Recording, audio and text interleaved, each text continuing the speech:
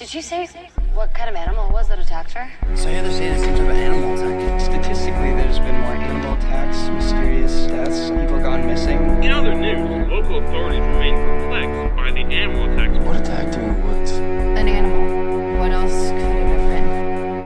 Welcome to It Was an Animal Attack, home of the supernatural drama series. I'm Sandile. And I'm Fadzai. And today we're here to talk about our beloved, our bestie, our queen, our first choice, Caroline Forbes. Oh, our first choice. So sweet. May the record show that when we say our first choice, I am not speaking on Stefan's behalf, but Sandile probably is. Wait. Let me think about it. That's a complicated question that shall be saved for later. Okay. You are a Stelena shipper at the end of the day. I do know that I much. am a Stelena fan through and through, this podcast will show, but I am also a Stereline fan. And I believe we can all grow and change. Oh no, this is when we're gonna duke it out. Okay. No, I've been bracing for this. It's okay. So, Caroline. Well, firstly, any notes and corrections from the Catherine episode, which we put out, that is doing quite well, I have to say. Very happy for my good girl. Makes sense. Nothing that I think I want to say in this one. Congrats to her for doing so well. It does not surprise me that she's doing better than Elena. She's doing so much better than Elena. It's so bad for Elena. I love her. Has she surpassed Damon yet? No, nobody's surpassing Damon. Damon, Okay. even It's now. It's fine. We knew it was gonna happen. One day Stefan will have his turn, and then we'll see. That's when we'll really see. I don't want to be defeatist, but I don't think it's I gonna... believe and you know what in it the is? power of Stefan. There was a TikTok I saw through which I discovered this really nice song that it's a sad song, but I just like the song. Where this, I guess, like millennial girly was reminiscing over the vampire era, like the vampire boyfriends. One of the lyrics is basically like, I miss my lover. And in the TikTok, she's like superimposed herself onto like this forest. And Beautiful. she's got Edward and Stefan. And I'm like, you see, Stefan, not Damon. When she thinks of her vampire boyfriends of her youth, she's like, oh, I miss the days when Stefan Salvatore took me in his arms, leapt up onto a Ferris wheel, and told me everything was going to change. Oh, God. We live in grief. On that note, though, Caroline, one of my top three in this show. My top three, I might have said it before. It's Stefan, Bonnie, and Caroline in no particular order. I couldn't choose among my children. If I don't count villains, I agree. For sure. She's such a force throughout the show. She is so easily the most dynamic character on screen. She's always so much fun to watch, even if she's not at her best, which is where we're going to be starting. She's always entertaining. You always have empathy for Caroline. There's always a clear sort of route into like what's going on in there versus what's going on out here in the world. And I think she's just a well-written character, I think. We shall begin as we often do at the beginning. So Caroline is introduced as a friend-ish of Elena. Later it will be put into place that Elena, Bonnie, and Caroline have been friends for years, right? Through scenes that we see later in the show. But at least in the pilot episode, it seems like Elena and Bonnie are friends, and then Caroline is their friend. Yeah. So that's an interesting thing that kind of threads through the first season, even though, as we've said of the pilot, a lot of pilot weirdness, a lot of things change in the 6 months between pilot season and actually shooting the show. Like Matt and Stefan's hair. It's like the next day, suddenly Stefan and Matt have dramatically well, Matt, I guess, could have gotten a haircut because his hair is shorter. Stefan suddenly got the Edward Cullen hair, and I'm like, you didn't have that Tidal yesterday. Rising tide lifts all boats, apparently.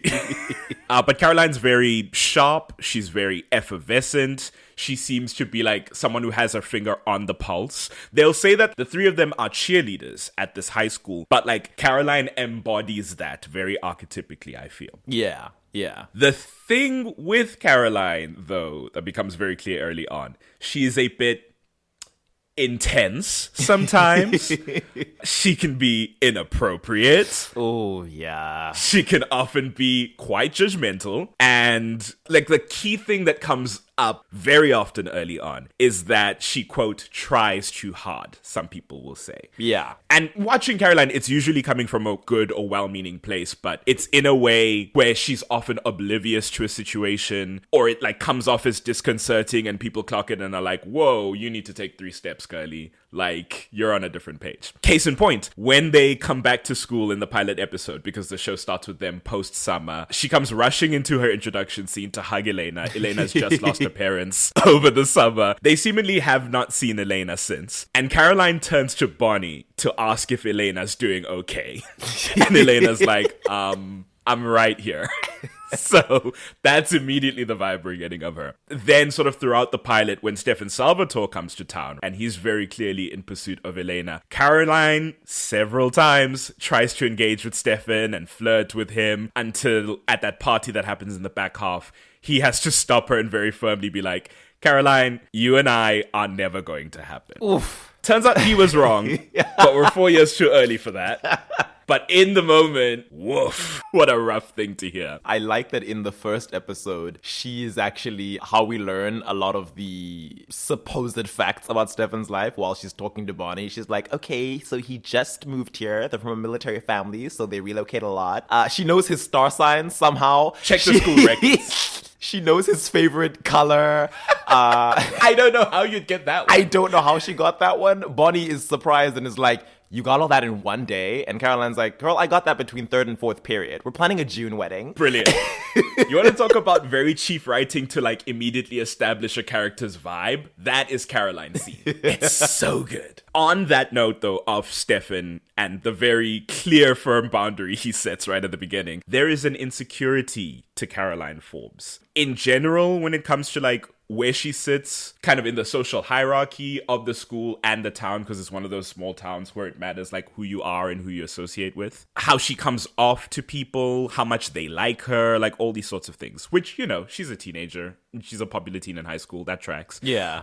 But also specifically when it comes to Elena Gilbert and how seemingly all of that, all the social stuff comes easily to Elena and with very little effort. People tend to like Elena, and now even romantically, boys tend to like her, and they often are put off by Caroline. So that's a big conflict that's going on with our girlies at the beginning. There is kind of a meta thing going on there because Caroline occupies this best friend role in the story versus Elena, who some people argue is the most main character to ever main character.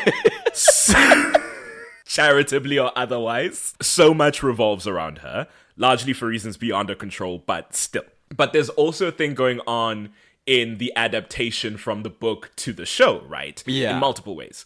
One being, and I hope you're going to touch on this, is that, well, I'll start with the higher level one, which is that Candace King first auditioned for Elena Gilbert because physically she looks like Elena Gilbert does in her original incarnation. Yes. She's stunning, she's blonde, she's this popular character, and then ends up playing Caroline, who I believe is a redhead in the books. Yeah, I think she's got like this dark auburn hair. Her eyes are described as cat green, which I'm like, oh, subtle. Very much so. Catty. Can't imagine who's the rival in this story.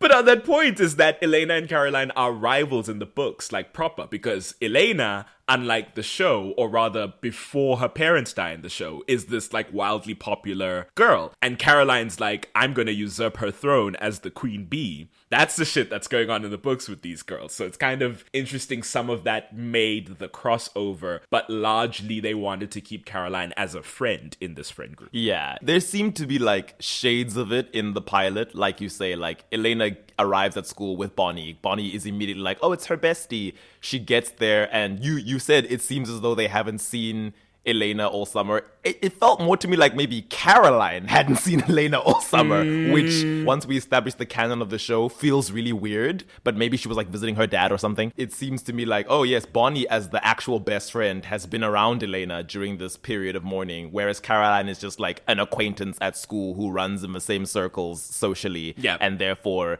she hasn't gotten a chance to see Elena. And now she's like, oh my gosh, how are you? Oh, I'm so sorry about your parents. Like, and you get the idea that Bonnie and Elena kind of not that they dislike her, but that they sort of more tolerate her than really enjoy They're her presence. exasperated by her. She walks away and they're like, ugh. They roll their eyes in unison. This friend. I feel as though, as a huge Buffy the Vampire Slayer fan, I often make connections between the Buffy... I see where you're going. Yeah, the Buffy characters and the Vampire Diaries characters. It feels as though the Vampire Diaries books were very much using the archetype of Cordelia Chase when they created Caroline Forbes. As in, she's like, it's the rival who's in the same social circles, but you're not really friends, like you don't really like each other. Except in the Vampire Diaries case, the books, Elena is very much the queen bee, which is something Buffy can never become because she's got too much responsibility, and all the weird stuff that happens around her makes her look like a freak to people. So she's never as unpopular as Xander and Willow, but she's never like as popular as she could be. Yeah, everyone's like, Buffy's really hot, but also she's that weird girl who's like beating up people and we're all terrified of her. Yes. Buffy's such a funny case. It's really great. But on that note, similarly, Elena, and it's two things. It's the thing you're talking about where it's like she's dealing with unimaginable grief, and then now all the vampire drama starts up. In this era, Elena will slowly but surely realize the things I'm trying to return to within this high school regime need to be shed, because they're taking up time that I need to deal with all the bullshit that's flying at me. Yeah. And also, I don't super care about it anymore. But also, there's a genre thing happening because around this time, and we of course have to invoke the name we keep saying we won't invoke and invoke anyway.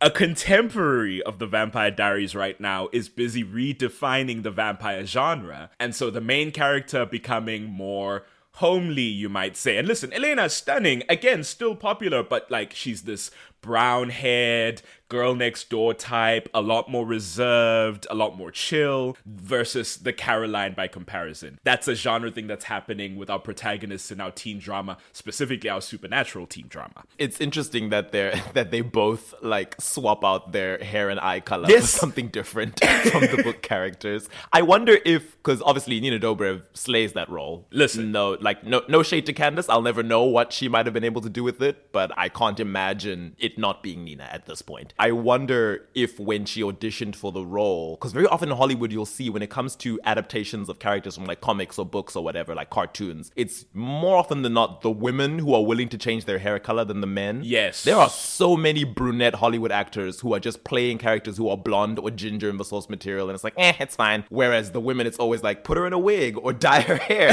even if she's got darker hair and it needs to be bleached. Like Nikki Reed, who plays Rosalie in the Twilight films, her hair was falling out because of the bleaching in the first two films. Oh, honey. No. Yeah. And then after that, she started wearing wigs, which I must say, very good wigs. I couldn't tell. Her hair looks fuller, but it doesn't look awkward. I just thought like, oh, now they have a proper like hair and makeup team with our big budget in movie 2. You know, it's like now we're voluminizing. Now we're shooting it to look nice. But no, yeah, especially considering you could argue that the male counterpart's hair would be easier to manage in like when you need to reset that hair after the dye job. Because usually male actors have like shorter hair.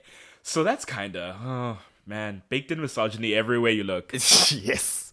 I wonder if when Nina auditioned for the role, if there was like in the casting director's mind an issue when she came in as this brunette thinking that, oh, we're adapting this blonde character. I wonder how much of that might have been affected by them saying, actually, you kind of look exactly like Bella Swan is described in the books. Right. More so than Kristen Stewart herself, because you actually have brown eyes. Mm-hmm. So and they were like, maybe this would actually work. I also have this because I know Kevin Williamson was the large like driving force outside of Julie Plec at the beginning. He who made Scream. In my mind, I immediately pictured Sidney Prescott and what's Rose McGowan's character's name? That's immediately. She's more of a strawberry blonde, but like... Yeah, but she fits that archetype. She's got a funny name that sounds like a surname or something like that. Yeah, I can't remember. Let me look it up. Otherwise, it's gonna... I think is it Tatum or something? It's Tatum. Tatum. There we go. Yes, that's immediately the vibe I got of like, oh, I can see kind of the energies here. Of Elena would be Caroline. the final girl. Caroline would be the victim who dies early on because she and her boyfriend were in the woods. Which I think is a lot of why she suffers so much in the first season, right? Is that kind of energy of like what we consider of female characters and their archetypes in stories like this, which TVD very much broaches that horror aspect and those horror tropes. Oh my gosh, I never thought of that. I'm seeing it now. It's Elena and Stefan who date and for several episodes don't get physically intimate versus Caroline going, oh my gosh, it's so simple. Boy likes girl, girl likes boy, sex. I'm like, oh no. They're killing off the blonde who's not as conservative. It's They said we want the homely brunette and we want the slutty blonde. It's very clear what's going on. But anyways, this insecurity for Caroline, the state of mind that she's in by the end of the pilot. Because as you say, she has that conversation with Bonnie where she's like, it is a competition, right? Everybody really likes Elena. Everybody always picks Elena. And Bonnie's like, Caroline, it's not a competition. And she looks up with this very severe expression, despite being drunk, and says, but it is. Which is so... I love that scene. That scene lives rent-free in my head. And it's funny because it's wild. I only really went back and watched season 1 of Vampire Diaries like when I was significantly later in my teens. But I'm like, oh, if I had been watching season 1 in real time, I would have latched onto this character immediately. Oh yeah, it's because in my own life, I have often felt, not that I was like a popular kid in school, no. Sure. I have often felt, and I'm sure a lot of people have, that thing of where you have a friend who you can't help but compare yourself to and be like, oh, it kind of feels like no matter how hard I try, they always just float to first place and I'm working my ass off to get the silver medal. I remember just seeing Caroline sitting there, knowing where she ends up, seeing her sitting there and being like, oh, this would have been a dream come true for many people in high school. She's sitting there and it's like, oh, at face value you would think, and probably this is, again, because of her book counterpart, who is Elena's rival, but I don't think is like ever written with this sympathetic, sort of desperately insecure backstory. But she seems fairly confident, popular. She is head cheerleader, and it seems she always has been. It's not like Elena gave that up and she got that when Elena was like done with cheerleading. It seems like Caroline was already head cheerleader. When Elena shows up in the pilot, she's like, oh, Elena, you weren't there for cheer camp, so you should just like sit this one out and like watch until you catch up, sweetie. Like she's in charge. We'll later learn that Caroline is very, as we sometimes say in South Africa, very open. She's getting good grades. She's always involved in all these societies and clubs at school. Yes. She really seems to have like the teenage girl thing on lock in terms of high school and what she's doing. She knows where she wants to go. She's probably pushing for an Ivy League or whatever. And yet, in spite of all of that, she is incredibly insecure, and in no small part because she's got this best friend who probably isn't trying to do all those things, but always seems to be the one people like more, the one that boys like more. She says to Bonnie, how can the guys I like never go for me? Elena doesn't even have to try, and Stefan just picked her, which is true. Elena was just being herself. She was actually being her sad self. She's just hanging out, trying to deal with her druggy brother. She bumps into Stefan as she's coming out of the boys' bathroom after shitting on Jeremy for being high at school, and then it's a meet cute, and Caroline's like, I spent the day stalking this man, trying to find out anything. I actively flirted, and he doesn't want me. I try so hard, and I'm never the one who gets picked for anything. Yeah. And a little bit, it's like people in life will often complain about things not going their way and completely dismiss a lot of the things they do have, because I'm like, Caroline, you're a head cheerleader, you've got great grades, you're popular. Brilliant student. You're beautiful. Rich. You're part of a founding family. Like, I think you're fine. But it can absolutely feel that all-encompassing, especially at that age, especially in that setting. She's taking the always the bridesmaid, never the bride trope and staring it directly in the eye. Saying, what is this shit? Also, we know that Elena, pre her parents' death, was in this committed long-term relationship with Matt, who she was kind of getting tired of, but they'd clearly been sweet on each other since they were kids, as everyone's like, oh, they grew up like, you know, sharing a crib because their moms were besties. Yes. And we all knew they were going to end up together. And I'm like, I wonder what Caroline's romantic history is. Pin in that, because I know we're going to get to. We're going to get to. Yes. That. But I wonder also how much of the, oh, Elena has everything in life might also be like, oh, Elena has this picture-perfect home life with the mom and a dad and a little brother, and I have these divorced parents and this recently out-of-the-closet gay dad. Because Caroline's a millennial living in a small town. I doubt everyone was just super chilled about her dad coming out as gay and leaving her mom. Certainly. It's not enough people are talking about that drama, actually, and I'm curious about how long ago it happened, that it, like, never comes up. Because it seems we start receiving that information and it all seems very chill and copacetic, except for Caroline throwing it in her mom's face all the time, which is like, yeah. But, like, that's a whole other issue. Nobody else seems to be too bothered, you know? People like Bill.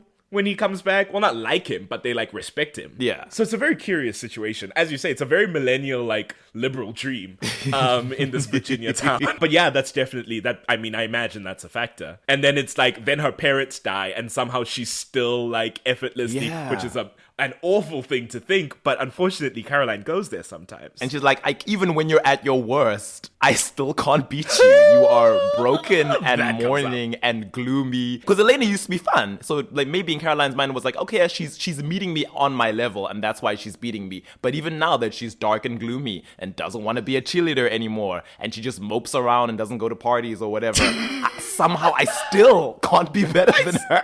Can't beat her. Oh, the frustration. But this whole mess, her state of being as this is unfolding, is what puts her in the crosshairs of Damon Salvatore. Oof.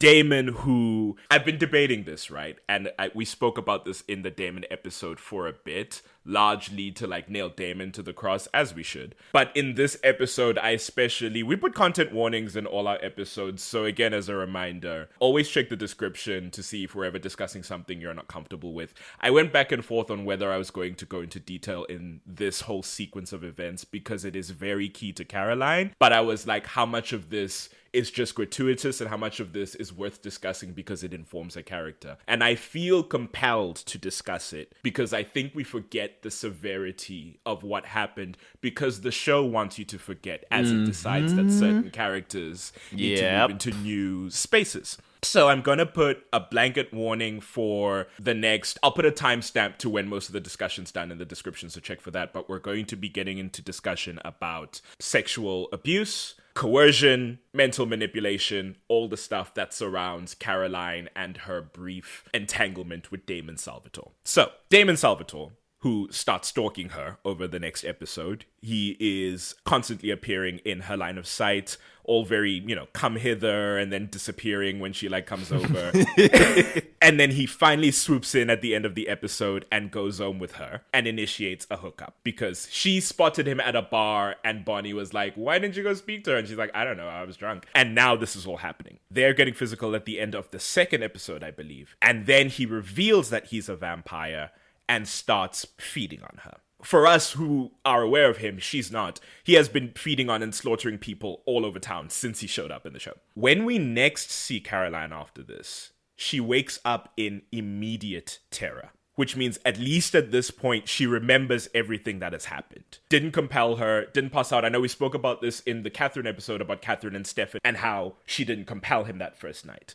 But he seemed to wake up largely absent of most of it, except the fear of seeing her and her vampire face. Yeah. Caroline seems to remember everything, at least the way when she wakes up immediately terrified and trying to leave. Because she wakes up, sees that Damon is still in her bed, and then very quietly and gingerly tries to leave the room. But while she's opening the door and she checks the bed again to see, he's gone.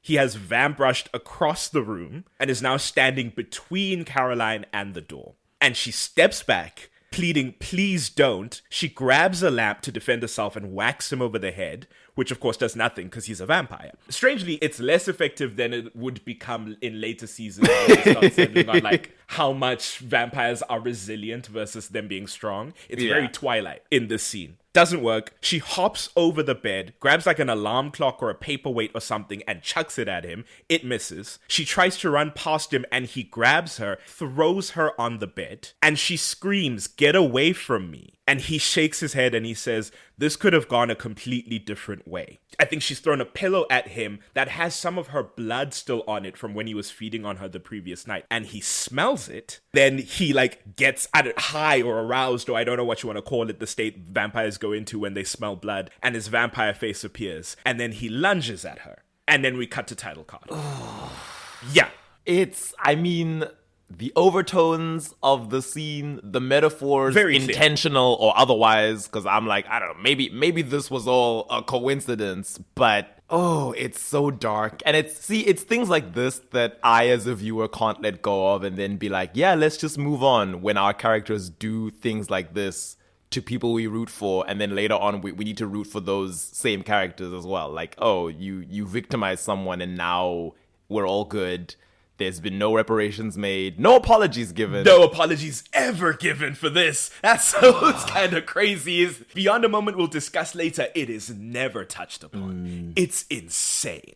And as we've said throughout this podcast, as I'm sure we said in the Damon episode, this is not a question of morality. Morality is a sliding scale. These people are vampires. They are monsters. It is that this is such a egregious and real thing to be, besides like murder, right, and violence, as you would expect in a genre like this. And you would expect this sort of thing with vampires, right? Because vampires typically have powers like this where I can control your mind. That is a place sometimes the vampire stories go. It goes so far, and it takes such pains to pretend that nothing ever happened. And that's the issue I take with. Yeah. And it's like, as we mentioned, it's the horror movie thing of not to invoke a cabin in the woods, the virgin versus the whore. Right. It's like Caroline meets the other Salvatore brother, immediately goes home with him, and then like the narrative punishes her for that by having her become the victim of a vampire attack. She's clearly terrified, and it's like, Damon, you have the power of compulsion, a power we'll see you use later on as the story progresses. Why didn't you just mind control her if you wanted to feed off of her? It's like he's reveling in the terror he's causing her. But then outside of that, it's like, then there's the sexual aspects of it. Because the mind control thing, I'm thinking about the feeding and like how you could just feed off someone without terrorizing them. In terms of the sexual aspect, I'm like, now it's like, now it's in rape. This, at this point, it's like, it doesn't seem like he mind controlled her, but he doesn't need to because he's super strong. He can easily overpower her. And now it's like, how do we progress through the story from here when now Caroline is a victim of rape in the barest sense? Like, if we're using real life terms and laws. Base level, yeah. And then moving forward, it then becomes like maybe the show wants to imagine it's murkier because there's some mind control involved. But I'm like, but in this first scene, there doesn't seem to be any mind control. She remembers everything. She's terrified. He's reveling in that terror. I don't know if they did anything after he started feeding on her. The story... I have to assume. The story treats it that way. Yeah. Because when they slut-shame Caroline in later seasons, that's what they suggest. So, I'm assuming... No, you can say the name. The person Elena Gilbert. Who slut-shames her. Which, when we get to the subsequent scenes, that's going to seem crazy coming back. Because after this, he does start mind controlling her, right? Because now we start seeing Caroline and Damon move around town. Damon drives her to school in his car, which is like, wow. Okay. In that era, very much, when millennials were teenagers, the older very much, boyfriend. a teenage girl's dream. It's like my college-age boyfriend dropped me off at school in his car. Just like any adults in the area, please. She's trying to show Elena like, oh, you know how you managed to get Stefan, and I was all like beat up about that, which of course Elena doesn't even know that she was interested in Stefan. She's like, I got the other brother, and it's like, look, I got the older one. Hope you don't mind. The subjectively more attractive one. I'm like, So subjectively. I know in some people's minds that is just not debatable. In my mind, I'm like, sorry to tell you, not in this end. Beauty's in the eye of the beholder. Precisely. But they will go on like this for a few episodes. Damon using her for blood, and also now to further his schemes while he's in Mystic Falls, right? Because Damon is the villain in this first arc. Using Caroline to sow drama between Elena and Stefan. He's compelling her to take him to the founders party, even though she doesn't want her mother to know about this older, quote, boyfriend she now has. Because, again, he's mind controlling her at this point, so she doesn't remember she's terrified of this man. And again, because even from the outside, this is an adult man scamming on a teenager, and Liz is the literal sheriff. Yeah. Her mother, Elizabeth Forbes, I imagine would shoot this man on sight. Later, I'll be proven wrong, because when they do go to the party and Caroline goes to speak to her mother, and this is the thing about Caroline and Liz, immediately you learn their relationship is very strained. Yeah. Liz very timidly suggests that Damon is a little old for her, which is like, ma'am, why is your gun not already in your hand? ACAB for real, of course, but wow. If there weren't an opportunity where I need you to pull a gun. Caroline very sarcastically is like, oh, because otherwise you would have approved. And that's when she throws in Liz's face that her dad is in Memphis with his gay partner. Not the only time she'll do that. Alexa, play Mitski, Class of 2013. That is the theme song for this entire first season, unfortunately. I think it's the episode where Elena finally finds out that Stefan is a vampire and Damon drains Vicky. Caroline is moping about. And the thing with the mind control is, in as much as Damon is controlling Caroline to act like a normal girlfriend when they're in public, she definitely still knows who and what he is. Yes. When they're alone, she's scared of him. He's forcing her to like run around and be his little minion. And she's like, oh no, like please don't. She's like, she's clearly terrified. There's a scene in which, although I guess we haven't gotten to that part yet. No, you know, I'll leave it until we... Pause me when we get there, but we're hitting the big beats of the season. One thing that she says at the party, though, this founders party in like episode 4, which surprised me considering the timing, is at the party, Elena at some point pulls Stefan away from like a tense conversation. It's Stefan, Damon, and Caroline. She asks him to go dance with her. And Caroline looks at them with this sort of awestruck vibe and says, wow, they look so cute together. Obviously, all this Damon shit has happened for like 2 episodes now. But in my mind, I was just surprised that she was so cognizant of that fact so soon. That like, oh, those two really work together. My own shit can be kept aside because... clearly that works well. I thought that was really sweet. Already a Stelena shipper. Caroline. Right. Right. She immediately went, listen, there are bigger forces at work here and I need to hold back. And Damon tells her to please not talk. So... oh, it's so because Damon's rough. also watching them and getting all bitter, which I'm always saying that Damon, Elena, his side of things starts a lot earlier than you might think, but alas. Thankfully, also at the party, while they're touching up their makeup in the bathroom, Elena notices a bunch of bites and bruises on Caroline and immediately goes into attack mode. She chews out Damon at the party. She then goes and tells Stefan, who already has a plan going to sort Damon out. He's like, I can't antagonize him right now, but I'm handling it. And as far as Elena knows, this is just regular physical abuse. She's not aware of the vampirism, the mind control. Yes, it's an episode before she finds out that vampires exist. Finally, when Damon drags Caroline out into some remote field at the Lockwood estate, which is where the party's happening, he's taking her out to punish her because Elena has now found out he's been abusing her. Caroline's there profusely apologizing, and he finally pulls back and he steps behind her and he's saying, I forgive you, while he's kissing her neck. Then he bites her, obviously to start feeding from her, and he lowers her to the ground while he's feeding from her. And the thing about this that never occurred to me before is that he was going to kill her here. He was going to drink her to death in the scene, which is why he brought her out to the corner of a field away from everyone else. The way he was like lowering her down to the ground as he's feeding off of her, because you could have just gone home with her as you've done before and done that there if you just wanted to like drink and then like engage again in assaulting her. He was going to kill her because she was no longer useful to him. And I never thought about that before. Fortunately, Stefan spiked Caroline's drink with Vervain, which is its own can of worms we can't get into right now. That knocks out Damon, and Stefan disappears with him. And Elena comes out to find Caroline waking up in confusion. And when Elena asks if she's okay, she starts saying, I'm fine, over and over again while she breaks down crying.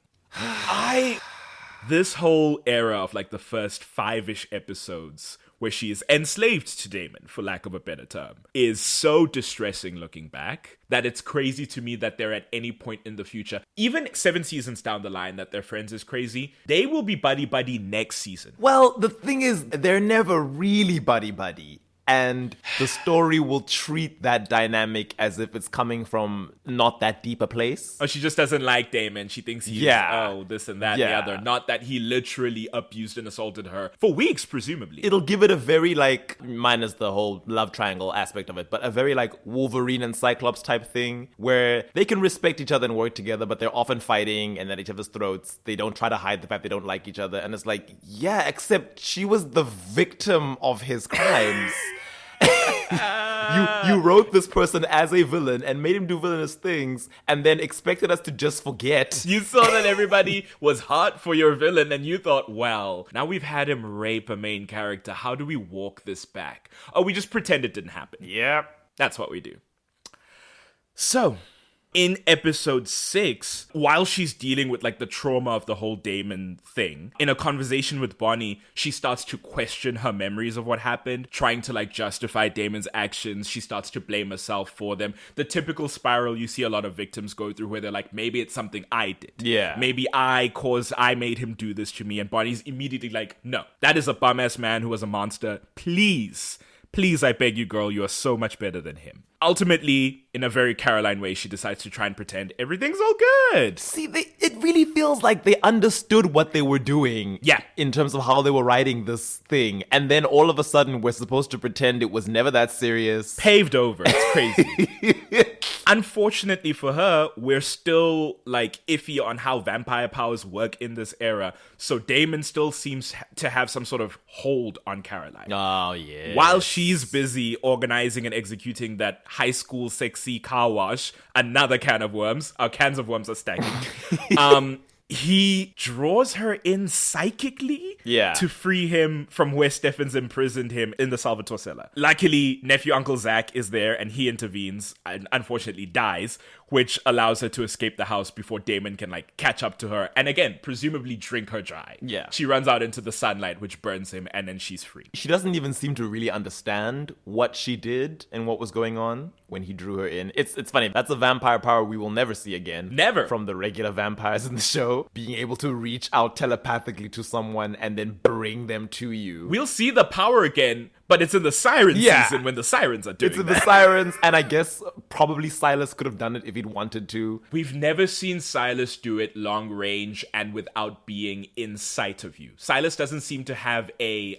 he's not a... He seems to be able to leave an instruction in your mind and then send you off until you fulfill it and then it's over. But he doesn't seem to be able to then contact you after the fact. He needs to be in your vicinity and it's seemingly looking at you to do it. He's not Professor Xing out here like the sirens are. I Yeah. see. What's funny is that in that scene, Damon is actually, he's weak, he's been starved, and he still has that power. So it's supposed to be like, oh, because he drinks human blood regularly, he's strong in ways He's Stefan never will be. powerful. And yet when we're introduced to Catherine in the originals, no one is doing this.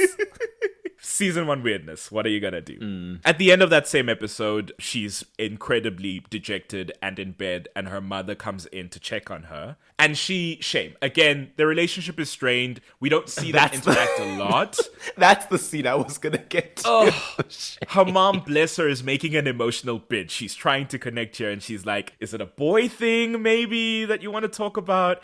And again, Caroline weaponizing her dad's queer identity. She says, if I wanted to talk boys, I'd call dad. It's like, Caroline! Literally, her mom is trying to be so sweet. Like, it's like a lot of teenagers fight with their parents. You would assume that this sheriff of the town is super strict and not going to tolerate things like underage drinking and inappropriately older boyfriends. But she sees her daughter's in pain and she's like, is everything okay? Is it trouble with the boy? Caroline is lying on the bed. She rolls over to look at her mother and she says that thing of, if I want to talk boys, I'll call dad. And then she adds, at least he's successfully dating one. And it's like, all right.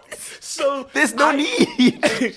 And there are shades sometimes when they discuss their relationship that suggest that it's a strictness that Caroline is frustrated by. But I think the more core issue is her absenteeism. It's that Liz is constantly being pulled away by work, right? And from our perspective, we know by this episode, she's a single mom who works 2 jobs because she's not only the sheriff of the actual town, right, dealing with normal human crimes, she's also in charge of all the vampire shit from a safety perspective. Yeah. But Caroline has no concept of that. So it just seems like her mom is constantly away at work, and presumably other police officers that, again, it's a small town, she might know, are present for all her friends' like school things and home things and parties and whatever. But for whatever reason, her mom is seemingly choosing to be at work rather than be with her daughter. So that's kind of the frustration that's happening here. You often see with like these stories on TV with like divorce households, like when a child is living with the parent that seems to have primary custody, that's the one they seem to idolize less. Because I guess absence makes the heart grow fonder, or it's always the one who's away who you're not projecting all of that blame for not being a traditional family unit onto. Precisely. She dotes on her father. She loves it. That we immediately learn she's a daddy's girl, and it's the gender thing is important too, because it's usually moms who have primary custody, and it's usually moms who get all the shit because they're the only present parent. Yeah. So Ugh, it sucks. After that, I think we don't see Caroline for a little bit, but then there's a Halloween party in episode 7, which she's very excited about. She's seemingly trying to purge all the Damon drama that she's been through. Again, she only remembers the surface, like, distress of it. She gets costumes for her and Bonnie. When she asks about Elena, Bonnie says, oh, she must be with Stefan. And Caroline, a little bitter, but reasonably so. Listen, Elena's loved up and everyone else is struggling. She says, riding to his castle on his white horse. But what was funny is that she says that, and the episode is called Haunted. Taylor? Especially the Caroline vibe. I see you in the right Oh, mood. absolutely a Swiftie. That is my headcanon. At least, at the time the show was coming out. She was into absolutely. that era of Taylor Swift. She's Taylor Swift. She's fearless Taylor Swift. In fact, I'd love to see tracking Caroline through the seasons if she grows with the Taylor Swift albums that come out in those years. Imagine. That would be so cute. I think the show ends before we get to Reputation, though. So we would have to stop in 1989. Well, I'll just do an album per year and see how it works. Reputation might land in her No Humanity era. Wouldn't that be crazy? I'd love that for her. Pin in the Taylor Swift thing for when we get to season 2. Oh boy. All right. It's just a brief little thing. There's also a fun moment in that episode at the actual party we've spoken about in the Tyler episode, where Tyler comes to Bonnie and Caroline with some strong mixed drinks that he's made. Caroline takes one and says, I'm going to drink until someone's hot enough to make out with. And Tyler, looking a little surprised, is like, hey, sounds like a plan. And they clink glasses. Cute. Interesting. I love that in that moment they're like, yeah, we're both like super popular. We're both gonna find hot people of the opposite gender. Not each other though. They That's don't seem crazy. to be considering Like, each other. Yeah, they're like, no, not like that. Like, I've known you for years. We don't vibe like that.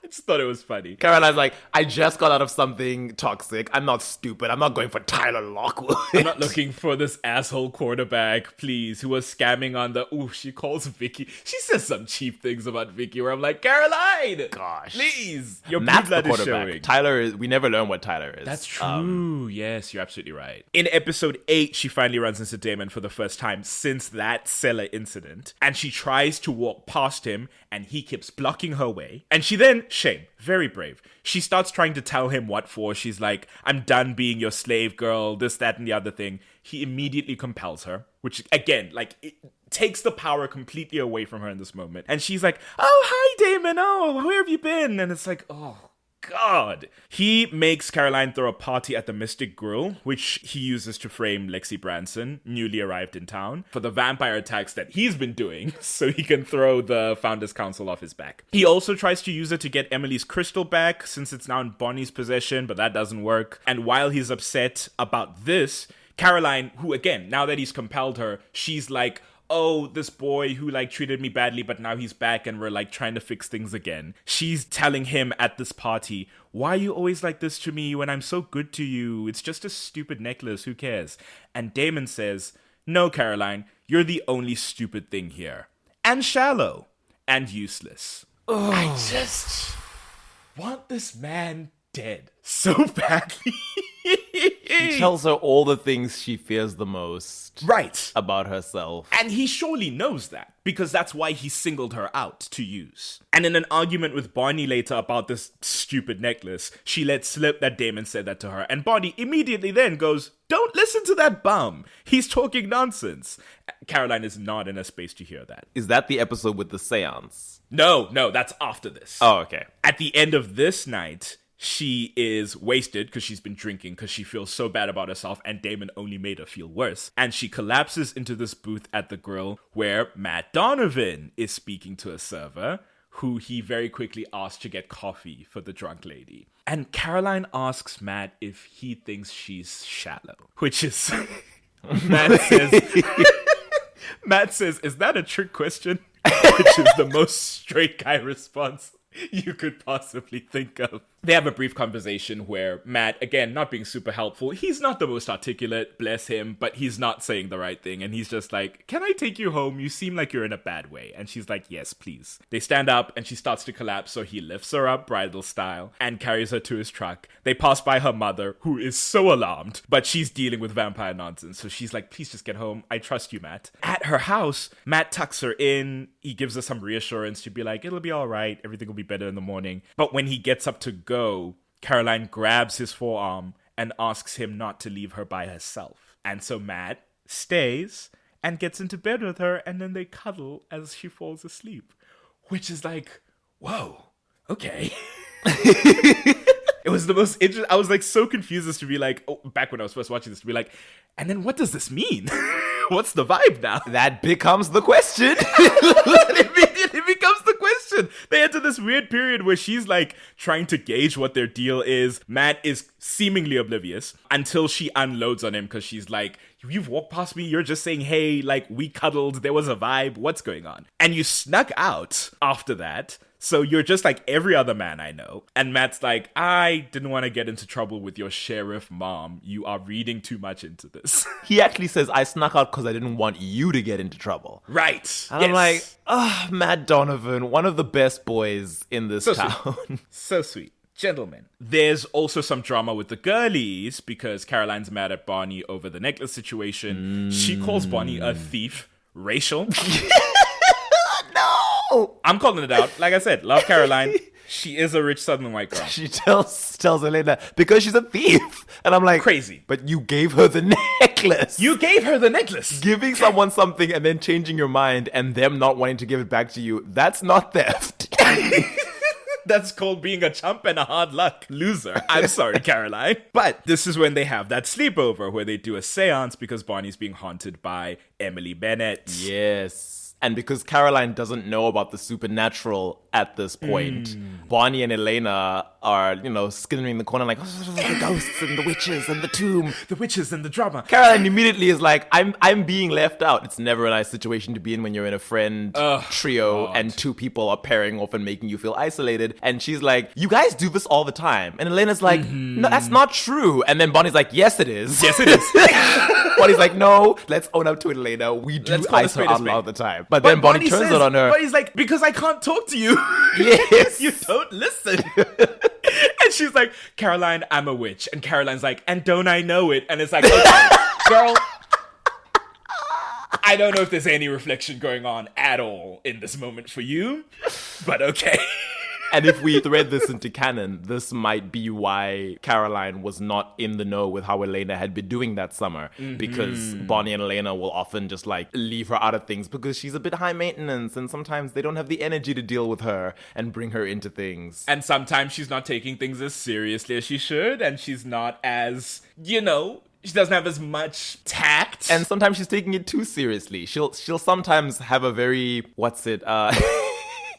Cat from Victorious, her catchphrase of, what's that supposed to mean? Yes. Like sometimes it's no one's attacking you. It's like, it's not I need you what to you calm think, down. Caroline. I need you to dial it back 3 levels. Again, the exclusion, largely because they're involved in the supernatural goings on in town, and Caroline is not. So this is stuff that they typically want to keep secret. But she has no context of that, so it just seems like her friends are just icing her out in this moment. Later, Matt does come back to her house, sneaks in through a window, crazy. He says a bunch of stupid shit about not liking Caroline, but enjoying cuddling anyways. It's so crazy. But he does commiserate with her about her loneliness, because that is the thing Caroline was talking about when she was drunk. And at this point, he has an absent mom who we've not met yet, and his sister has now, quote, left town. Because he doesn't know Vicky's dead. So he's just by himself. And so in their loneliness and their commiseration, the two of them start hanging out. Damon compels her once again and uses her for his schemes. We're blowing past that. There's a career fair at the school where Caroline very excitedly tells her mother that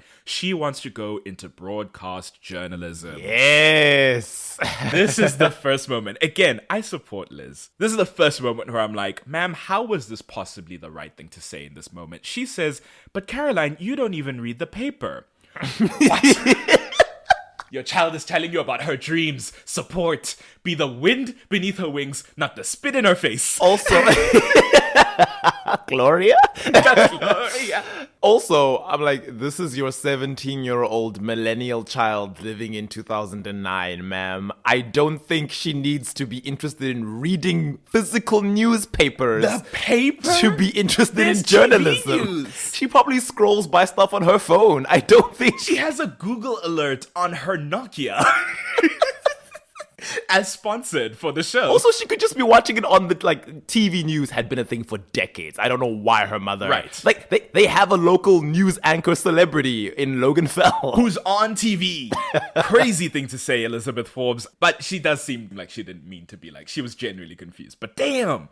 Caroline gets upset and leaves. And as speak of the devil, and he shall show up like a creep, Logan Fell, known news anchor and newly turned vampire. He's looking for revenge on Liz for council drama. He offers Caroline a ride because he babysat her as a kid. Which makes sense in this town where everyone knows each other and they're all like close-knit and have a small population. It's like anybody who's 30 has babysat anybody who's like 15. Exactly. So he bashes her head against the car window and kidnaps her. Fortunately, the Salvatores intervene. They save her. She's fine at the end, don't worry. Gosh, she really is the damsel in this era. And again, Yeah. it's that Cordelia chase thread, because in the early seasons of Buffy, that's often the role Cordelia will play, where it's like, we have this female heroine in Buffy with all these superpowers, and she'll often be saving Giles and Xander and like miscellaneous male characters. But usually, because Cordelia isn't really in with the Scoobies until like the end of the like final high school season. If even. Yeah, she's usually accidentally just coinky-dinkly being the thing that the monster has decided to go after on that day because she's pretty. Oh no, the and vampires attacked my specific boutique on the other side of town. It's like, guys, can we just let Cordy live? God. She brings it up one time. In season 3, it's post the Xander breakup and post, falling onto that piece of metal and getting impaled. Falling onto that rebar that almost killed her. She's like, you know what I've been asking myself a lot lately? Why me? Why do I get impaled and bitten by snakes and cheated on by losers? I cheated by Lisa Harris, who I dated, whose life I transformed. Thank you very much. That bum was lucky to be with her. Whew, nothing makes me more mad. Unfortunately, the conclusion she reaches is, it's Buffy's fault. I wish she'd never come to this town. And I'm like, sweetie, no. It's Elena's fault. She's the one who's always picked. No, it's not quite the same. But this is why it's important. This is when they finally get Caroline on Vervain. Elena gives her a necklace with some Vervain in it, and Caroline refers to it as a lesbian friend necklace because they're freaky like that. They're so 2009 in this season. It's so of the time. Bonnie will get to you in what you said in your episode one day. Every time I hear it, I'm like, girl. The fact that she even questioned it, she's like, can I still say it? And I'm like, if you had to ask. The fact that you needed to ask? Wait, pilot weirdness. Elena inquires about her and Matt. And Caroline is like, oh, I feel weird talking to you about this because, as we know, Elena and Matt were together for, I think, a year or two prior to the show starting. Elena's like, it's fine because I'm a supportive friend and it's not about me. And Caroline, not missing a beat, says, but it is about you, though, Elena. Because Matt's not over you, and now that me and him have peaked as friends, and we're like, I'm ready to go to the next level, you're the one hurdle. So, that gets dropped and seated for a second. Not Elena's fault at all, but Caroline's not wrong. Not at all. Matt is not over Elena at this point in the story. Not even a little bit. And I have a thesis that he isn't until like season 4. Oh my gosh. I've said this. I don't think Matt is over Elena until like the first 3 seasons are done and we get into that new era. But anyways, Caroline and Matt start to hang out more. It's all very cute. They're painting together. They're bantering. But hurdle number 2, Matt is the one poor kid in this show and has to take care of himself. Caroline has no concept of that. And why would she? She's, again, a rich founding family kid. She's a scion of the town. And the thing about Caroline is she rarely filters herself. Ooh. So, when Caroline floats the idea of her and Matt going to a dance together, because she's like, I want to get this thing going. I want the relationship to start progressing. Matt's like, oh, well, I've started bussing at the Mystic Grill. And Caroline's like, since when are you a busboy? Which... Matt is like, some of us have to work, Caroline, because, again, I have an absentee mom and I have bills to pay. Which you think about it as the more you grow up is so insane. Yeah, he's 17 and has homework to do. I'm like, is Kelly at least like sending him money, like wiring it to him? Nope. And there's a scene later that will elucidate that she is not. Gosh. I know there's a scene in season 2 that elucidates that. I mean, like at this point in the story, is it possible that at least she was sending Matt and Vicky some money? Or were these two teens really working at the grill to support themselves? Because Vicky was working at the grill too, yes. right? And it's interesting that Matt only starts bussing tables after she's dead. A single income household and the income is a waitress salary and you're crossing your fingers for tips. Gosh. Maybe in this small town. So everyone except Matt goes to this dance, but Caroline and Bonnie leave the dance after a bit, after Damon ruins their mood. So they go to the grill because Bonnie wants to ogle bartender Ben McKittrick. Which I understand. I've seen The Sleepover. Enemy of the pod, Ben McKittrick. You've seen what? The Sleepover. This movie that was a flop, but I frankly found charming. Okay. First time I saw Evan Peters, I think he was actually still a teenager at that point. It's like a 2004 movie. You've told me about this movie. I remember Googling it and he was a baby.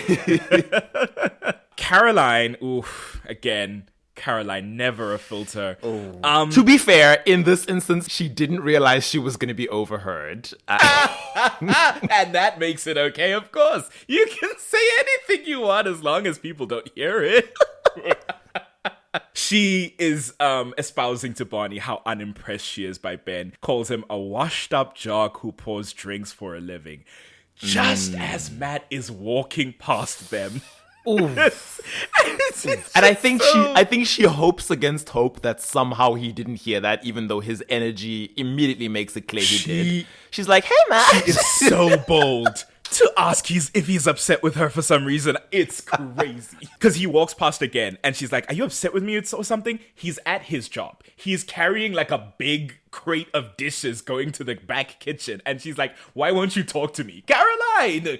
Bless. I love her. She's great. I love her. This is a rough era. In her mind, she's probably thinking, well, I didn't mean you're still in high school. It's fine that you work as a server. Like, she says that Ben is in a conversation she has with him. No, Caroline.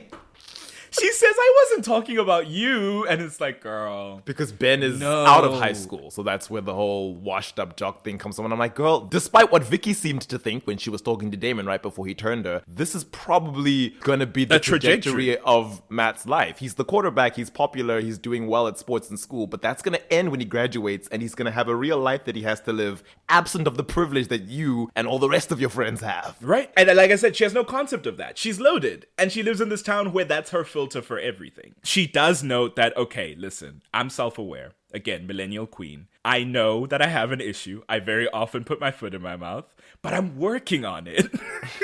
And honestly, we have a larger issue here than that. The issue is that I'm trying to get us moving here, to get the ball rolling, and you're stonewalling. And Matt's like, okay, I acknowledge I may not be over Elena, and I don't want to ruin our friendship by taking this thing to the next step and then possibly messing it up because of my baggage. Caroline's like, okay, cool. So you've played out the whole scenario in your head all by yourself and made a decision. Great. Let's just call it quits. I mean, Caroline, that is how some people live their lives. It might not always be the healthiest thing, but it'd be like that.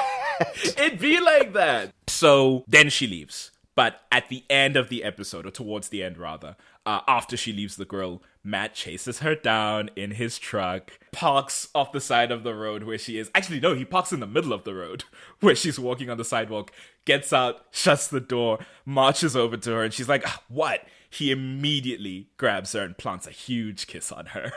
And it's this huge, romantic, swelling, lovely. It's like, oh, that's so sweet. Like I said, Matt is not somebody who articulates himself well. Action speaks louder than words. It's a teen drama. We were living for those moments. And it's something that'll happen to Caroline frequently going forward.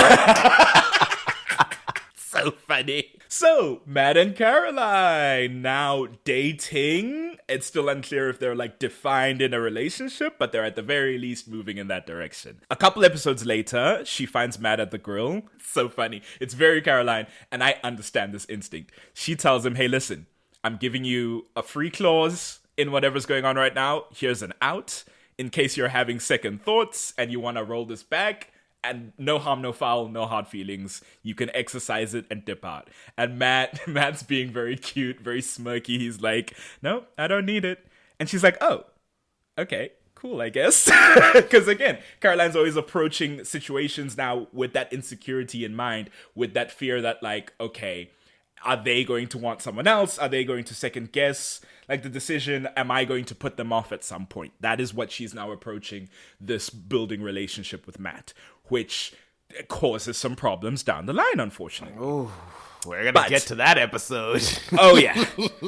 But at least in this moment, she's like, oh, okay, cool. So then let's go to this party that's thrown by some guy who graduated high school years ago, but still invites high schoolers. It's 2010. And at the party, they run into Elena, and Caroline immediately grabs Matt's hand and is like, Elena, fancy seeing you here. Which shame. She's a teenage girl. They are dating. She feels insecure. I don't think it's as terrible as it's later made out to be. No, not at all. That was very much, it looked like she didn't even realize she was doing it. It instinctively happened. Yeah. It wasn't like and this is my boyfriend now. No. That was an instinctual, anxious, insecure move. And I feel bad for her. Shame. She does find Matt later at the party and give a very mature, like, mea culpa. That was very weird. I don't know what possessed me. Some demon. It wasn't me. And then she finds him later again. I don't know why they keep splitting up. They came to this party together, but okay. And she asserts that, okay, I'm afraid you might change your mind about me, and I don't want to mess this up. And Matt is like, I don't want to mess this up either. We're both in this together, girl. We're figuring it out. And he kisses her. Reassurance. Always great in a relationship. So after that, we see the two of them together at Matt's house. I forget exactly what episode this is, but they're hanging out. They're watching TV. And she's like, okay, this show's kind of boring, but we do have the house to ourselves. And Matt's like, oh. So they start making out. Clothes start flying off. And then Queen of Absent Mothers, Kelly Donovan, shows up. This woman does not like Caroline from jump. Damn. And seemingly, it's so sad. Seemingly it's because she and Liz Forbes, who she calls Leslie Forbes! I remember that. Like, she goes, ugh, Leslie right. Forbes. Oh my God. Lizzie Forbes' daughter? Come on, Matt. It's like, girl. Anyway, they presumably had beef in high school. There is a moment at the grill when Caroline, Matt, and Elena are talking. Caroline's running this raffle. Kelly comes by to buy a ticket, and Caroline's like, hi, Mrs. Donovan. And the woman fully ignores her. She does that and goes to Elena. so many times. The Elena scene is especially grating because once again, it's like, you are confirming her worst fears. Her worst fear. And the thing is, she doesn't even ignore her in the way that cartoonish way of like, oh, I didn't even see this person. Did you hear something? She will make eye contact with her. She makes it clear she's seen it. Oh, Kelly, I don't know what your problem is, ma'am. You're 36. She'll give like this petty little smirk, like a smile, like, you. And then, Elena, honey, oh my gosh, I've missed you. How are you? It's so crazy. And she does say her and Elena's mother were besties as kids. So there is a little bit of that, but it's like, God damn. And like you said, this is Caroline's worst nightmare. She's trying so hard to be a likable I try so hard. daughter-in-law, essentially. And Elena doesn't even have to try. Effortless. And Kelly, like everyone, goes straight for Elena. She refers to Caroline as Matt's rebound girl, while Caroline is right there. Oh. She's like, oh, Elena, you broke my son's heart, but, you know, clearly he's found his rebound girl, so I guess he'll be fine. It's like, like, ma'am, my God. As, like, sympathy for Caroline, of course, but also you're making this awkward for everyone. Matt is there. You're making Elena feel weird because she's... What's Elena supposed to do with that? What do I do now?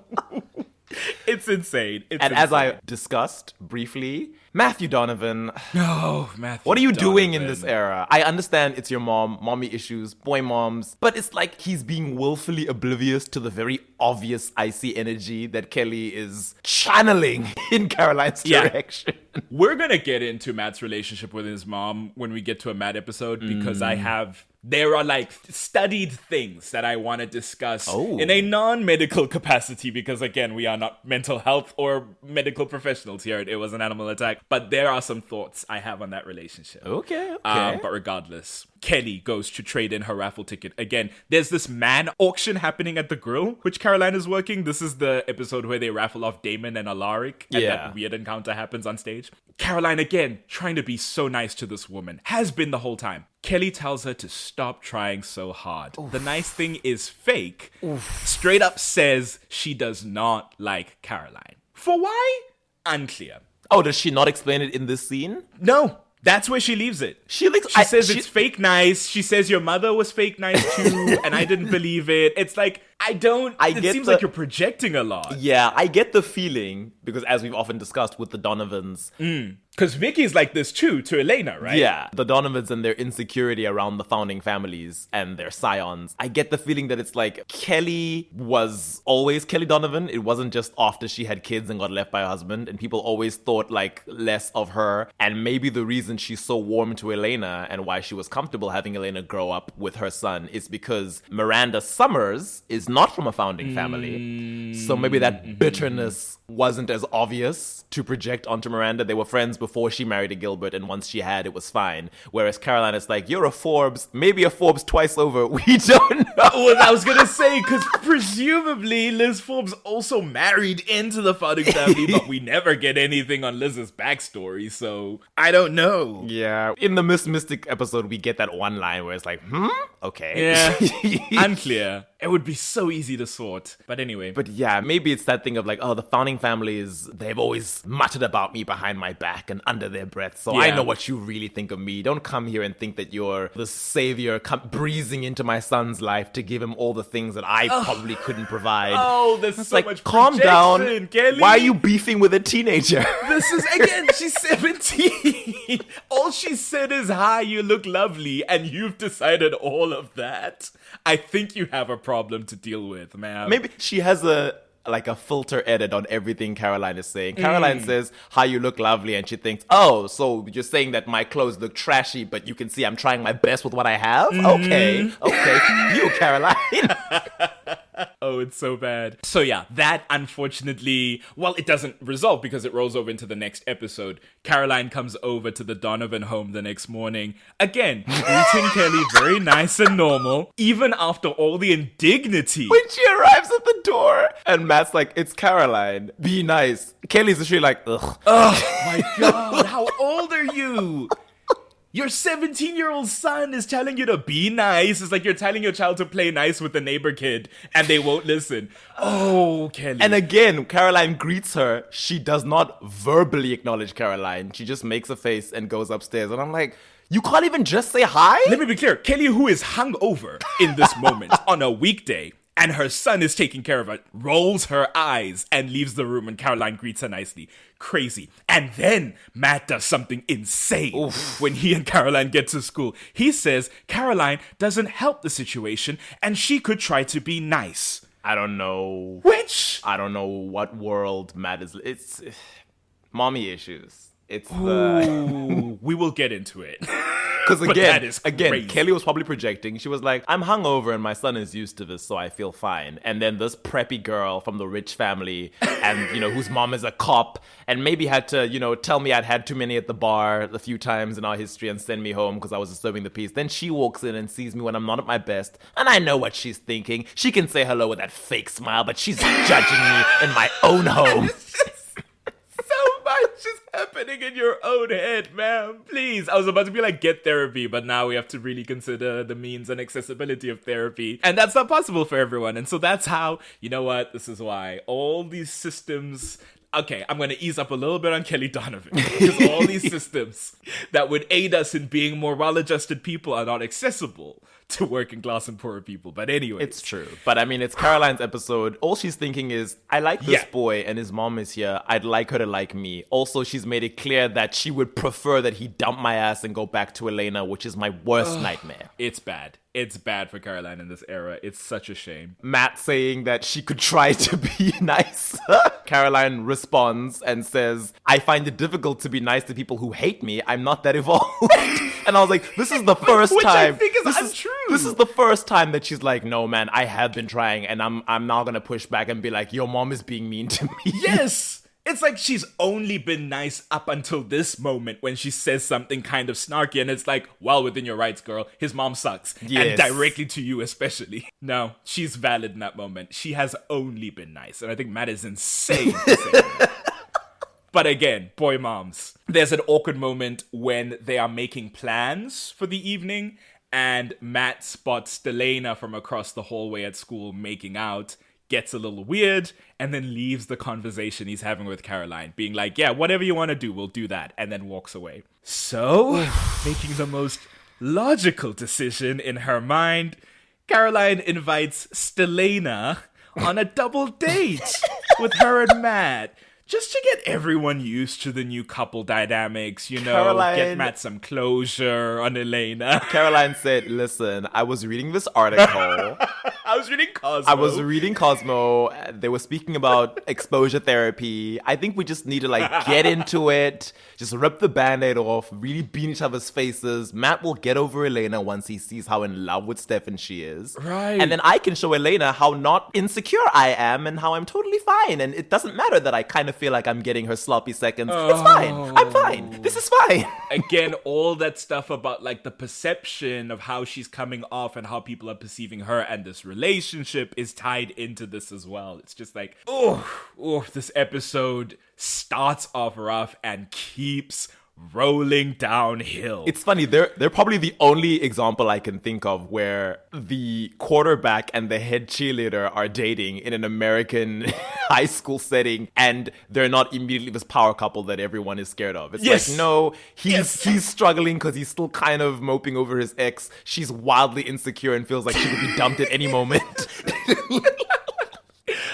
It's certainly no, oh no. What was it? Why am I struggling to think of a quarterback and a head cheerleader who are a couple? Finn and Quinn? It's no Finn and Quinn, although Rachel really comes in and swings a mallet to that disco ball. Yeah, that's so weird, because I know that's a thing, but it's usually in movies where there are two-dimensional archetypes in contrast to the main character who's a normal person. So yeah, it's rare that you get those being central figures. Yeah. I was gonna make a reference to Dimension 20, which you've never seen. I was like, no, that doesn't work. I was gonna make a reference to Daria, which is animated, but I can't remember the character's name. Which I also don't know. I know of her, and I respect her vibe, but I am unfamiliar with that story. Now, a preface to make as we discuss this episode. The thing about Matt and Elena, which we learn on this double date, because Stelena, of course, accepts to go on the double date. Why? They're trying to be more normal and fun because they deal with vampire drama 16 hours out of a given day. Oh yeah, this is so low on their list of worst fears. Right. They're doing this to this is escapism for them, going on this double date. They said teen drama? Oh, thank God. Yes, I'll take it. I'll take a couple hours of an awkward teen drama dinner. But the thing about Matt and Elena is they have been best friends since diapers because their moms were best friends.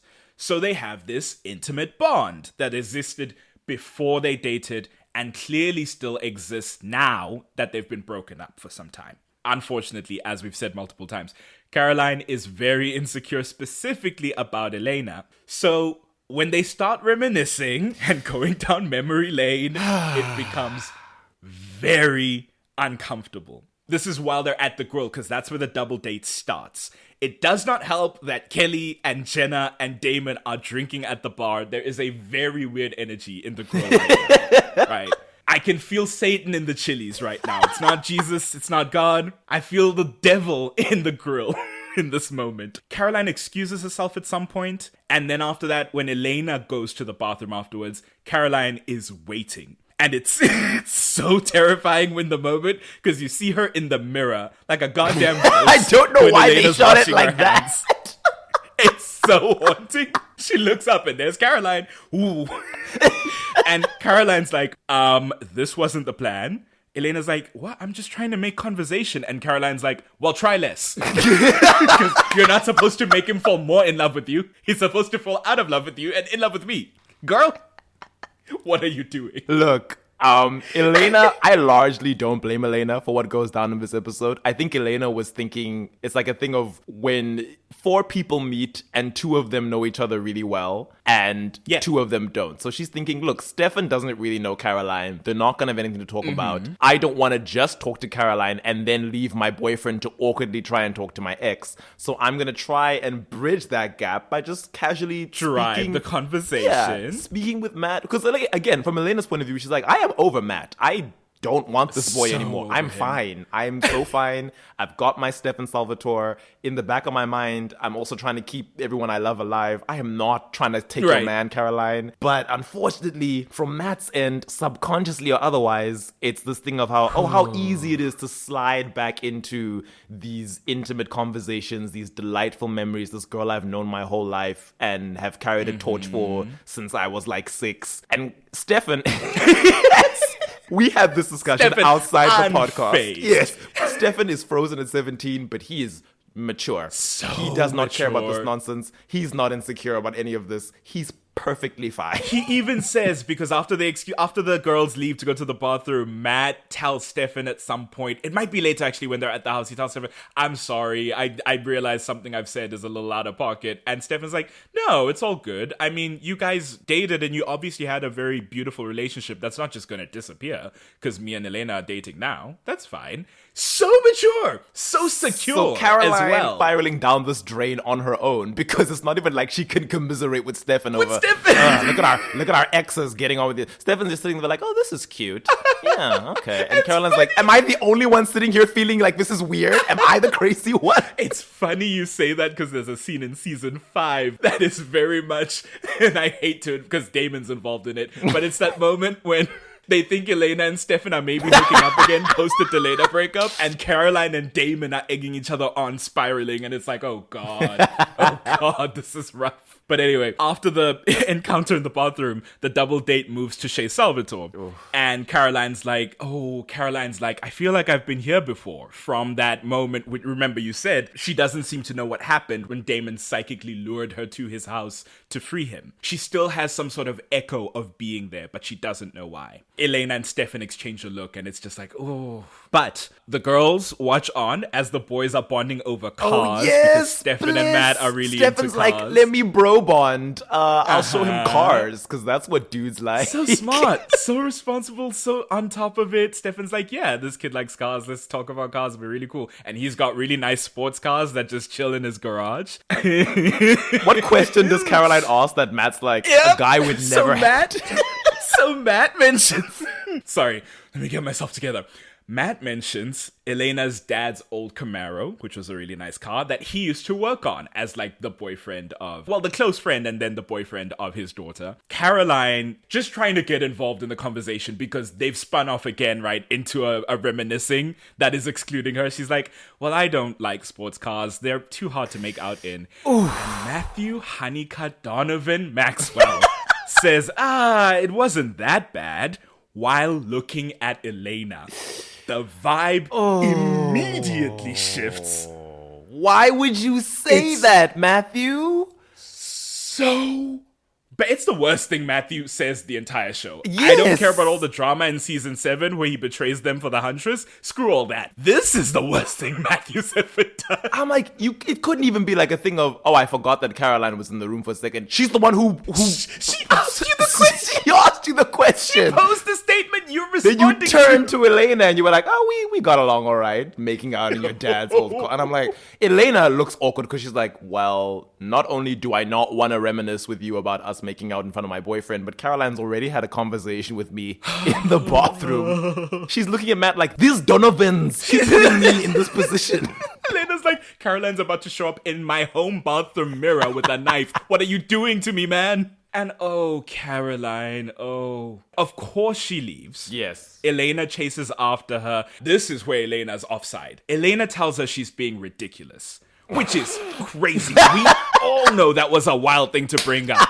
She reacts to what Matt said in a way that's like, Matt, why did you say that? So to then go after Caroline and say, you're insane. She's trying to gaslight Caroline. Wild. And Caroline goes, oh yeah, crazy and insecure and silly and whatever, everything you'll always call me. She points out that she's always playing second fiddle with Matt to Elena, with Elena to Bonnie. Mm-hmm. And Elena would never understand that because she's always everyone's first choice. Read her. Clock her, Caroline. It's true. It's true, though. Even if it's beyond your control, Elena, it is the material truth of the situation. I did not realize it went on this long. Always looking back at this episode, because it's like episode 16 or something, that it's like, damn, this connection, this like insecurity, this dynamic just keeps going. And it's very, not to invoke this person, feel free to cut this part out if you want to. But it's very Goblet of Fire. Ron being upset that Harry is now in the Triwizard Tournament. It's like, it's not Harry's fault. Even Hermione tells Harry, I understand it's not your fault that you're famous and everyone adores you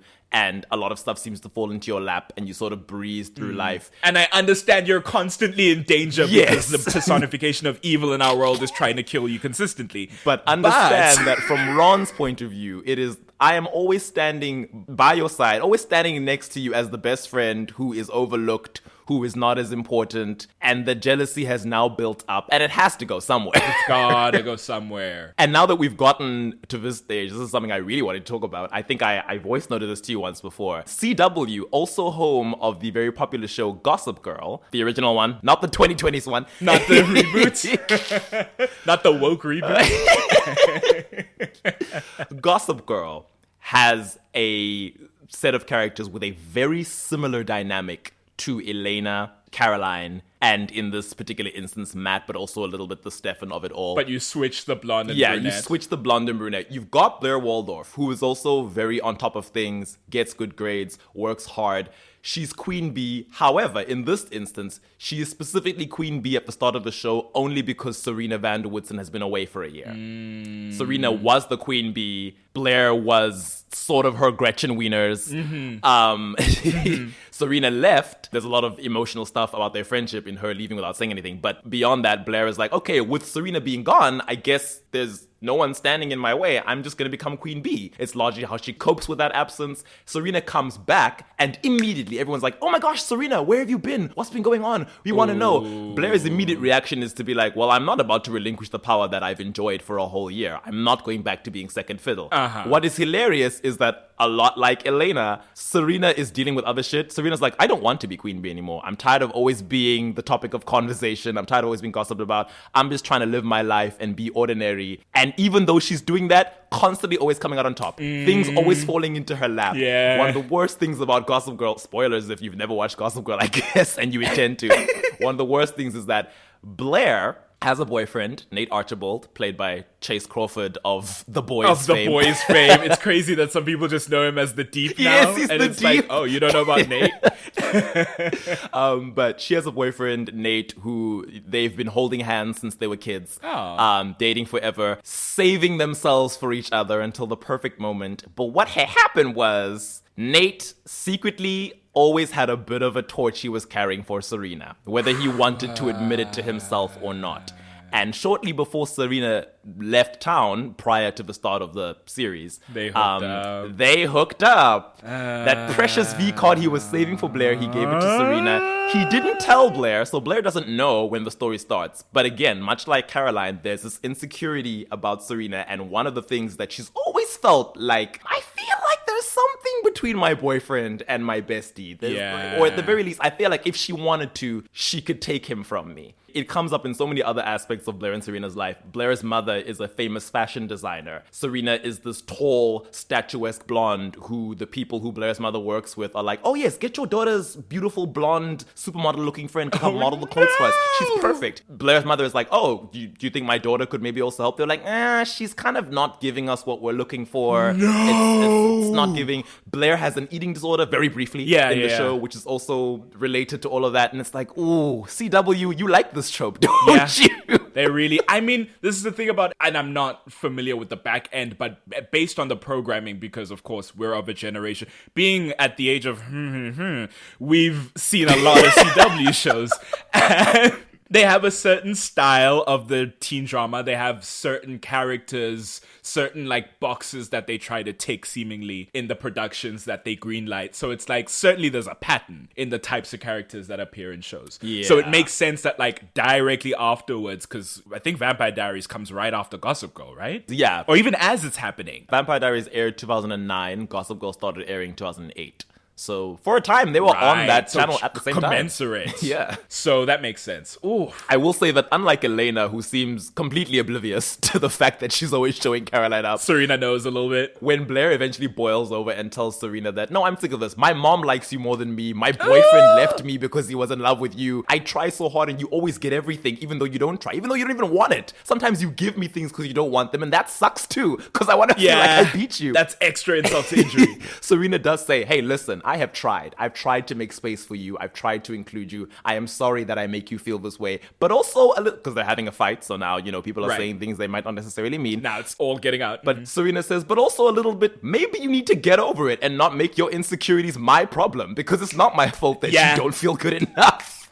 Unfortunately, the very mature thing to say while not in the actual experience of that is that at some point you need to look inward, darling. At some point, it's beyond other people's control how you feel about how things happen around them. Like, it's like, again, Elena make some flops in this moment. But at the same time, it cannot be on Elena to make Caroline feel better about the fact that other people choose her, right? Like at some point you need to look at yourself and be like, why do I keep caring? Why is it so important to me in this nature of things that like, that's where I should be, that's who I should be. And of course they're 17, so it's like they're gonna grow out of it eventually. That's what it is at the end of the day. Again, it's easy to look back at the age of and be like, guys, this insecurity is like, you're gonna look back on this and be like, none of this matters. But when you are that age and when this is the most important thing to you, it feels like everything. Yeah. It feels so inexorable, inescapable. That's why the person who comes out looking the best or feeling the best in all of this is Stefan. He's like, I'm so beyond this nonsense. I've watched people die.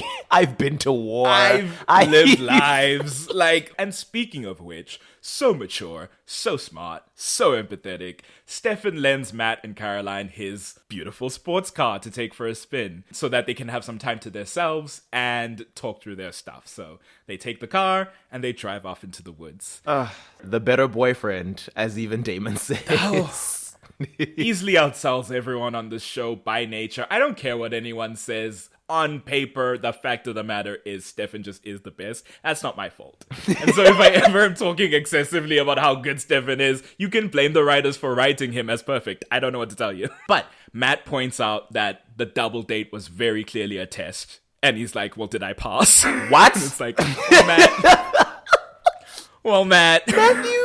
I don't know how to say this. Matthew.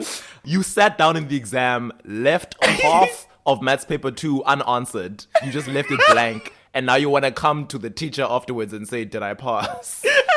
You saw the geometry and freaked out and pretended it didn't exist. And you thought, oh, I should still get marks for it though. Matthew!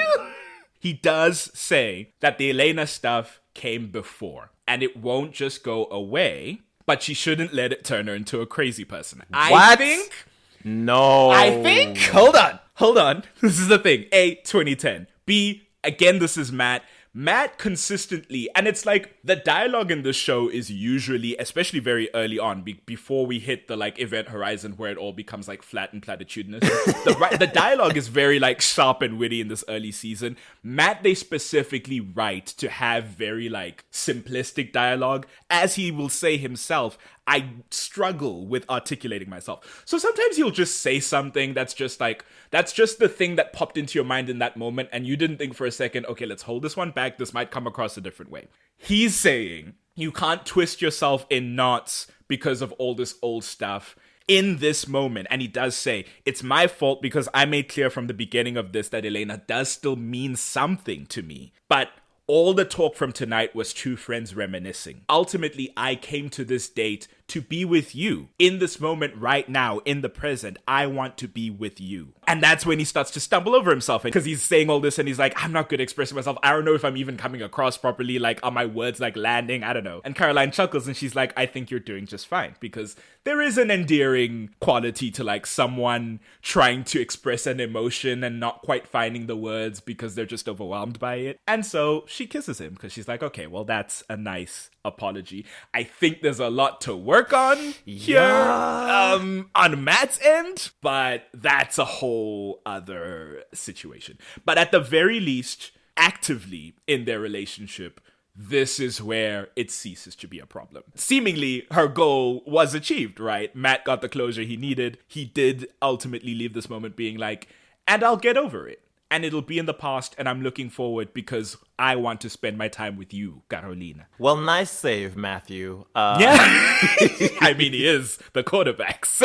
I agree. I think after this episode, the Elena obstacle, at least as far as I could see, ceases to be of any importance. You say that you feel as though he never gets over her until like her vampire era. Yeah. So I don't know, how would you have read, maybe we can discuss it in the Matt episode, how you would have read Matt and Caroline. We can discuss it in the Matt episode, but I think it's never a conscious issue. I think it's always something that's like way in the back of his head. I think up until the end of season 3, if Elena had ever come back and said, Matt, I've actually realized I'm still in love with you. But I don't think it is an active, conscious thing in his mind. I think he genuinely is with Caroline and eventually, as we'll come to see, falls in love with Caroline and they are together. I don't think Elena is a conscious hurdle or a conscious like specter. I think it's just that, so this is the thing. And maybe that's my lens onto it, is that like, and we've had this discussion, I have a different view of relationships and of romance and of like, sometimes things are in a little bit of flux. I think that being in some low level way in love with somebody who exists in your past, who you didn't like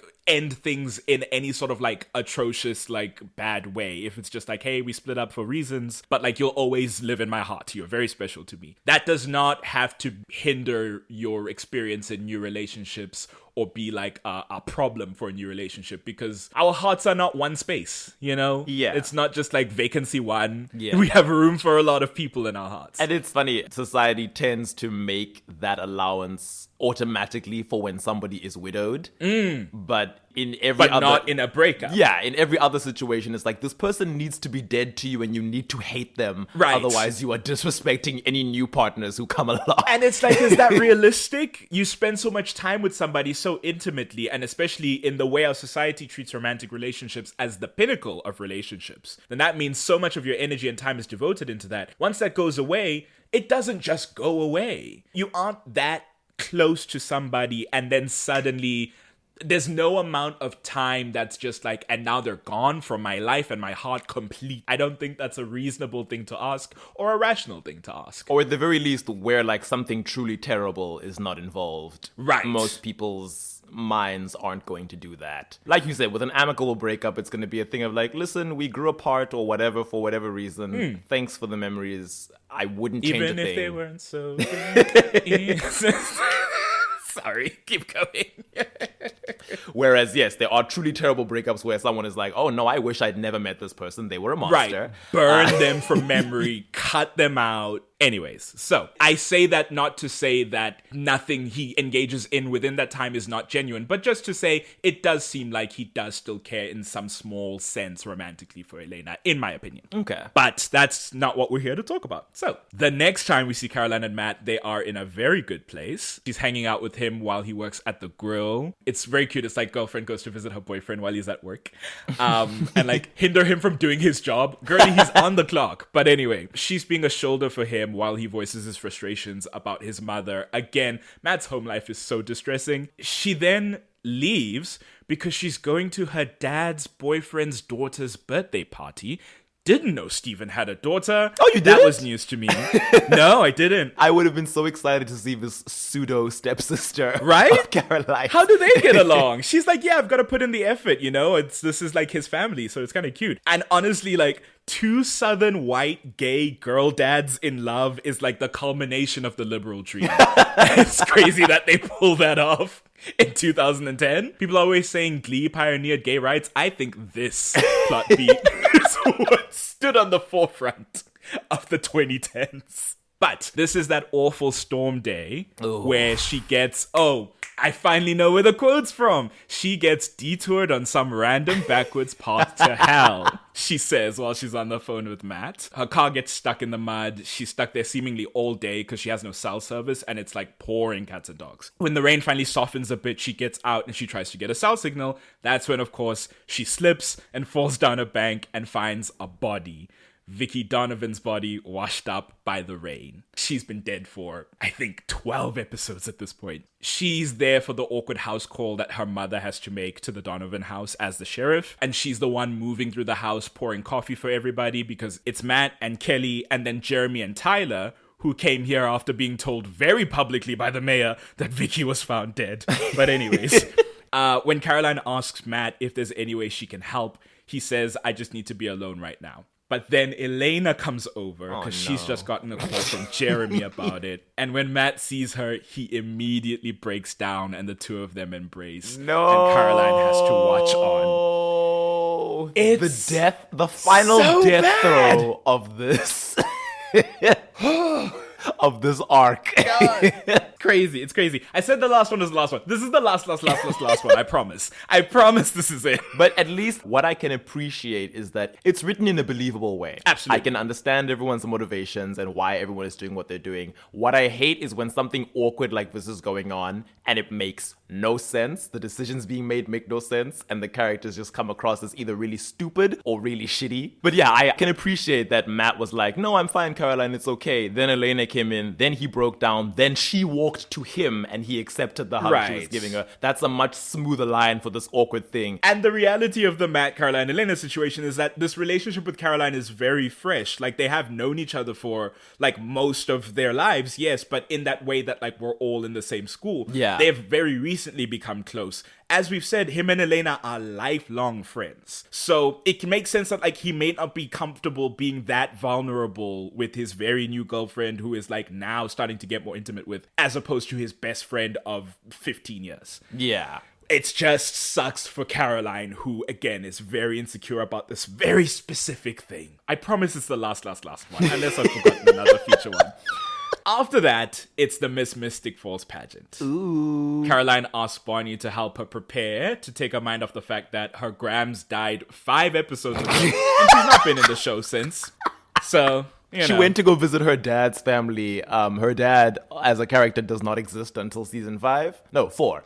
Season 4. 4, yeah. So read that as you will. There is a moment here where Elena's not feeling it because she signed up pre her parents' death, but says that she can't drop out. And Bonnie adds it's because her mother made her sign up for it, which Caroline doesn't know. So again, back to that thread of usually Elena and Bonnie are in each other's confidence. Caroline is a little bit removed. There's a motivation session with the council for why they should be actual Miss Mystic Falls. Oh, and yeah. She's shining. Yeah. She's shining in that scene. And Elena's like, oh, I haven't done this. And oh, I forgot that I was a part of that. And I've been really distracted by my parents' death. And I'm like, yeah, Caroline really does try super hard, Elena. I can see what her complaints were about. What have you done? You know that meme about shows like X Factor and like Got Talent, how the people with the best sympathy stories are the ones who win? Because there is this, as you're saying, there's this juxtaposition of the Miss Mystic hopefuls, but really it's about Caroline and Elena. There's all the background ones with the DUIs and the like non-founding family girly who's like, oh, maybe I have a chance. And it's like, no, girl, it's a small town. Which Caroline says, she's like, so-and-so is there to make it look like it's not just founding families, which of course it is. Which of course it is. Because Caroline tells it like it is sometimes. Caroline's like, we all know what's happening. Come on, guys. And she is punished for it. It's like, Caroline, don't be so inappropriate. It's like, oh, we should just pretend. Caroline, as you say, is listing all the work she's put in with initiatives in town. Historical, environmental. She works a soup kitchen for the needy. While Elena's like, I let a lot of things slide this year because of the tragedy in my life. Like, obviously, I take the honor seriously. It meant a lot to my mother. There is the consideration that all the stuff Caroline did is strategic, right? Yeah. Because ultimately it's like, hey, you pad the resume so that you can get this thing that you really want. Yeah. Which is a whole like ethical conversation that I don't have the skills to get into, as like, is a good thing meritorious if it was done with selfish means? A good thing still happened, so some may argue doesn't matter, but some may argue the intention must be good also. Getting into like Kantian logic here, but also, there are soup kitchens in Mystic Falls. right? There's a homeless community in Mystic Falls. Where we ever? It's such a curious thing to throw out. Seemingly the Donovans are the poorest people in town, but apparently it's like, we have a homeless population. It's like, okay, I Interesting. guess. She does say to Bonnie, I have 3 relatives who won this competition, and I want it too. And it shouldn't be bad that I want it. Like, what's so wrong with me wanting to win this thing? I think it's also in this episode where she says it's like in the Forbes genes, but it skipped her mother. And it's like, wait, so Liz What does that is mean? a Forbes? I just... What does it mean? What does it mean? Miley, please explain, because I want to know too. There's also a moment in the makeup room where she overhears Elena telling Jenna that she would be enjoying all this more if her mom was here sharing it with her, because she's the reason she got into it. I think it's also interesting that Caroline is by herself in this room. Like you said, as she puts it, Liz didn't get the Miss Mystic gene. So there's a sense of isolation in her desire for this. Like Caroline's isolated in this frivolous thing as far as other people are concerned. And as opposed to Elena, who's desiring this thing for more emotional reasons because, oh, it's to honor my mother, right? And she's got Jenna with her. Even in that moment, even in that tragedy, she's got someone with her who's taking care of her. And it's like Caroline's there putting makeup on herself in this room. It sucks. She does put that all aside. She gives a sweet pep talk to Elena, who starts freaking out because all of this stuff doesn't suit her anymore. Also, Stefan's off the wagon right now. Oh yeah, doesn't Elena want to pull out? Yes, and 'cause- Caroline's like, no, if I'm gonna beat you, we're gonna do it properly. Exactly. Come on, girl. She also says you're doing this to honor your mother, so don't step out now. And she then walks out for the dance with a Jeffrey Lockwood Hamilton, which is a Lockwood I didn't know about, so there you go. And at the end, Caroline is crowned Miss Mystic Falls. And she's so surprised by this, which breaks my heart a little bit, but it's only appropriate that she wins. It wouldn't make sense if she didn't win, given all the, like, motivation talk that we saw, where it's, like, very clearly she's the most Miss Mystic, you know? Yeah. So Matt is not her escort to this dance? Did he have He's to work? working. Yes. Okay. That's why she has Bonnie helping her, because he has to work at the day of the Miss Mystic. Again, it's just like, what a distressing, like, he can't even enjoy these, like, town things. He can't show up for his girlfriend because he has to work to sustain his life. But yeah, she's like, yeah, they're making him work the day of it, so I'm walking with this other dude. She doesn't take it personally, which is, you know, she's growing, she's maturing, she's understanding. But for once, for the first time, some might say, Caroline is chosen. And she is the star of the moment. She's the star of the scene. And it's beautiful. It's gorgeous. And we're very happy for her. You ate that one thing, Caroline. Well, season 1, You Caroline. did. Oh. And so we finally get to the last 2 episodes of the season, which is centered around Founders Day. Caroline now, as Miss Mystic, is in charge of the float design for Founders Day, or as the president of the student council. Whatever of her many roles is applicable here, she's in charge. And because her favorite movie is Gone with the Wind, she chooses the theme Southern Classic Elegance, which she says to her black friend who's helping her put it together. So we grow in some ways, and in others... Yeah. She's also very frustrated that all the girlies are fighting right now. Bonnie and Elena are in the fight because, well, she doesn't know, but Bonnie's kind of blaming Elena a little bit because her grams died saving Stefan and Damon. And Matt and Tyler are fighting because Tyler... Well, A, there was some bad blood considering Tyler and Vicky's relationship, and then Tyler made out with his mom and then beat him up at the party. At the funeral. At the funeral, yes. It was at his sister's funeral. It's so crazy. So the energy's off. While they're putting the float together, we learn in that scene where Isabel is blackmailing Elena that she got all her info from Caroline. It is important to note, Caroline has a Vervain necklace at this point, So she just volunteered tons of information about her friends to a stranger. That's what Isabel says. You know, she had no idea who I was, and she would not stop talking about you. Like, she's telling Elena, it's not even like she said, oh, this is Elena's birth mother. How interesting. Let's get to talking. Nope. She met a stranger and said, okay, so the black girl over there is Bonnie. She lived with her grandmother, but she passed away now, so she's essentially an orphan because her dad's not sad, around. Tragic. That is Elena's little brother, Jeremy, who used to be a stoner, but he's okay now. That's my boyfriend, Matt, who used to date Elena. Amazing that she also volunteered that information to a stranger. Ooh, Isabel. Isabel points out Matt. She refers to Caroline as Yappy and then points out Matt and says Yappy's future ex. Yes, Ooh. She says there's the delicious ex-boyfriend, Matt, Yappy's future ex. That's another thing Isabel and Catherine have in common, being thirsty for Matt, I guess. But there's also, at that raffle, where they were raffling off men, Matt was working as like a busboy because it took place with the girl, and Caroline pointed out that all the MILFs were buying tickets because they were hitting on Matt. She says, yeah, he's been hit off by like 3 MILFs today. Leave the school child alone. Leave this child alone. But also Matt pulling all the MILFs, pulling all the ultra powerful ancient women who are just like, I need some of that data. Frankly, he could have used that if he'd been single. Like, get a sugar mama, Matt. Why did you have to work so hard? I'm kidding, he's a minor. He's a minor, please. Leave these children alone. So, Isabel drops a float on Matt, and he's injured. They call an ambulance. It's taking forever. So Caroline's like, opportunity. Let's make Tyler solve, like, Matt's problem with him by driving him to the hospital so that they can actually talk it out. I don't think they do, because it's not solved after this. She continues to try so hard with this whole Matt and Tyler thing. This is the best case scenario of Caroline tries too hard, because she's so well-meaning, and she wants the boys to fix their problem. She points out to Tyler in the finale that it's gonna take a lot more than sorry to fix making out with Matt's mother and then beating him to a pulp like it was his fault. At one point, I think she says to Matt, you know, once I was in a fight with, was it Elena or Bonnie? And she's like, and I think it was with Bonnie. With Bonnie, and we swore we were never gonna talk to each other again. And then Matt's like, I know what you're doing, Caroline. I'm not interested in being friends with Tyler. Please drop it. And she's like, okay. Okay, cool. No worries. She and Matt do ride on the float as Miss Mystic Falls and Mr. Miss Mystic Falls. It's all very cute. After the parade, she tries to get him to forgive Tyler, as you say, because they're besties and they shouldn't be fighting. There's that great moment where she spots Tyler's dad manhandling him and immediately swoops in. And she's like, oh, I'm the sweet, innocent peer, so I can use this to prevent the abuse. So that's a nice showing. The mayor then tells them to go home because it's not safe, because this is the era of the tomb vampires. They're attacking the town. The council are trying to stop them with the device. It's a whole thing. The only nice thing Richard Lockwood ever did. Honestly. He was like, Tyler, please leave. Take Ken and Barbie with you. Yeah. Just go.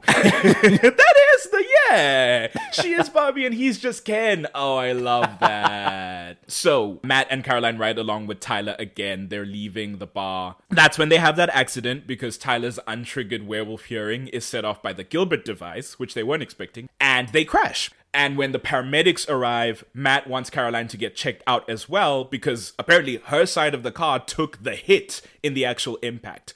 But she insists they are working on Tyler because Tyler has collapsed, but they don't know he's unconscious for supernatural reasons. As they're all focused on Tyler, Tyler wakes up, we see the werewolf eyes, not important.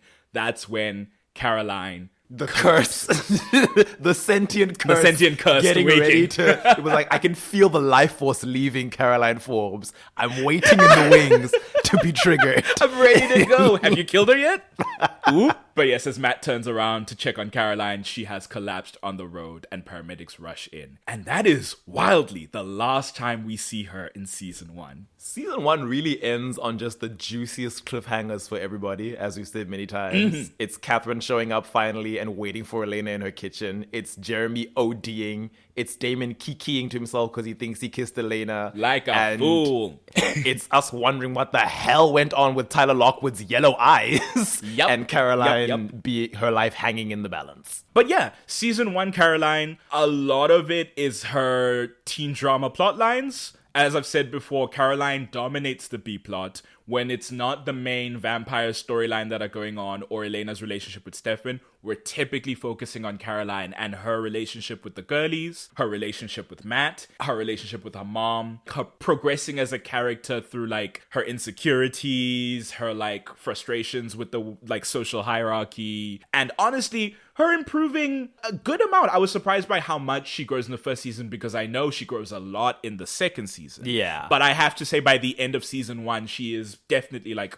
already a much more well-rounded person than she was at the beginning of it. Props to, well, firstly, Candace for her portrayal, but also the hair and makeup department, who... Oh, yeah. There's a visible change to how she styles herself as she enters her I'm in love with Matt era and becoming more of a sweet girl who's willing to accept my insecurities and work on them rather than bury them under teen cattiness. In the beginning, right. I noticed that she had, which is funny because, like I said, season 1 I hadn't watched first. But going back, she has bangs, which you never see Caroline with going forward. Wild to think about. I wonder if she cut those herself in World. She's like, oh, I'm going to get the bangs just right. Looking up the tutorial. They didn't have tutorials back then. How'd she do it?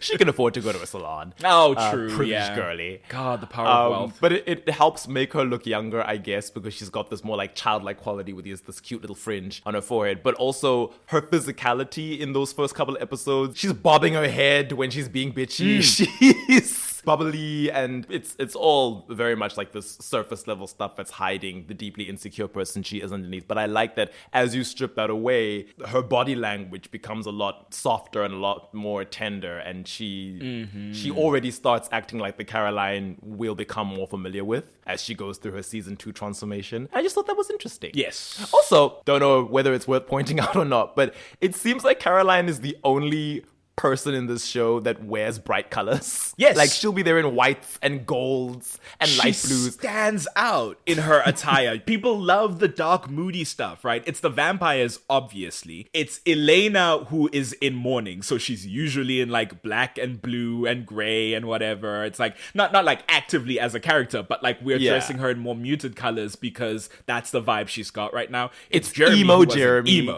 Yeah. Right? Maybe Tyler will like throw on some red sometimes, but other than that, Matt is in denim and flannel, and that's about it. And Caroline is in like sparkle, summer, bright color. It really adds to her character too, as you like.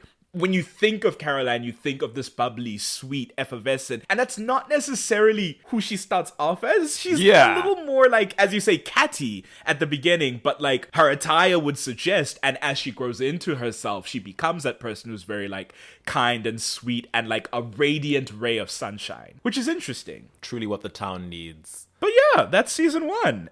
Season 2 does not start in a good place for Caroline, unfortunately. Caroline is in hospital and unresponsive, and everyone is incredibly worried. In a moment of desperation, Bonnie convinces Elena to let Damon feed her vampire blood because it's Caroline, she says. We can't let her die. Oh, wow. So Bonnie's actually the one who can... It's Bonnie. Oh, wow, It's interesting Bonnie. how this unfolds. Oh, wow. Yeah. I remember because for the Elena episode, because Elena's in almost every scene, and in that scene I was surprised to see Elena was hesitant and Bonnie says, do it. And when Elena turns to look at her, she says, it's Caroline, Elena. We can't let her die. Interesting.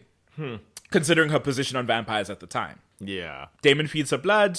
We disappear for like most of the episode. And then right at the end, she finally wakes up and she sees who she thinks is Elena, but who very quickly introduces herself as Catherine. As we already know, because we just did the Catherine episode, Catherine tells Caroline to give the Salvatores the message, game on, and then suffocates her with a pillow, killing her. Which, watching that scene is hard, because Candace King is one of those actresses who just has like, when she is in terror, it feels too real. Yeah. It feels just like, oh no, how do I get in there and help? But Catherine kills her, starting her vampire transition. When Caroline wakes up, she's dazed, confused. She's complaining to this Very unhelpful nurse. I understand public service, but my God, that woman. Also, this is Mystic Falls' hospital, which I have to assume... Are you that busy? Given the population of the town, it's not that full. Also, vampire transition. Waking up in transition usually takes a few hours. No one checked in on this girl for several hours during which she didn't have a pulse? In a hospital? In a hospital, yeah, because the beeping goes off, right, as she's dying. The EKG or whatever it's called goes off. That is crazy. Maybe no, you know what? The nurse does say your friend Elena came by earlier, so Catherine might have compelled people to ignore it. Yeah. Okay, we got it. But anyways, Caroline is complaining to this nurse that she's hungry, which is the first, oh no. And then, drawn by some instinct she's clearly not aware of, she goes over to this blood bag that's hanging from, a stand, that they usually hang from. And she snatches it before the nurse can, chase her back to her room. Again, the nurse is get back in bed. Caroline's I'm hungry. My family's not here. What's going on? And this nurse is just get back to bed. Stop bothering me. It's man. She's the kitchen will open at such and such a time in the morning and you can get food then. And it's I'm She's been unconscious. Make she was an exception. So wild to me. But anyways, chases her back to bed. Caroline, we then see, has snuck the blood bag into her sleeve or something. She pulls it out. She's staring at it. She is in a trance. She pops it open and she starts to drink from it, not understanding why herself, it seems. She gags it first and then throws it. And then she looks at it from a distance. It's very Lois looking at the little canister of pills on the counter. And then she leaps to the floor and starts drinking from it. It's every scene that involves Caroline experiencing vampirism for the first time in this episode is played so horrifyingly and in a good way. It's a compliment to how they lean into the horror of it. She's sucking down on this blood bag. They keep cutting away. She's gagging, but then she's going back to it. It's awful. Cut to title card. This is in the evening. The next morning, when we see her again, she's realizing that the sunlight burns her. She's putting her hand in the sunlight and then it burns and she's pulling away. She's hiding away in the shadowy corner on her bed. Matt comes by, caring boyfriend. He's brought her food for when she wakes up. When he tries to kiss her, she flinches back. Presumably because she hears his pulse. She hears his blood in his neck. When he opens the curtains, because he's why is it so dark in here? She vamp rushes across the room. He doesn't see it, fortunately. He looks back and suddenly she's leaning against the wall away from the window. It's a whole mess. She downs more blood from blood bags after he leaves, which makes her feel better. But then she notices the veins bulging underneath her eyes when she looks in a mirror, when she's touching herself up. And then her fangs pop out for the first time, which I didn't know was painful. Yeah, that's the only time we see that. It seems like it causes her pain. And I'm I don't know whether she was just horrified or something. No, it seems physically painful. She's groaning in pain as it happens. Maybe the shape-shifting aspect of it feels... maybe she has a lower pain threshold. Maybe it feels painful to have your skeletal structure change like that. Completely shift, which we've had this conversation about what are vampire fangs in this world? Do they extend? Do they magically generate? What happens when you pull out your fangs? Don't know. Never told. But that nurse comes in because she heard Caroline crying out, and Caroline vamp rushes to grab her by the neck and then hold her up against the wall with newly found superhuman strength and says, you can't tell anyone. Again, by instinct and just by the sheer force of will of Caroline Forbes, come on. She starts to compel this nurse without realizing. It's when the nurse says that she'll do what she says, Caroline realizes and she's good, because I'm starving. Fangs pop out again and her face turns and she starts to feed on this nurse. It's rough. Later, she slaps a bandage on the woman's neck and tells her the cover story is that her husband likes to get kinky. She's great. I don't know why you're doing everything I'm saying, but this is working out wonderfully for me. Again, Caroline will absolutely ascend into a place of denial if it's perfectly fine to do. Just to be and everything's normal and I'm going back to my life. She's listen, I have to go back to the town carnival that's happening. I don't trust Elena to handle it in my stead. She doesn't know what fabulous means. Absolutely nothing's happened. Everything's normal. She didn't just die. It's wild because as far as she knows, this is all freaky, unnatural stuff that's happening. She has no concept of the supernatural in this town. Nope. I don't think that, Jenna, she was raised on vampire bedtime stories, so it's not like she's gonna be oh yeah, those tales that my mom used to tell me, this must be what's happening. So I can only imagine what she was thinking what she was experiencing. She was like, oh, she clearly knows Twilight, because when she's dating Damon in season 1, she's like, so why don't you sparkle? Yeah. So she knows what a vampire is, right? It's not like Midnight Mass where we're existing in the world where vampires don't exist in like folklore and fiction. Which is why those people towards the end of the story are treating it like this whole medical phenomenon, and no one ever says the word vampire because in that world they don't exist. So she knows what they are. So we have to presume when she sees all the symptoms, when she sees her fangs, the sunlight, everything, she must know what's happening to her. But she's gone, and we're not going to deal with that. And we're packing that away because I have a life to get back to.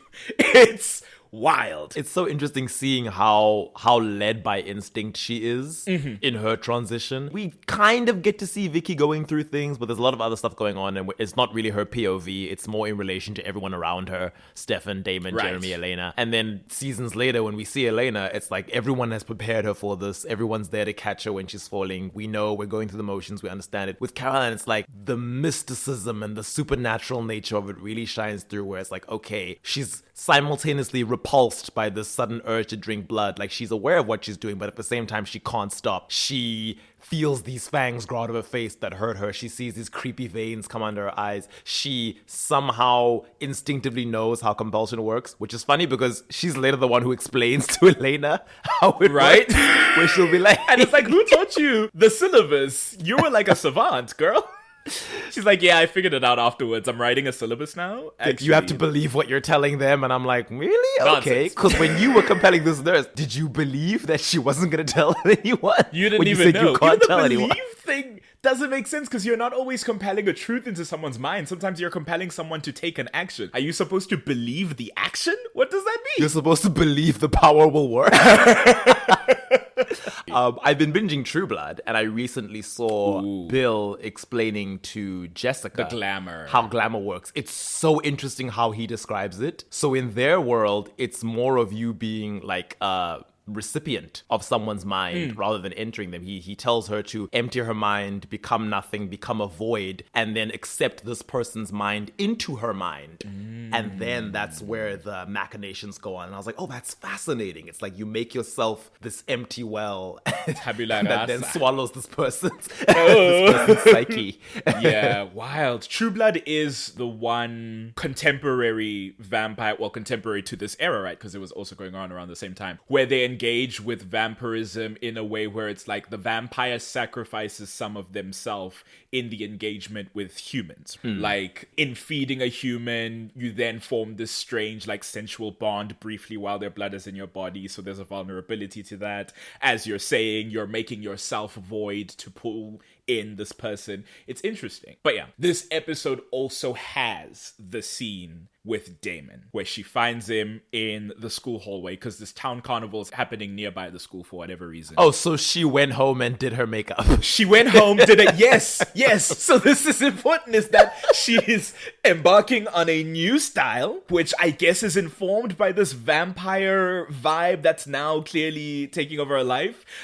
You would describe it because I don't know how to describe what's different. Is it the eyeshadow that's making her look like... It's mainly the eyeshadow that she's wearing. I think she also starts dressing in darker colors, which, as we've said, is atypical of Caroline. Yeah, it's dark color clothing. It's very light eyeshadow that makes her look kind of haunting. But then I think there's some liner too. Yeah, I feel like right beneath the eyes, it was dark. It looks like there is some eyeliner there. It's funny and campy because it doesn't last. Exactly. It's a bit like... I think the people behind the show were also like, yeah, actually, let's not do that. But this is the scene where she finds Damon in the school hallway and she tells him, I've been remembering things. I've been getting all my memories back that you compelled away of you feeding on me, abusing me, using me as a mind control slave. I remember who you are now. You can't fool me. And he's like, oh, you don't remember anything, which is the way he engages with this too is so strange to me. It's like, you wouldn't be able to remember unless, and she's like, He's like, yes, get to it. Let's give you some time to catch up. Then she says, I have a message for you from Catherine. She says, game on. And that's when it settles for him. Oh, she's been turned into a vampire. When he then tries to stop her from leaving, she turns around and throws him 20 feet down the hallway on his ass. and she says, "You suck." Which, listen, line's a bit cheesy. Nothing we can do about that. Like you said, it's weirdly like camp for like this surprisingly serious moment. But anyways, this is her power moment, right? This is her, it's time to reckon with the shit that I've been put through. Now that I've been given some modicum of strength, some modicum of control in my life and in this like story. At the same time, it is not nearly enough. Oh, absolutely. She should have killed that man. She should have slaughtered that man and torn him apart. I understand power scaling wise she should not have been able to do it even in this moment. She should have killed that man at some point in this story, and it is criminal that she does not get to. Because that's the only payback that she ever gets. This is her bygones moment. Right. And this is it. Beyond this moment, even let alone any sense of like lick back or of like any atonement, there's no discussion, period, about the abuse that Damon put Caroline through beyond this scene. It's distressing. Yeah. It's just, and disappointing. The few times that their history is referenced, and it's actually not referenced that often, like maybe 2 or 3 times in the show, it's always treated like, oh, they had a bad breakup and that's why they don't like each other. And I'm like, huh? No. Caroline doesn't like Damon, but like ditzy slutty Caroline from season 1 liked him enough to sleep with him. And it's like, I'm sorry. Are we on drugs? Is there a gas leak in the room? I know there are a lot of gas leaks in this town. Maybe there's some CO that's messing with our memories. She's the only one who didn't know what was actually happening. And for a show that is prepared to engage with how much damage Catherine did to Stefan, and even to Damon, who was mostly willing in that relationship, even if there was like a power imbalance and he wasn't fully aware of what he was getting himself into. It's strange that when it comes to Caroline, they're like, no, we're just not going to talk about that. We're going to sweep that under the rug. It's not convenient, right? Because now we want Damon and Elena to be a viable option. So we've just got to sweep that under the rug. It's like, wow. What does that say about your care of Caroline? Do you think, because as I've often said, Damon, the parts of Damon that I like, they have to exist on isolated islands that are not attached to the proper continent of everything else that he is. Sure. Do you think that there is any sort of way in which Damon could have been redeemed after the things he did? Because I can't think of one. Not with the way the show works. No. There's no, like I said, the issue with this is that it's such a very real problem that already in real life men don't face consequences for. Not in a material way, no matter how many men's rights activists choose to say otherwise. It's too real of a wrongdoing that he gets away with. Yeah. That, like, I don't think there's a version of this where they, like, he tries to atone for it and it's okay. No, I don't think so. And honestly, maybe it's not charitable to say, rewatching the show over and over again and seeing Damon start to finish has made me really hate this character. Not even just dislike, from, like, some sort of analytical perspective. I hate this man so badly now because of how awful he is and how easily the story forgets it. Yeah, maybe it's because they felt that there was no way to redeem this and they insisted on having their cake and eating it too, that they were like, we're just not going, we're going to act like a rich old money family who sweeps their problems under the rug. Right, for sure. And I say I reject that because that's stupid. And again, it's a disservice to the character of Caroline and to, not to make this like some sort of grandstanding soapbox moments, but to like survivors in general. This is messed up. Yeah. But yeah, vampires, you know, what are you going to do? That's how they roll. I mean, that's an allowance you give the story. I personally don't, because I'm like, the story has so many people who are so good in very like cookie cut. We've got the Lexis. So I'm like, no, I will not excuse the Niklaus Michelsons and the Damon Salvatores and be like, no, they're vampires. Their morality is different from ours. It's just a qualifier I like to make because I want to make clear I understand the genre and the text that we're working with, and that sometimes you have to accept that there is a locus and there is a mechanism to these characters who are these creatures, who are by definition monsters, right? Certainly. But like, as we always say, it matters that he was a monster to a character that we are supposed to care about. And that going forward, we are supposed to pretend that they are just in association and community with no issue. Yeah. Feels insane. It's a symptom of the greater problem that many of the Mystic Falls gang, as the show goes on, they just kind of become really shitty people. Yeah. To everyone outside their circle. It's like, the things you guys do, it's not even just vampire morality anymore. You're just really all Y'all quite just selfish. suck. So, leaving this moment, Caroline then goes to hang out with Matt because, again, Matt's been very concerned. She almost died. She's like, no, I'm all better. They discharged me. Everything's fine. They go to play ring toss because, again, they're at a carnival. She throws a ring with her vampire strength and breaks all the glass bottles. And it's like, whoa!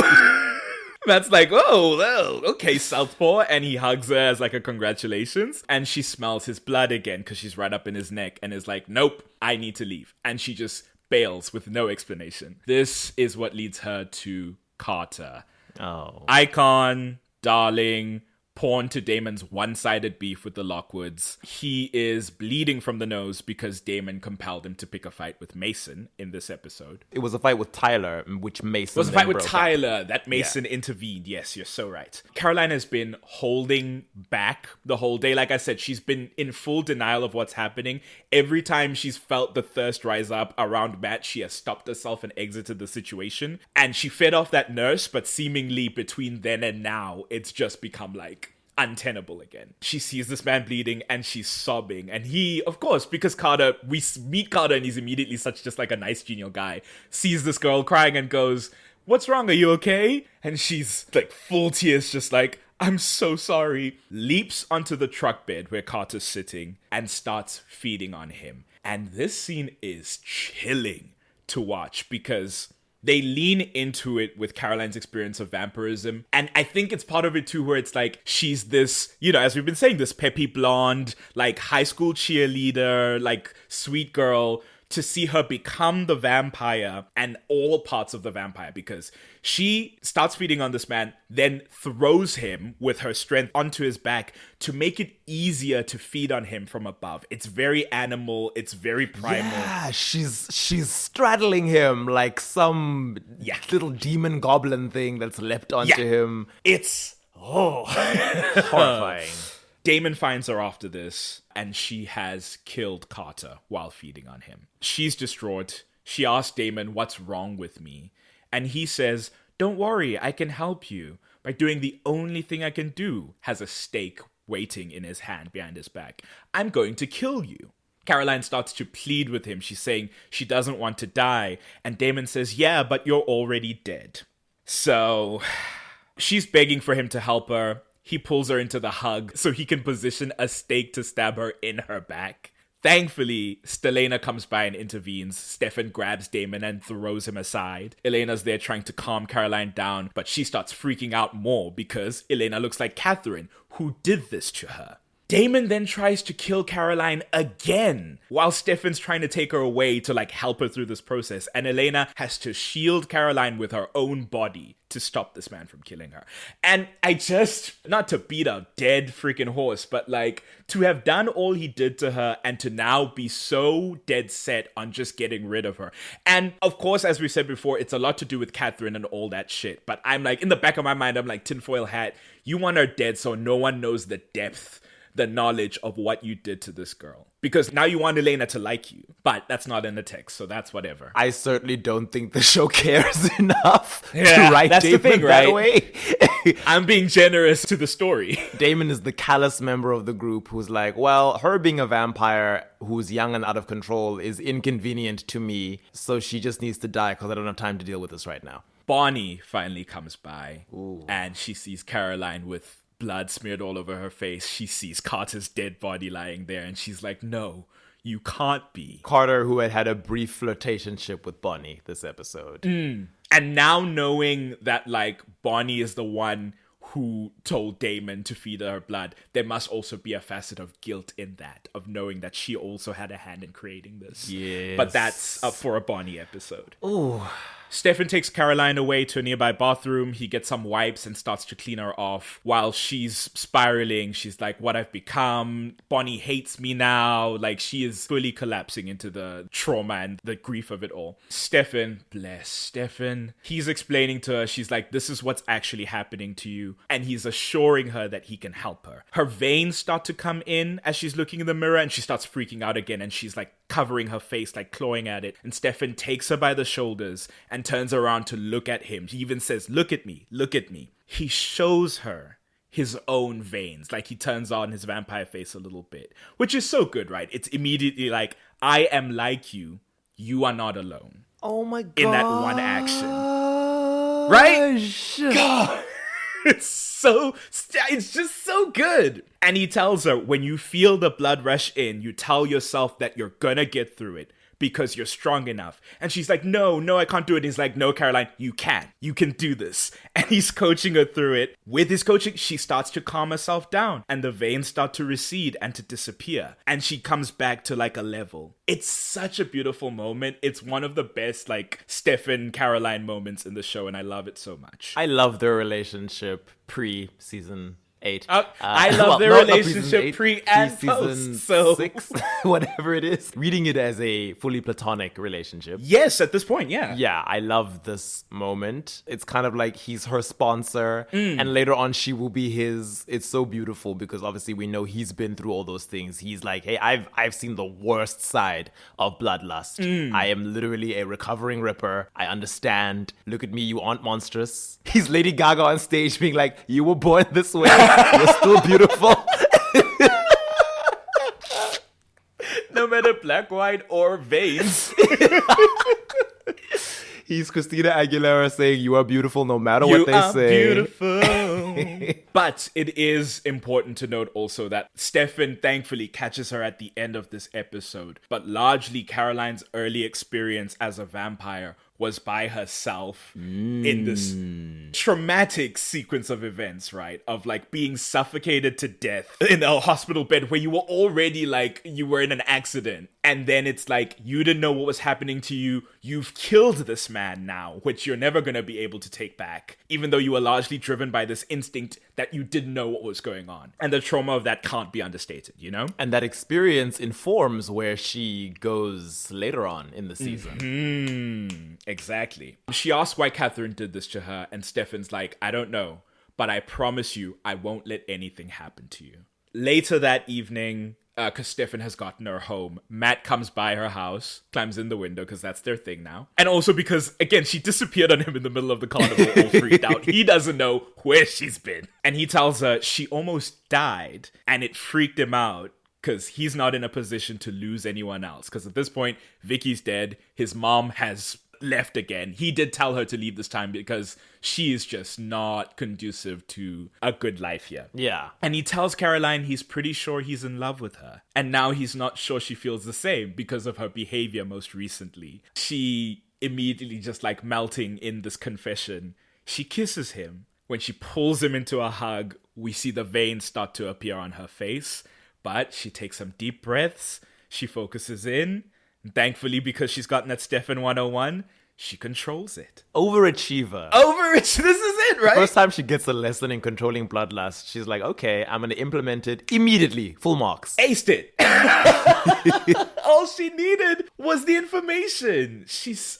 Caroline. But yes, that closes out that section of just like the traumatic first day as a vampire. It is still rough from here on out. She's dodging Matt because she can't go out in sunlight at this point. Thankfully, Stefan convinces Bonnie to make her a daylight ring, and Bonnie gives her that warning where she's like, hey, you slip up, Bonnie. I'm unspelling that shit. The first thing she says when Stefan is like, oh, give her a ring so that she can, return to her diurnal life and feel more like her old self. Bonnie's like, I don't want to make it easier for Caroline to kill people. And I'm like, oh, right. Bonnie, that's... I mean, good point, but...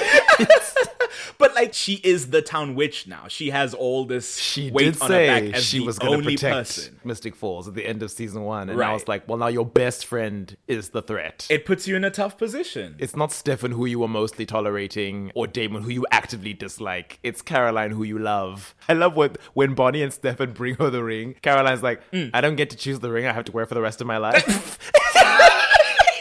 Truly still Caroline in this moment to be like... And also, as Bonnie's helping her, she spells the ring, she gives it to her, and Caroline's like, oh, there was no witchy winds, there was no lights flashing, like, how do you even know it worked? She's being, like, catty to Bonnie as she's helping her, and Bonnie just, like, rolls her eyes, walks over, and pulls the curtain open, and Caroline shrieks, and then nothing happens, and she's like, what if it didn't work? It's so funny. And it's so good because it shows you that, like, yeah, she's a vampire. She's still Caroline, which is the thesis of the show, right? That, like, becoming a vampire, impulse and instinct and all, it doesn't fully change who you are. In fact, as Stefan will tell her as they speak, because Stefan takes Caroline on Vampire 101 course. They go out into the woods and he's teaching her how to hunt and how to control her vampire powers and instincts and stuff. In that moment, she starts spiraling about, like, because they're hunting animals. Oh, yes. She's like, I don't want to bite a cute little bunny. She's like, isn't killing small defenseless animals like the first step in becoming a serial killer? Which is true, it is the serial killer triangle. But he's like, and again, this is why I'm always so fascinated, being generous, by that season 4 thing where they're like, oh, Stefan starting Elena off with feeding from animals is so silly because it's so soft. She needs to go straight for humans. Giving any credence to that storyline beyond the sire bond nonsense when he did the exact same thing with Caroline. And it worked. Well, it's so stupid to me. The person saying that is Damon, not the story itself. I don't believe for a second Damon gave a damn about Caroline's vampire journey. I don't think he knows that Stefan took her on hunting trips and tried to teach her. It's just sometimes within that story, it does seem to position it that, like, Stefan may not be suitable for Elena's vampire journey in this moment, and Damon is somehow more suited to it, when it's like, everything that Stefan is doing has been tried and tested, if not just by himself, by Lexi, the queen of vampire coaching. Whatever, that's not a problem for today. She's spiraling about that. She's spiraling about Matt, who she hasn't seen in ages. She's just, like, getting really babbly, and Stefan starts to, like, laugh at her a little bit, and she's like, what? And he says, as a vampire, your natural personality and behavior becomes magnified. And Caroline, as she puts it, is like, I love that quote. I'm an insecure, neurotic control freak on crack. just like, God. Oh, man. But it's cute. The two of them are bonding. Caroline is teasing him because he always looks so serious. It's the budding friendship between them that will just, like, define a bunch of seasons going forward. It's very lovely. They get to the watering hole where this hang is happening, and it's where Matt is. And Stefan's like, yeah, go talk to him. I think it's important that you have a tie to your humanity. It might be good for you to get used to hanging around him while controlling your vampire instincts. She gets there and immediately chases off Amy Bradley with compulsion. So, you know. She's like, go flirt with somebody else's boyfriend.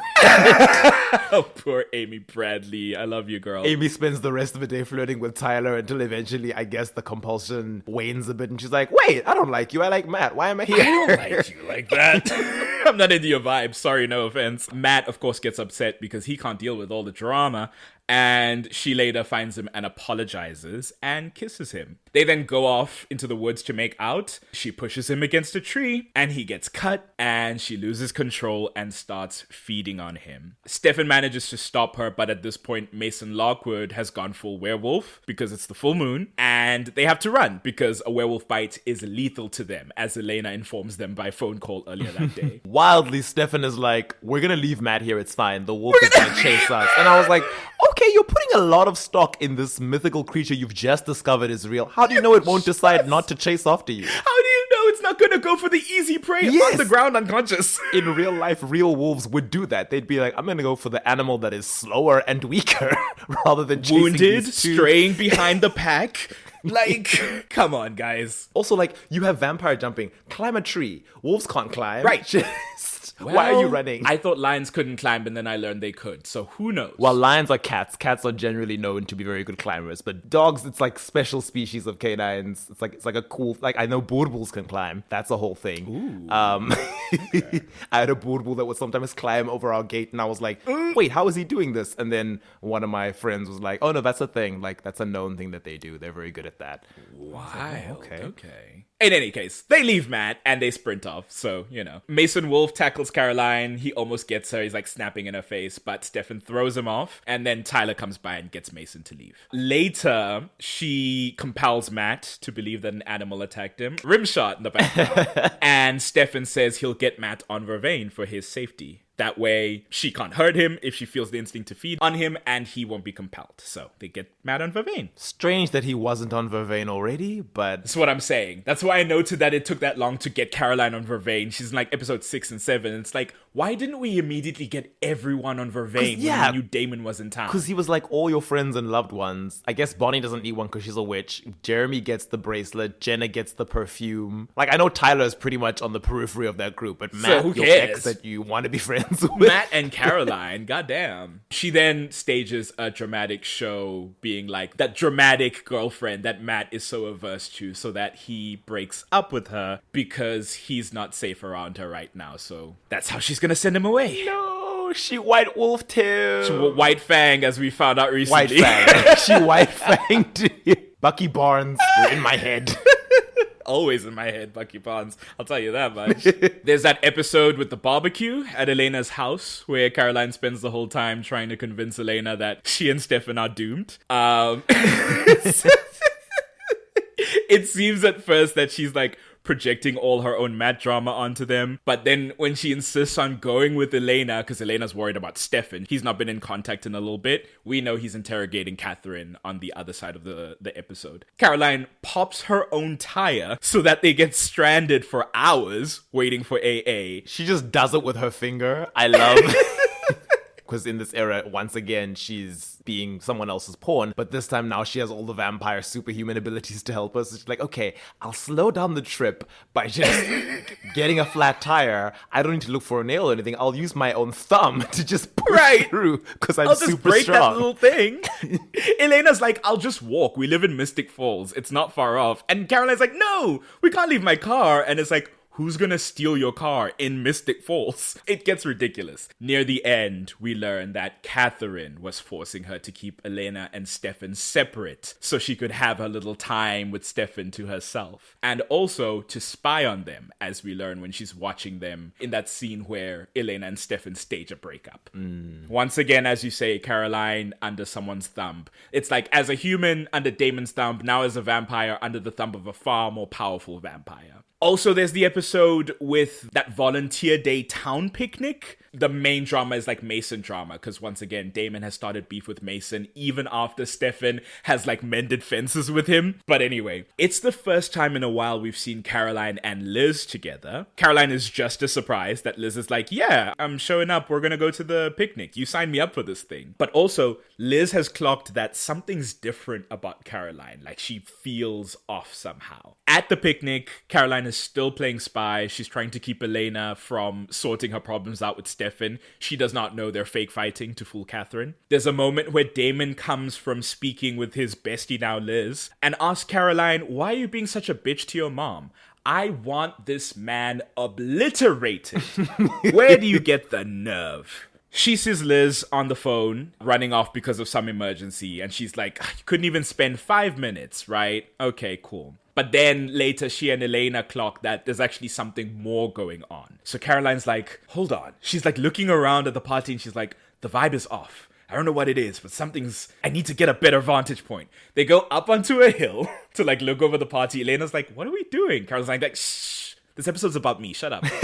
Tucks her hair behind her ear. It becomes an iconic move. Her signature move, Caroline. And she starts... It's so beautiful. It's how I love to imagine superhuman hearing. And I'm sure I picked it up from this, where it's like having superhuman hearing would mean that you're picking up every sound in your vicinity. So you needed to learn to focus and filter out every other sound that you don't need in order to focus in on the one that you do. And that's what they do in the show. They show the like rustling trees in the wind. They show some people like chatting really loudly at the picnic. And she's like filtering all of that out. And then she hears someone actually having a conversation she wants. And it's a conflict between the Salvatores and Mason Lockwood way out in the woods. Then she hears gunshots. And she tells Elena, ooh, your baby boys are in trouble. So they run off. They run into Mason, who's trying to stop them. He's like, oh, where y'all going? Caroline, does your mother know you're a vampire? What would she think of you if she knew that? And Caroline's like, we don't have time for this bullshit. Mason's like, try your best. Grabs Elena, twists her around, uses her as a hostage. Caroline has this really cool moment, almost pumping herself up, like bouncing on her feet, being like, I can take you. And he's like, wanna bet? And she rushes at him and knocks him out past Elena, right? Elena's unharmed in the situation. Beats his ass, kicks him in the groin, flips him, throws him on the ground. It's so good. The growth, the confidence, the assertion of power. It's such a good moment for Caroline. Beats that man's ass. And they go. They find the cellar. This is the... Which cellar would this be? You know, I always blend all these cellars together. There's 100 of them. Is this the Lockwood cellar? It's possible it's the Lockwood cellar because this was Mason's plan with Liz. Right. He was like, surprise, the Salvatore brothers are vampires. I know you won't believe me, but go ahead and we can prove it. I'll trick them. And then once we have them, you can kill them. Kill them right away. And since it was like in the woods, and that's where the old Lockwood property is with the slave cellar that isn't really a slave cellar, but probably was, I'm going to assume it was the Lockwood's land. Yeah, that makes sense. So they find the cellar and she hears her mother prepping to kill the Salvatores. Elena wants to immediately run in because naturally. And Caroline's like, I can't. My mom will find out that I'm a vampire. And Elena's like, Caroline, I can't wait for this shit. My boyfriend and his brother are going to die. So she runs in and then Caroline's like, and then she follows in as well. Again, so haunting. Ooh. Because Elena comes in, swings on a deputy. Awesome moment for Elena. She gets snatched because these are like grown men who are trained for this shit. Caroline starts flitting around the room. Everyone's looking around like, what was that? Like a freaking ghost just jumping around. Everyone's trying to spot her. She gets behind one deputy and bites into his neck. The other deputy starts shooting at her. She turns the one she's holding around and uses him as a shield. He gets shot up. The second deputy keeps shooting, which is like, damn, dude. You think after the first gunshot. American police. Right? What can we say? God. These are US cops. Honestly. And then she runs over and disarms him from the gun and then knocks him out. When the altercation's over, she's snarling. It's like this bestial, like, kind of sound coming from her. Again, looking at Caroline, it's such a strange sound to be coming from her. Blood smeared all over her face. Her eyes are dark now. Her fangs are bared. And then she gets her bearings because as soon as she's done with the deputies, she runs back to a wall away from everyone and gets herself back to level. She's so good at this. So quickly. I love it. And when she comes back to herself, she whispers, "Hi, Mom," because the whole time Liz has just been staring in horror as she learns her daughter's a vampire. That image of her slowly walking out of the shadows with blood all over her face and the vampire nightmare face as she comes and says, "Hi, Mom." That's the brief image they use at the start of season 4 where they're like, Mystic Falls, home of the supernatural. It's like, there are vampires. When they say vampires, it's her with that face of her walking out of the shadows like that. I love that. Very haunting. Yeah, it's a good one. Interestingly, when Damon starts feeding on the deputy who's still alive to heal himself,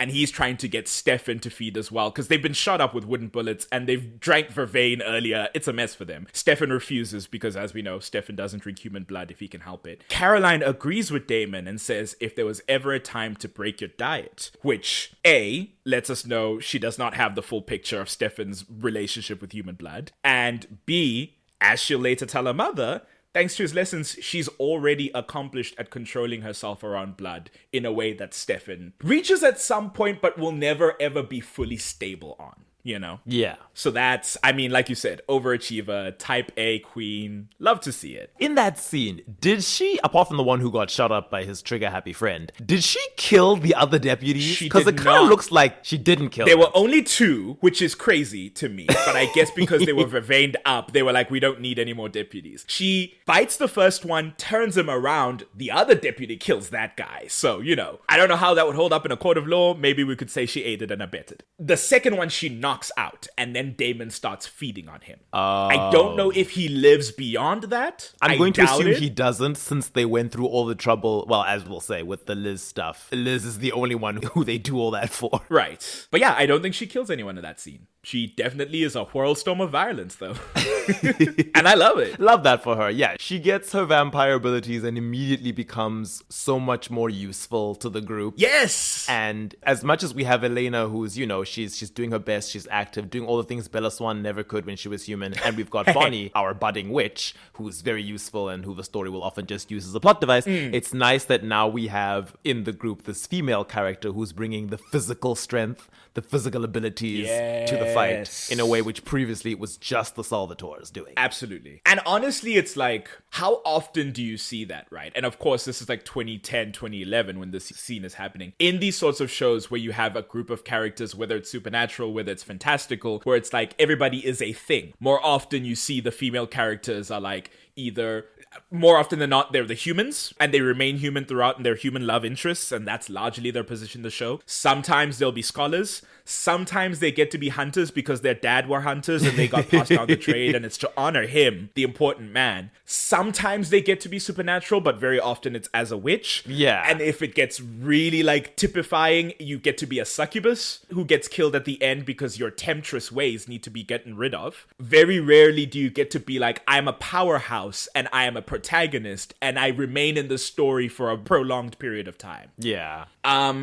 Damon's like, all right, we have to kill Liz, I guess. And Caroline's like, no, that's my mom. It's so funny. Damon has this budding friendship with Liz in this very episode that gives him the audacity to say, hey, Caroline, the girl I victimized, abused, tried to murder when you were human and a vampire. Stop being so mean to your mother. Like, I'm here as her friend. Don't stop being such a bitch to your mother. I want to be specific about what he said. And then hours later, he's like, yeah, I guess I'm going to kill her now because she knows too much. Right. Even though we live in a world with mind control. You know, what is your friendship worth, Damon Salvatore? So she's like, no, she won't tell anyone. Right, Mom? You won't tell anyone. I know we don't get along, but I'm your daughter. You'd want to protect me and keep me safe. And Liz is like, just kill me, I guess, if this is the scenario I'm being put in. And it's like...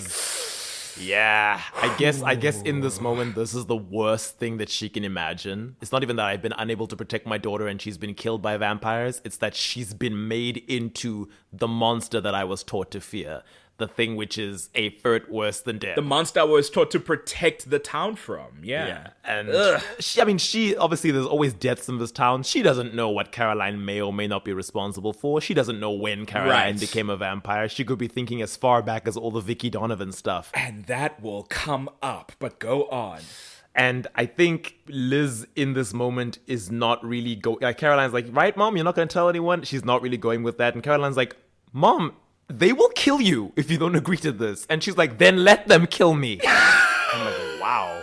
She really wants to be dead. So bad. Ultimately, they decide to keep her locked up until the vervain she's presumably taking leaves her system and they can compel her. Liz refuses to see Caroline because in her mind, and this is what it is, that's no longer her daughter.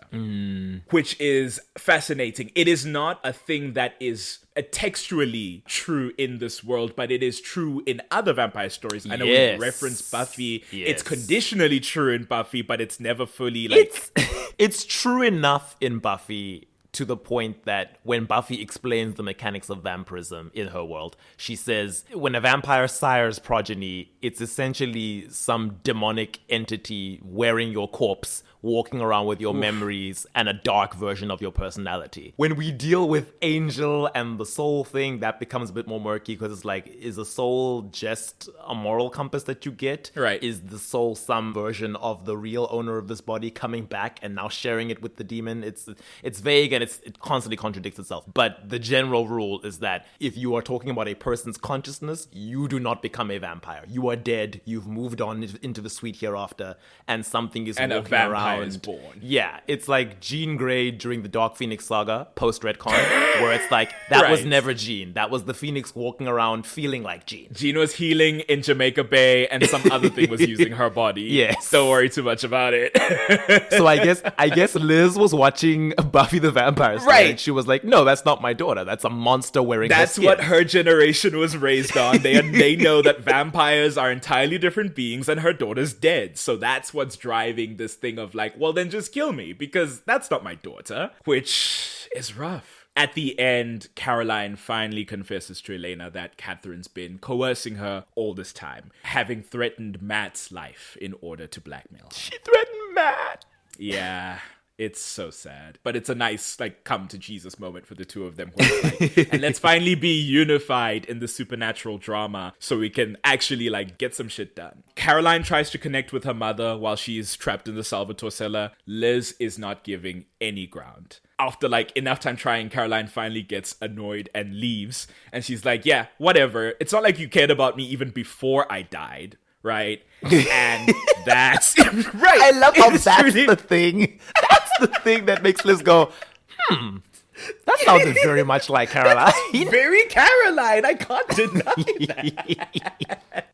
But it is, Caroline says, it's not like I died or anything, which is this very, like, it gets lost in the vampirism, but the trauma of the fact that, like, she died. Most people who die don't have to continue to deal with that experience, right? You die and you go wherever it is you go that we don't know for sure at this point as real life people. We'll only know when we die. But she has to live with that knowledge in present day. Yeah. And so that's what prompts Liz to start asking questions. And so Caroline starts explaining, you know, I mainly drink from blood bags. I can control the instinct, so I don't have to kill anybody as long as I keep a healthy diet. So we never see, because as you're saying it now, I'm realizing we never see an actual scene where Caroline decides that, actually, I'm not really feeling the animal blood thing. No. I think I can handle myself with blood bags well enough to just do that. Okay. No, it's just sort of assumed beyond that. She does say in the scene that she's even better with blood than Stefan, who can only drink animal blood. So presumably she graduated the class and it was like, well, you can drink human blood, no problem, and you don't need to kill anybody. As most vampires do. Excellent.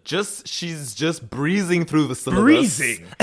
Breezing. Skipping grades. She's AP graded. She's in college classes at 16. You know, she's killing it. Elsewhere, there's still some weird energy between her and Bonnie, again, because of this vampire stuff. But Bonnie does extend an olive branch. She lets her come with to search for the moonstone that Mason's been hiding in the ongoing main plot. And she also, this is when she helps Elena save Stefan when he falls into that well filled with vervain water and snakes.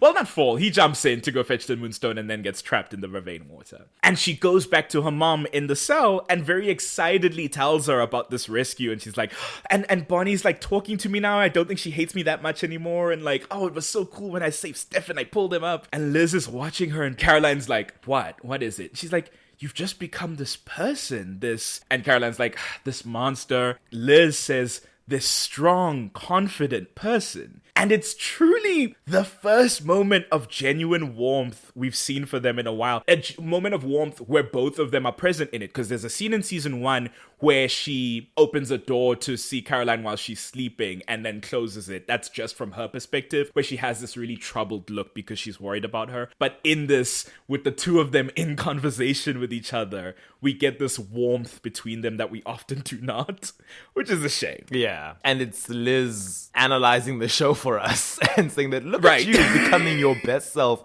You died and came back to life, went through this incredible trauma, had to do this thing that we know is difficult to do because we've seen Stefan struggle with it. And yet here you are, way better than you were in the beginning of season 1, where you were like, oh, no one picks me. It's always Elena. I try so hard. I'm never good enough. I was like, well, look at you. Look at you, girly. So confident, so asserted in yourself. Love to see it. And not for nothing, Elena will never thrive the way you do as that person. We're already throwing it out? God damn.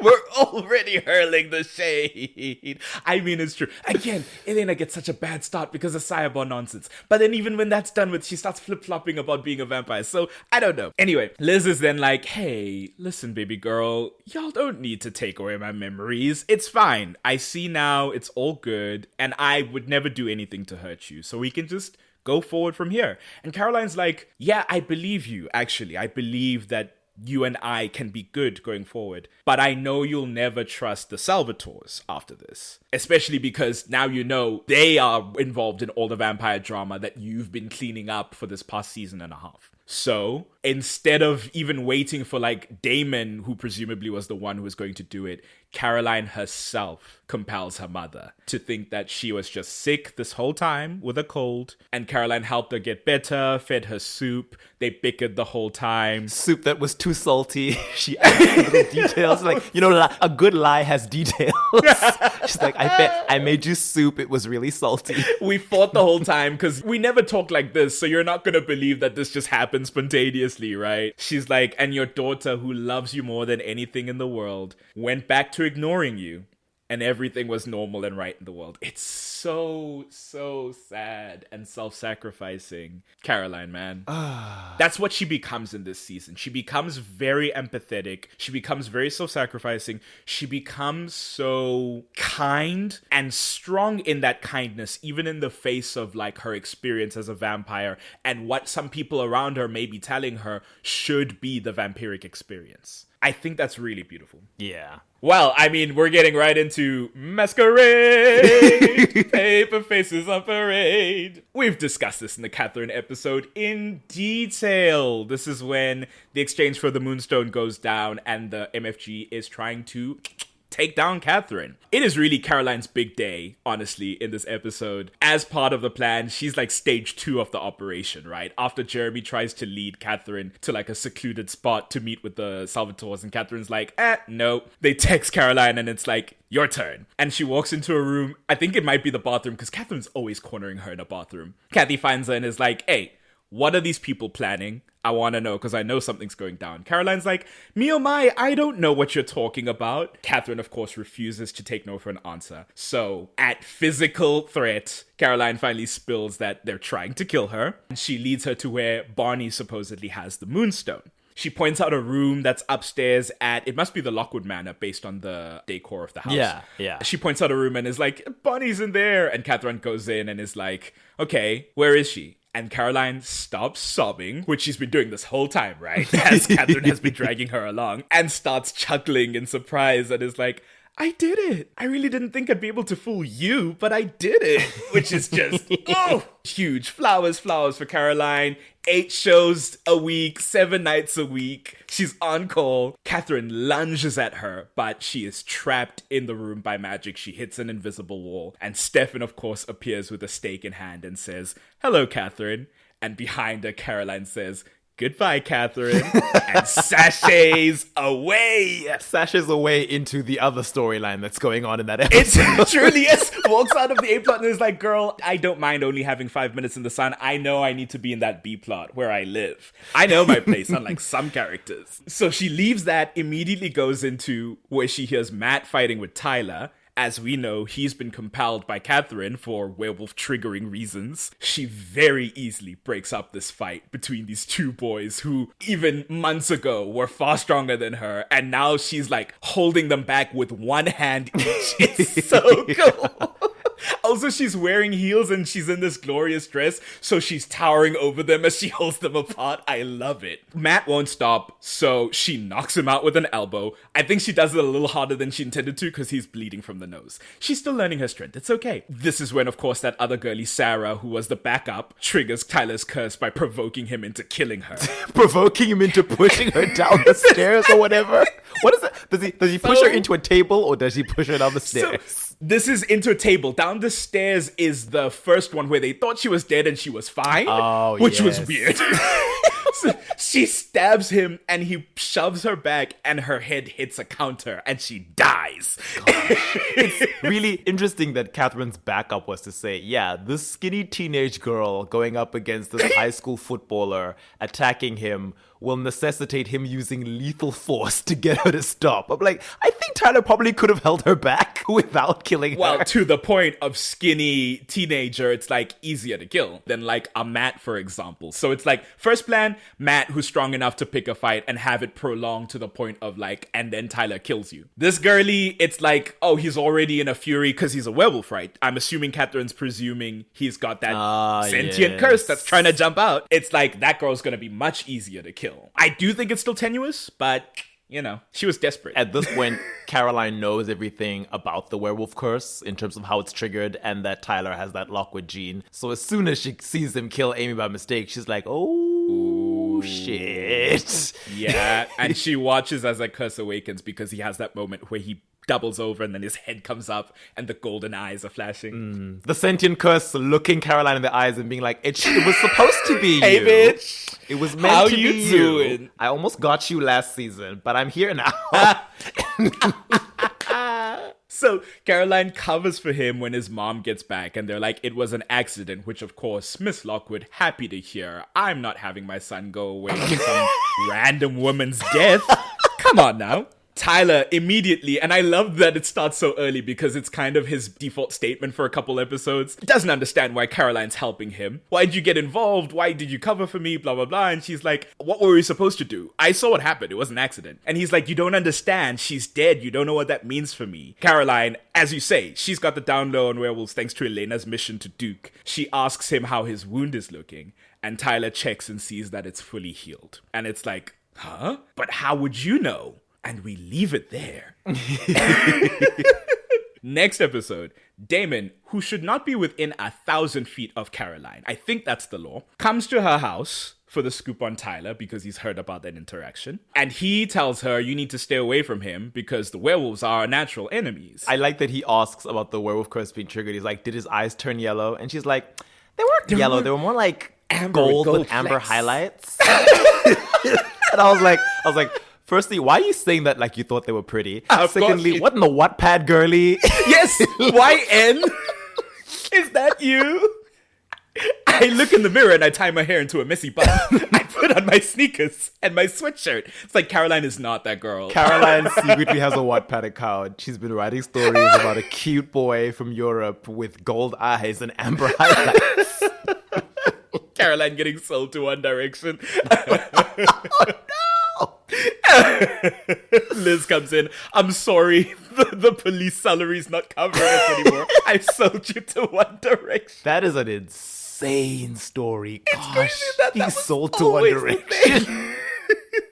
Unfortunately, as we've seen, Caroline is a kind and empathetic person, so she's not going to be staying away from this guy who's now going through something very dramatic. Tyler starts asking questions at school. And then this is wild. Caroline is pretending that the story that they told his mother is true, even though he was there when he killed Sarah. I don't know why she thinks she can gaslight him. I think what she's trying to gaslight is what's that thing? She's trying to gift of gab him and pretend that she didn't say, no, Tyler, I do know what this means. Look and see. Has your wound healed? Right. She's like, okay, well, now Damon has said this is a bad idea, so I'm not going to tell him that I know about the supernatural or that he's a werewolf. So now it's like, no, yeah, you killed Sarah by mistake and I covered for you, but that was all that we said. You shouldn't blame yourself. I think Sorry. you misunderstood what I said at the point. Caroline, how would he have misunderstood you telling him that he's supernaturally healed from a wound? It's such a wild move. Bless her heart. I don't know why she thinks this is gonna work. She's like, if I can just edit over that convo. And I'm like, no, sweetie. It's like WhatsApp. You can only edit the message like for like a few minutes after you've sent it. After that, it stays. She deleted the message and Tyler's like, girl, I read that. I saw what you said. He's like, I already saw that.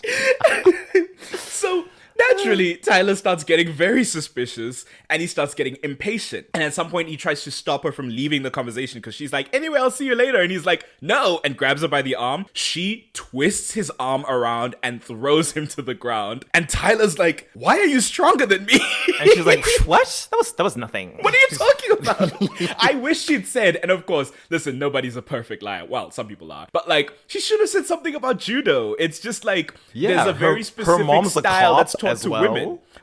Yes! She should know how to protect herself from larger men to use their own strength against them. He leaves, and he's furious when he leaves. He kicks a bin so hard, it flies off and dents a car. And then that moment is like, oh, he looks at her, and then he just walks off. Later, Tyler, he sneaks into Caroline's house. Also, very creepy that he's just suddenly there. But then, this is the thing, right, is that like, in the storyline, Tyler's whole thing is that like, she knows something about the supernatural and she's acting like she doesn't, and she knows what's happening with me but won't tell me. So he sneaks into her house and he accuses her. This is funny. He's like, I know what you are. You're a werewolf. And she laughs at him. It's so funny because a little bit I'm like still gaslighting him, but she probably also thinks, oh, it's funny that that's the conclusion you've drawn, which is obviously wrong. Right. So funny. So she laughs at him and she keeps laughing and he starts getting upset and he pushes her against the wall. So she goes, honey, I've been going easy on you. Flips him around, snarls at him with her vampire face, and drops him to the ground. Because again, she is easily stronger than him. And she says, I'm not a werewolf. And I'm like, well, yeah, she's telling the truth. Finally, she explains that she's a vampire, and they have a drink of some whiskey, I think, and they start comparing their experiences because they are both newbie supernatural beings, and she's got like a couple of weeks of experience ahead of him, so she's like trying to coach him through a little bit using that. But she claims she's the only vampire in town, and swears him to secrecy, not just about herself, but about him. Because she's like, I want to tell you about all the shit that's going on with the council and our parents, but I need you to not tell anybody. And I love this. Tyler then goes, I'm sorry for how I've been acting today. I'm just terrified because I'm alone in this. It's just me. My uncle's mysteriously gone because, as we know, Damon has killed Mason at this point brutally. And he's like, I'm just by myself and I don't know what's happening. Caroline goes and hugs him to give him some comfort, which I think was cute. Yeah, kindred spirits. She's like, this poor guy going through all this by himself, just like I was after I got suffocated by Catherine. As I've said, I think I said this in the Tyler episode and the Catherine episodes. I love that Catherine is the reason that both of them are turned into supernatural creatures, taking advantage of the things that were like already in place. She's like, oh, Damon's blood in Caroline's system. Let me kill her and make her a vampire. Tyler's got the Lockwood werewolf gene. Let me force him to trigger his curse. Backup werewolf. Born of trauma, united in their newbie experience. It's very lovely. Like I said in the Tyler episode, looking back on these earlier seasons, which, because I started in season 3, I had no concept of season 1, season 2. I have a very, very strong appreciation for these two in season 2. In the episode Katerina, Caroline helps Elena get into the tomb to have that long interrogation with Catherine. And as part of that, she's on distract Stefan duty so that he doesn't try and stop Elena. Which is so really cute. funny.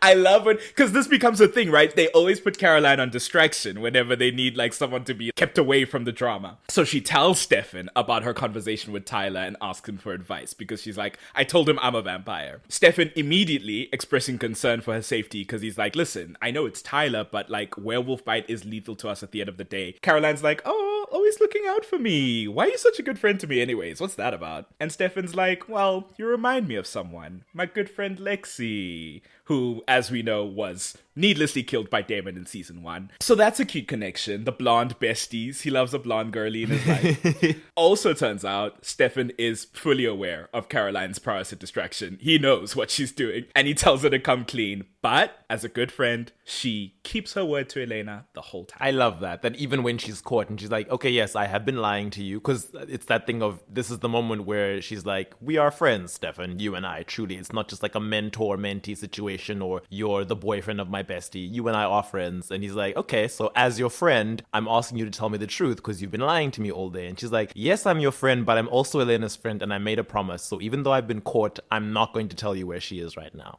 Sorry. Love it. That is ultimately the essence of Caroline, is that she's such a good friend. There's an awkward encounter with Matt. This is the subsequent episode, I believe, who is not doing well post-breakup. She then goes to Tyler to check in on if he's prepared for the full moon coming up. She offers her very reputable skills as, again, like I said, the ultimate type A. She's like, I planned this event and this event for like 3 years straight. Are you really going to turn down my help?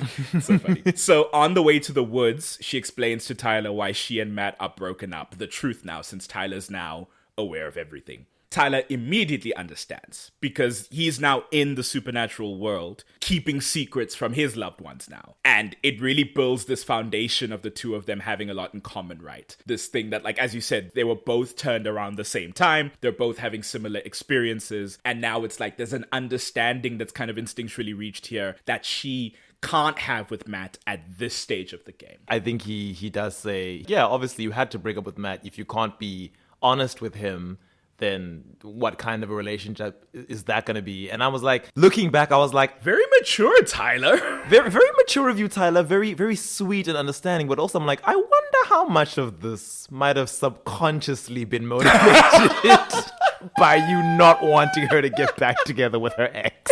Because I mean, genuinely, I think from this point, Tyler's already a little bit into her. So yeah. I mean, I don't want to question his motives too much, but it is a sweet thing that you often see if like you're like reading superhero comics or something, where often you'll have the hero, the protagonist, and then their normal human love interest who usually doesn't know what's going on and has to be lied to. Yeah. And sometimes, if and when that relationship ends, even if it's only temporarily, some stories will tease the idea of, but what if the hero was dating somebody who's also a superhero? Somebody who gets it. Somebody who's like, yeah, I understand. You can be honest with me. You can have this open, true, real relationship that you could never have with your normie former partner. But what I will say is, as you're saying, it's like, I wouldn't question Tyler's motives because he never becomes an issue. As much as in this era, there is a kind of love triangle forming with these three, Tyler never makes it an issue. Yeah. Right? Yeah. Tyler would never like tries to hinder the two of them because Matt's his friend too. Like there's also that to consider, is that they both care about Matt. So as this starts to bud, there is some like complicated emotions. This is him becoming his best self in this era. Yeah. In a season where Caroline is going to become her best self and stay that way going forward through the story.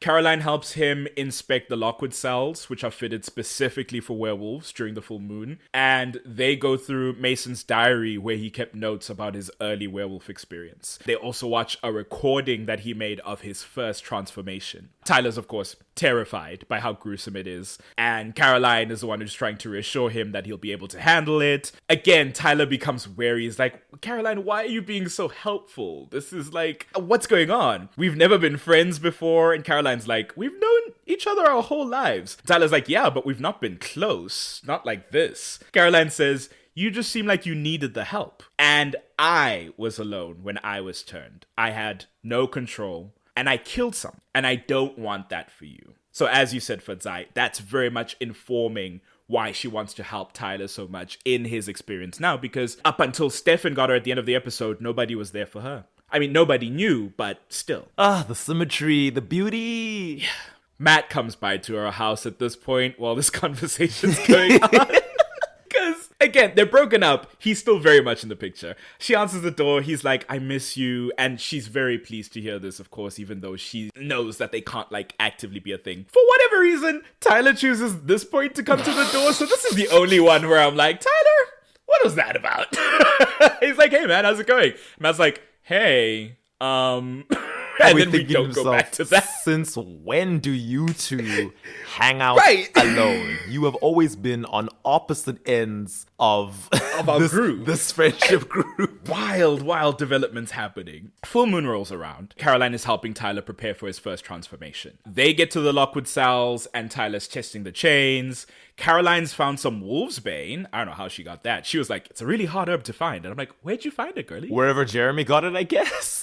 Yeah, I guess. I mean, it's a real flower, so by Yeah. all means. They know it's harmful to werewolves, so they mix it with water so that he can drink it and be weakened during his transformation and not break out of the chains. There's a funny moment where Caroline turns away because she realizes Tyler's stripping down to his boxes. Yes. And he's like, I don't think it works like the Hulk where I get to keep my shorts. And he's like, I like these shorts. So I thought that was cute. But it is where she's like, oh, whoa, dude, I can't be seeing you naked. It's not. And he's like, unabashed, because I mean he's a footballer, you know, locker room, desensitized to that shit, I guess. Ripped.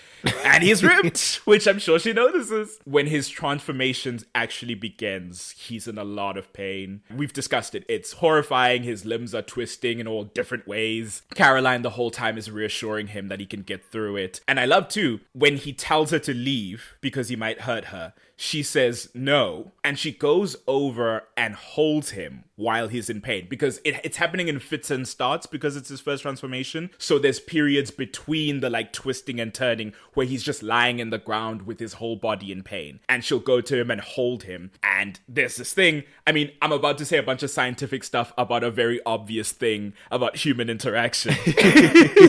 There's this thing called interpersonal synchronicity. I looked it up because I knew what it was broadly, but I didn't know the word for it, which is this theory that like as people, as loved ones especially, friends, family, romantic partners, the more time we spend together, we start to synchronize in our bodies. Heartbeats start to beat at similar frequencies. Our brain chemistry starts to become more similar. Like when we think of things, we think of more similar things because of all the time we've spent together. Yes. There have been studies that have been done to show that like that synchronicity can help with your mood, can help with your mental health, can even help with physical pain when it comes to personal touch. Because that physical touch from a loved one, from someone who is familiar with you, has this analgesic effect in your body. Analgesic meaning pain relieving. Your body releases the natural stuff in it that tries to relieve you from pain when you are comforted by someone who cares about you and that you care about. It's also that communication of empathy through that physical touch.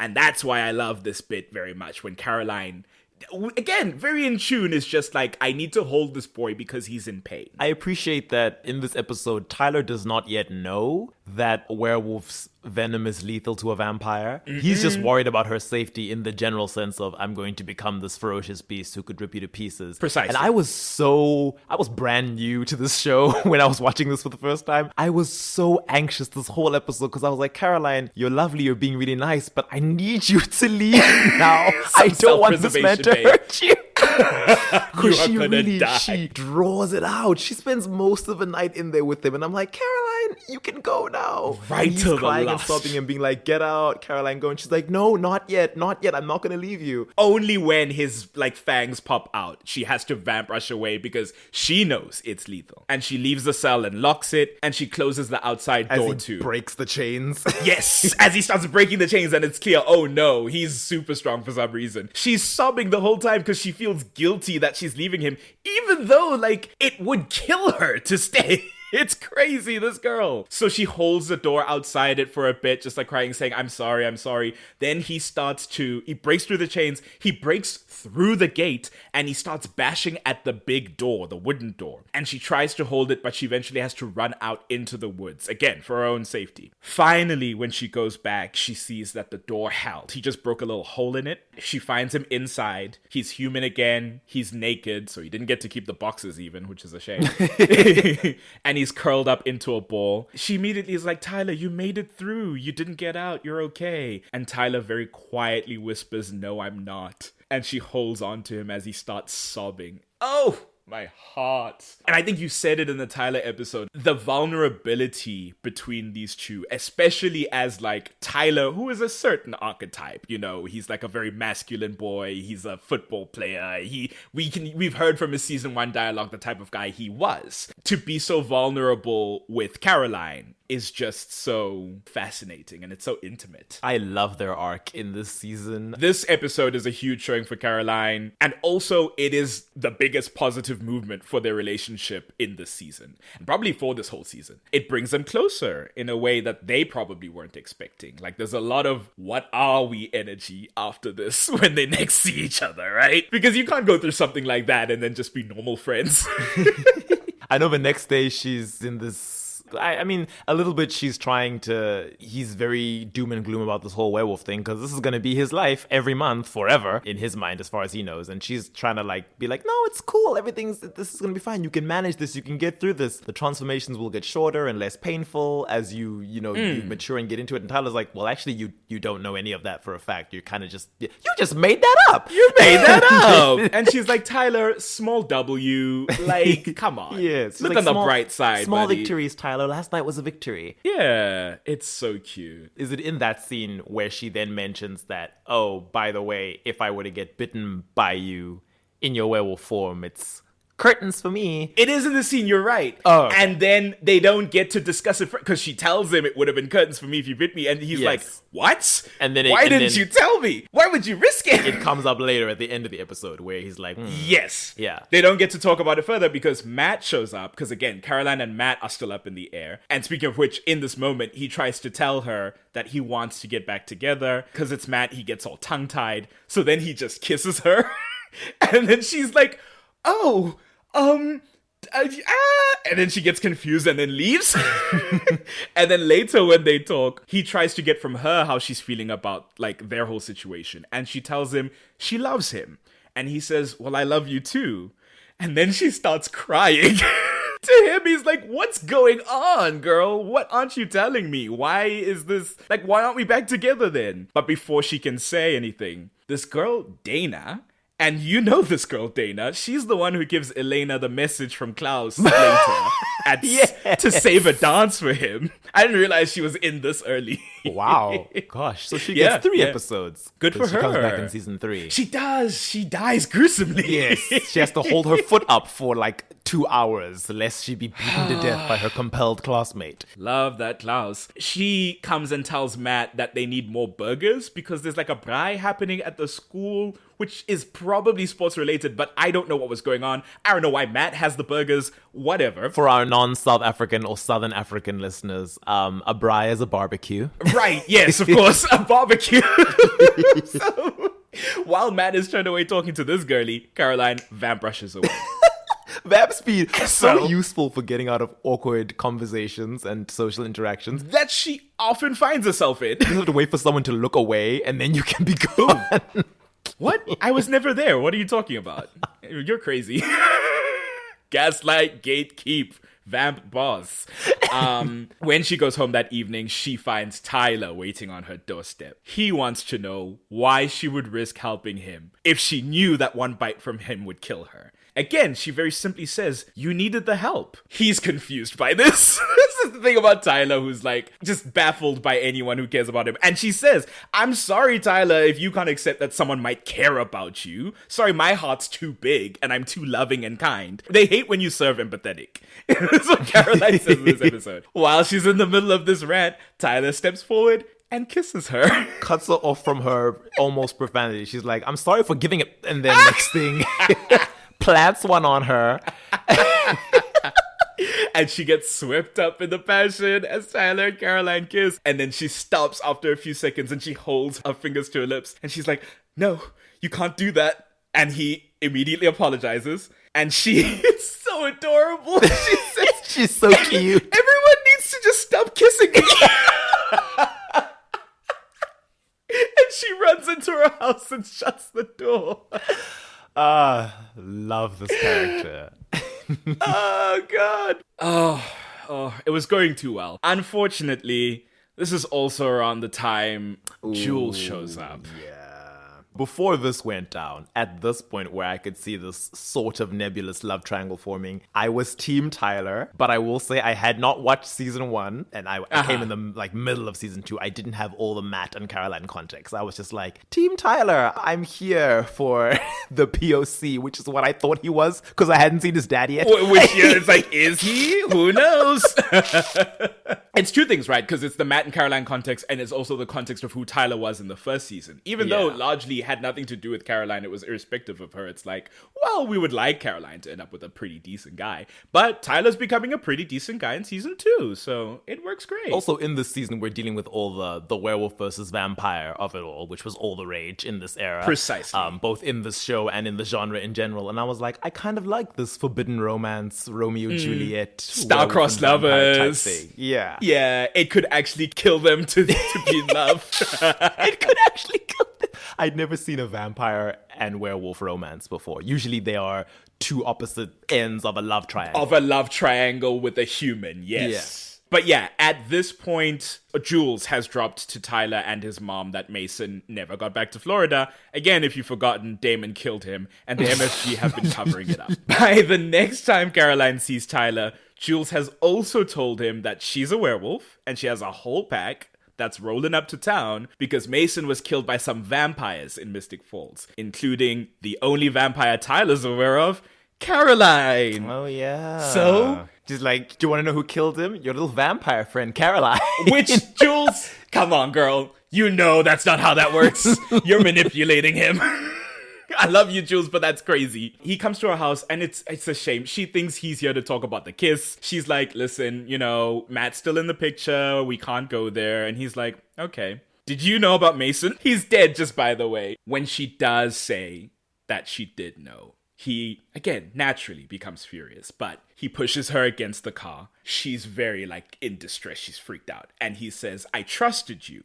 And she pleads that she's sorry. And then Tyler pulls back and then leaves without another word. So, It had built up so well and then immediately got crushed by external forces. And also Damon Salvatore. In this scene, as violent, understandably, but violent as Tyler is being towards this female classmate of his. Yeah. It's daytime. There's no full moon in sight. She is still physically his superior. The turmoil she's in is because she's like, oh, my friend, perhaps something more, question mark, is upset and understandably furious and betrayed. And that's what's stressing me out. Not the fact that he's getting all up in my personal space. Because if I wanted to, I could break his arm. That's true. But I don't want to discount any possible distress she might have felt of like, and he came lunging at me, you know? It's like, who knows what he was going to try? Again, in that moment of like, you were involved in my uncle's death, girly pop. Yeah. It's kind of up there. Listen, Caroline has joined the Mystic Falls gang properly as an active member this season, and you're not a real member of the Mystic Falls gang unless your own lies have caught up to you because you didn't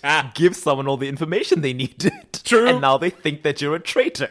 But after this, Caroline goes to Stefan to try and get him to speak to Tyler and reason with him before he gets involved with Jules and co. and get himself killed because Damon is Damon. And she says because Stefan always knows the right thing to say, which is lovely. Unfortunately, when Stefan does try this, Tyler freaks and texts Jules, and then the wolves think the vampires have snatched him, so that evening they come by and snatch Caroline. Ooh. Again, she was so confident in the scene, she didn't know what she was getting herself into, because Jules shows up and she's like, I'm looking for Tyler, and Caroline says, oh, I haven't seen him, and Jules says, I know you're lying, and Caroline's like, okay, you know what, I'm not even gonna play this game. She's like, oh, is that one of your werewolf tricks? As if to be like, yes, I know what you are, I'm not afraid. And then Jules is like, actually it is, yes. Caroline turns away and she's like, well, I have a trick too. Whips around baring her vampire face, probably to scare this woman, and then gets shot point blank in the head with a wooden. Well, no, first Jules sprays her with she sprays vervain. her. She sprays her with vervain. A vervain mace canister?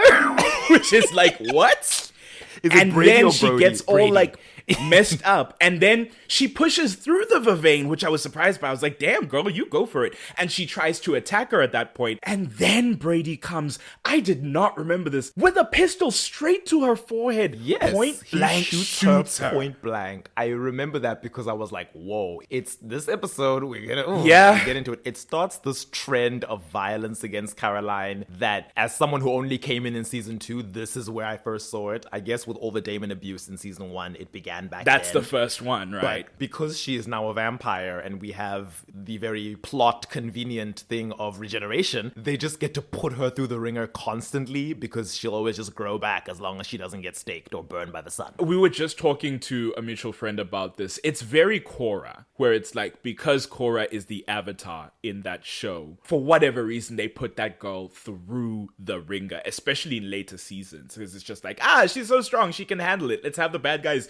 beat her up within an inch of her life every time. It's kind of weird. It's weird that, like, allowing female characters to be like physically strong and physically capable then just like disproportionately escalates the amount of bad you can put them through. I don't know, it's weird. Yeah. It's weird that you want to be so torturous to them. Like, what does that say? I don't know. Because I've thought about this before, because we've discussed this thing about Caroline, and it's like, are we perhaps reading into it and it's like maybe she's no more brutalized than any other vampire in the show? And I think she is. It often feels like she is the most brutalized. Yeah, she's the only one certainly being tortured. Yeah, I think it's the way in which it happens. When Stefan and Damon go through it, and they do, it's very often a situation either that they've gotten themselves into, right, or it's a situation that they will get themselves out of. Caroline, because she, for a long time, is the youngest and weakest vampire in the team, she's always the one getting kidnapped, and then not just a damsel to save, but a damsel who can be tortured and have all this body horror, because at the end of the day, you pull out the wood, you give her some blood, she snaps right back, and it's like, damn. It's like, physically, yes, but like, this would mess someone up. The psychological torment of what she goes through. Every year in this town, it's crazy. As you say, she wakes up in a cell inside an RV. This set is bizarre, but whatever. The wolves just have this RV that's fitted with a cell, I guess for their werewolf transformations, but based on Jules' behavior, it seems they're like free-running wolves, so I don't know. Well, with Jules, it's possible that because she was out trying to get back at Damon for antagonizing her, she didn't get the chance to lock herself up. She didn't intend to? Yeah, Okay. yeah. I thought it was just her vibe. But Caroline wakes up because obviously non-lethal to vampire injury, you're dead for a few hours, then you regenerate. She has to pull it out of her skull, and she's whimpering in pain the whole time. Gosh, so bad. She tries to find a latch to the cell that she's in, and then she hasn't noticed, and then she realizes Brady, absolute ghoul Brady, is sitting right there with that gun in his hand. So creepy. And he just starts shooting her up with wooden bullets non-stop. No reason to be doing this, right? They've already sent the message that, like, give us Tyler or we'll take care of Caroline. Even Jules, when she comes back and finds him, is like, dude, what's going on? We don't need all this. And he's like, she's a vampire. Of course we need to do this. Whatever. It's a stupid rivalry shit. Just riddling her with wooden bullets. They also have her on the phone with Team Salvatore so that they can hear that she's being shot and crying out in pain. He does this weird... He's such a little serial killer. He does this thing where he breaks up these, like, wooden splinters and then, like, pea shoots them Puts at them her. in a blow dart gun? It's like, what? He's got a toy water gun that's filled with vervain water. It's so bizarre. He's about to tell her to rub the lotion on her skin or else she gets the like he's so chilling. It's so weird to see him then become Oliver Queen, the hero, because this is where I first saw him. I fortunately saw him after that, so it was like dissonant to see him be a bad guy, even though season 1 you could argue he was just killing people indiscriminately, but you know. Anyway, eventually, after all that torture, which I have to assume lasted like an hour or so, Tyler comes by because Stefan has brought him for the exchange. Caroline's like, thank God, I see a latch here that I can't reach. Please, if you can just get that, I'll finally be out of this hellhole. Tyler hesitates for way too long before getting her out of that cell. He does get her out of the cell, though. She's like, Tyler, come on. And he's like, okay. All right, cool. Then, when she's out of the RV, the wolves have gotten the upper hand because there's a fight unfolding with the Salvatores and the wolves. Jules pushes Caroline against the van and puts a gun to her back. Ready to shoot her through the heart with a wooden bullet and kill her. Caroline looks to Tyler for help, and he just stands there. Thankfully, Jonas Martin, powerhouse witch, shows up, aneurysm spells everyone except the people we like, and rescues them. Because Elena made a deal for protection with Elijah episodes ago. Stefan then takes Caroline home, and he's like, I can stay with you if you want. And Caroline says, I'm fine. And he's like, you don't have to pretend with me. Girl, you were tortured.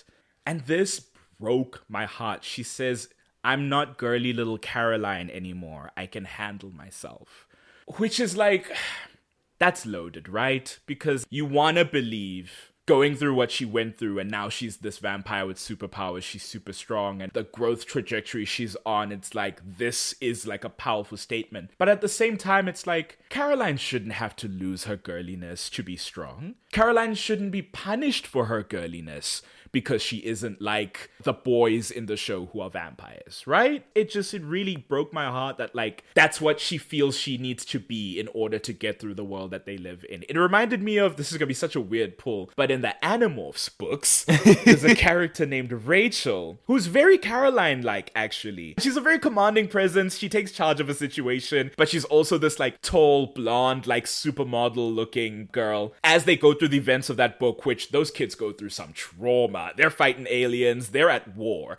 And because of that, she has to change to become this very, like, hardened person. And I remember Cassie, the other girl, because the two of them are the girls in the group, and there's 3 boys, and then there's an alien boy, but, you know, he absorbs all their DNA to become human, so is he just a boy? Who knows? She's come to her room after some time because they needed to change out of something because their clothes get ripped when they anamorph. And she sees that Rachel has, like, post-it notes on her mirror, and she remarks that they used to be post-it notes that were like peppy, motivational, seize the day, your moment is now, put your best foot forward, like that sort of thing. And now it was like quotes from, like, philosophers and war generals from history. She has got, like, a quote from Sun Tzu, all this stuff that was, like, not very Rachel initially, and now she's, like, very war-focused, very hardened, very, like, I need to be the strong one, because they established that Rachel is the powerhouse in the group. And it just sucked. And I mean, that was a commentary that the writer was doing there to see how these kids were losing themselves in their humanity, that she had to lose herself in order to keep her friends safe. It's very sad. Thankfully, I don't feel like Caroline ever sacrifices her girliness, her traditional femininity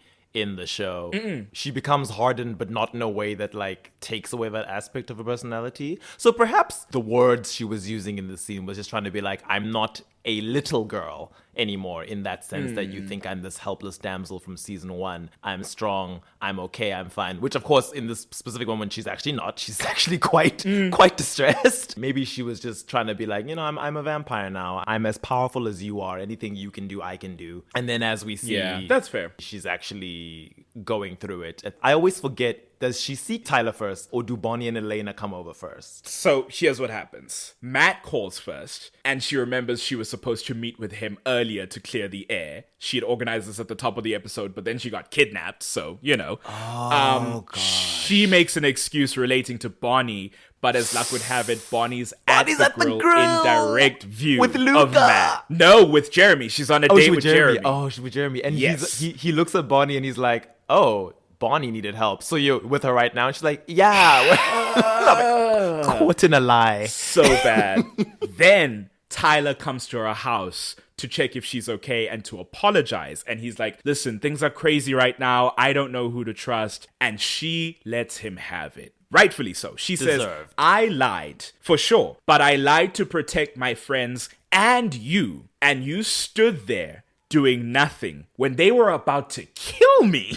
And she tells him, we're no longer friends. And what happened to me will never happen again. So you can take that to your little wolf friends and get out of my house. And then at the end, Stefan, darling, sweetheart, the only man who ever existed.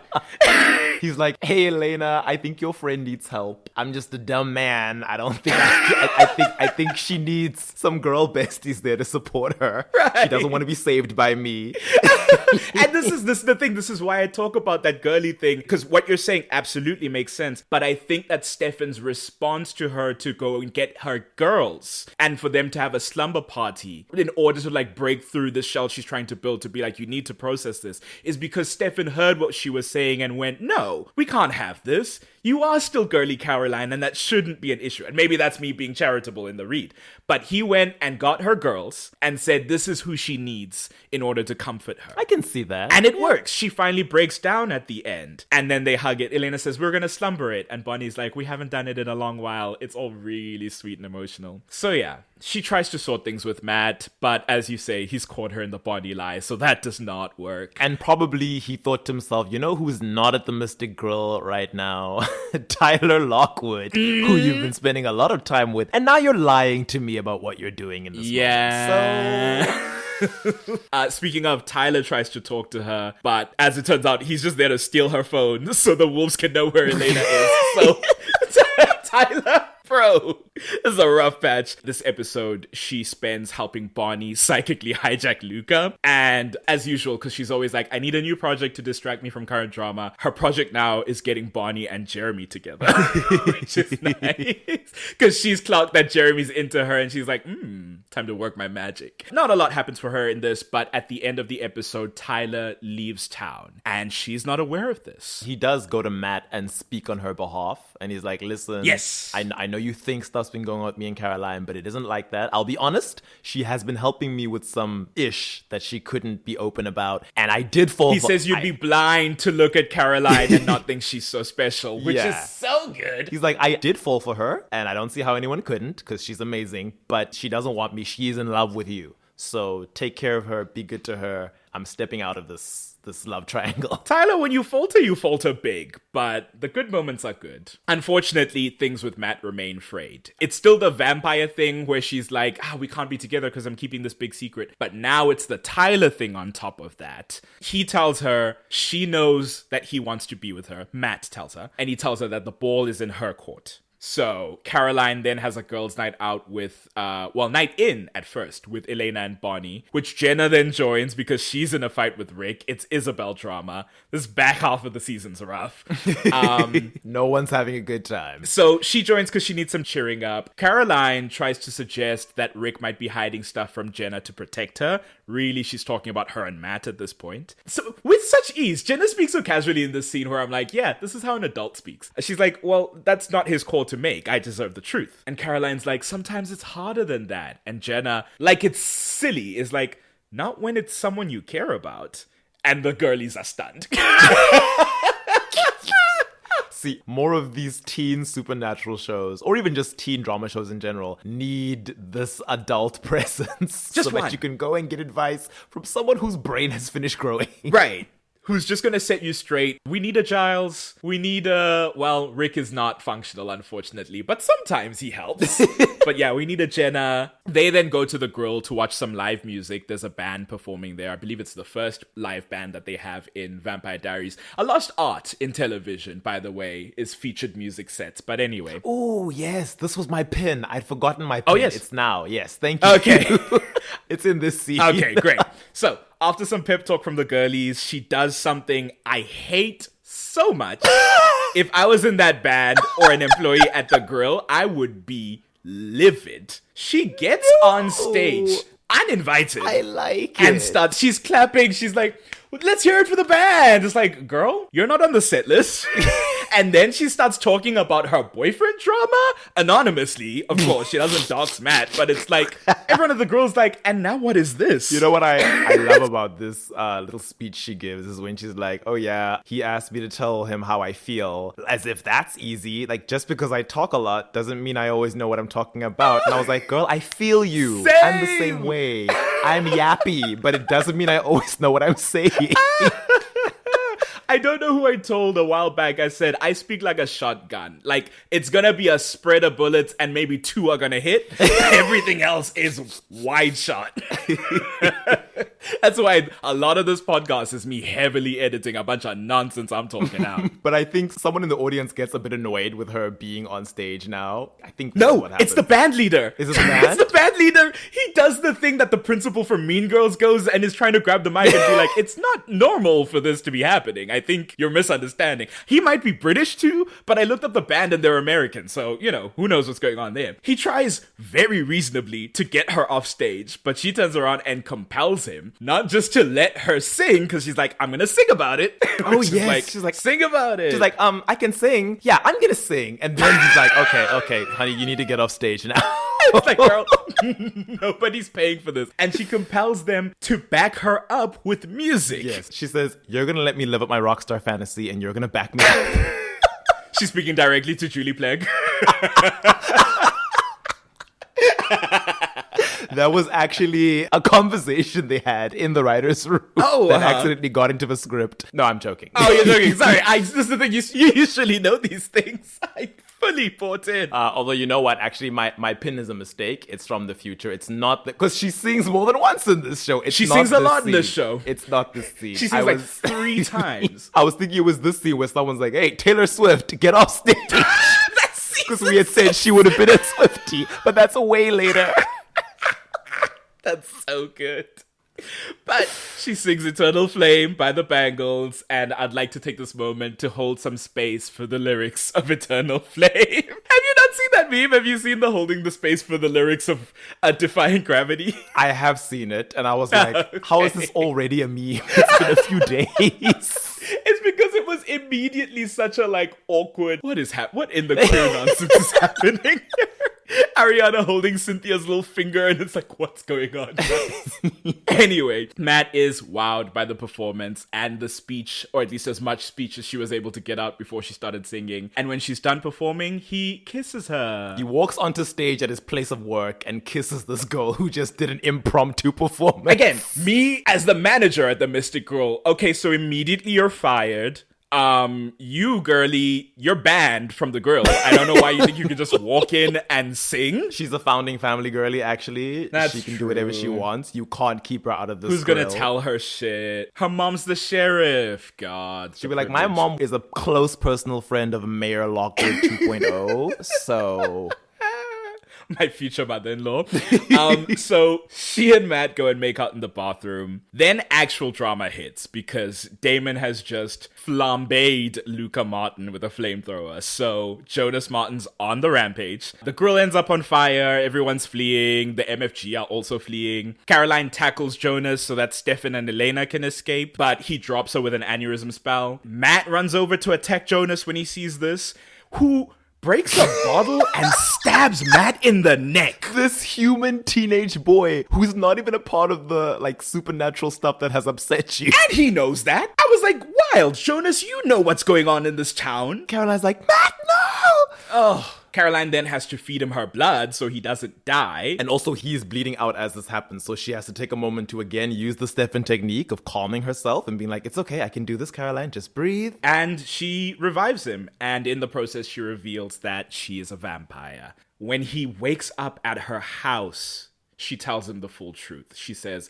I'll explain everything to you and it'll all be great. I was afraid of this, but we can talk this through. And, you know, I love you. You love me. We are a happy family. Matt is backing away from her the whole time. He's just like, you're a vampire. What's going on? My world is collapsing. Also, oh my God, Vicky told me a vampire attacked her, and now I'm starting to realize all that shit was real. Was that you? Did you kill my sister? Because now that's the spiral. What you said earlier about Liz, presuming now because she knows Caroline's a vampire, was she behind some of the vampire stuff that's been going on in town? Matt, who doesn't know anything that's going on, learns there's a vampire, and remember his sister was not only attacked by a vampire, but was mysteriously killed. And then her body was found by Caroline. Right. So he starts demanding, what did you do? What did you do? We cut away from that, and only in the next episode do we see them. In fact, we don't see them. We learn from Caroline that Matt left when her mother showed up. So now she's trying to find him the next morning. She's on the phone with either Elena or Stefan, I can't remember. And she's like, I've kept him on Vervain, but I didn't get to put it in his drink yesterday. So I have the option of compulsion, at least. Tries all day to find Matt, can't find him. She finally comes home, and he's waiting there. At this point, we've seen he's gone to Sheriff Forbes, who he knows now must have covered up Vicky's death because she's the one who made the house call. Yes. So they've had a conversation in which he tried to rush her, and we just talked about this yesterday or the other day, she twists him around and slams him against the car and is like, Matt, calm your ass. So now he wants to know more from Caroline. She tells him the whole truth, not just about why she's been staying away from him, but also about the MFG and how Vicky actually died. From that, ultimately, Matt decides he wants to forget. Oof, it's brutal. He's like, make me forget. And earlier in this episode, when she's speaking on the phone about Matt and what's happened and how she can't find him now, she says, this isn't the way it was supposed to happen. I was supposed to tell him in the right time and the right way, and he was supposed to be okay with it because he loves me. Yeah. And now in this scene, again, her worst fears coming true. Matt is like, actually, could you compel these memories away? And she's like, no, I actually don't want to do that, Matt, because I think we can work through this and be in love. And he's like, Caroline, I'm serious. Just compel me, because honestly, I don't want to look at you and see what I'm seeing right now. I'm like, damn. So she agrees, and she compels away the memory. At the end, though, and this is unbeknownst to Caroline, we see that Matt was on Vervain through all of this, and is actually now working as an inside man for Liz Forbes, which means Liz Forbes now knows again that Caroline is a vampire. And he tells her, I was on that Vervain stuff. She tried to make me forget, but it didn't work. And he's like, it's so weird. I feel like she died. And then Liz starts crying and she's like, she did. She did. Because again, Liz is reset to believing that Caroline's dead and some random vampire now is walking around. Yeah. Surprisingly, good spy Matt Donovan, continues like nothing has happened. I was impressed. But the thing is, too, is that, because a number of things happen. Him and Caroline go to the decade dance as JFK and Jackie Onassis. That was really cute. When he comes to meet her at the door, she's like, Mr. President, which is really cute. But then as she turns around, Matt and Liz Forbes exchange a look, and it's like, come on, don't ruin this. Klaus is around at this point, so the MFG is dealing with a bunch of drama that Caroline can't help with because she's with Matt, who's not supposed to know anything that's going on. So that resolves outside of her. Tyler then comes back to town. Oh, I guess the thing I was going to say comes up later. So let's put a pin in why Matt is such a good spy, which is a weird pin to put in. Caroline runs into him outside the hospital because this is when Mrs. Lockwood had a great fall. So mean. I can't believe it. Why would you say that? Me to me. So you have to put that in the promo clip.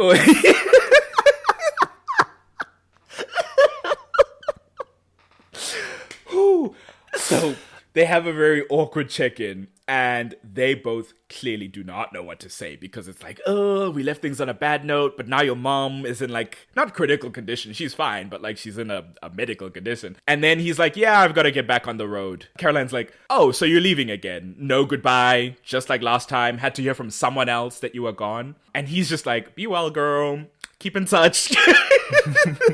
And then they get kidnapped by Maddox and Greta, Klaus's polyamorous lovers and resident witches. I have a new read on Klaus, Maddox, and Greta, by the way. I don't know if I told you this. They're a throuple? Yes. Oh, okay. I mean, I can see that. Certainly, it would explain why Greta's They're family so devoted to him. believed that she had been kidnapped. Meanwhile, she's like, no, I'm very much here of my own free will. My only duty is to Klaus. When Klaus shows up, after she says that, he's like, it's nice to know I still have a dance partner. There's also a scene between him and Maddox where Maddox is worried about his safety, and it's when he's in Alaric's body and he's talking about how this body is frail, like whatever, but you can face up against the witch, use up her power. They're talking about Bonnie and the 100 Dead Witches. Klaus is like, well, how will I do that? And Maddox smiles very like sultryly and is like, I have a spell that will protect you. And there was a vibe there where I was like, maybe it's because Maddox also has like fuller lips, and I'm just like, what are you using those for? I've seen Klaus too. Do y'all put those lips together when we're not watching? I bet. Anyway. One little detail that I liked about the scene, where just in terms of like the lore and the power scaling that I become so invested in. Because as I've said before, I like this era, and unfortunately it's a very brief era because of where Tyler's story goes, but this era in which Tyler and Caroline are both supernatural, but she's far stronger than him. Yes. 29 days of each month. Yes.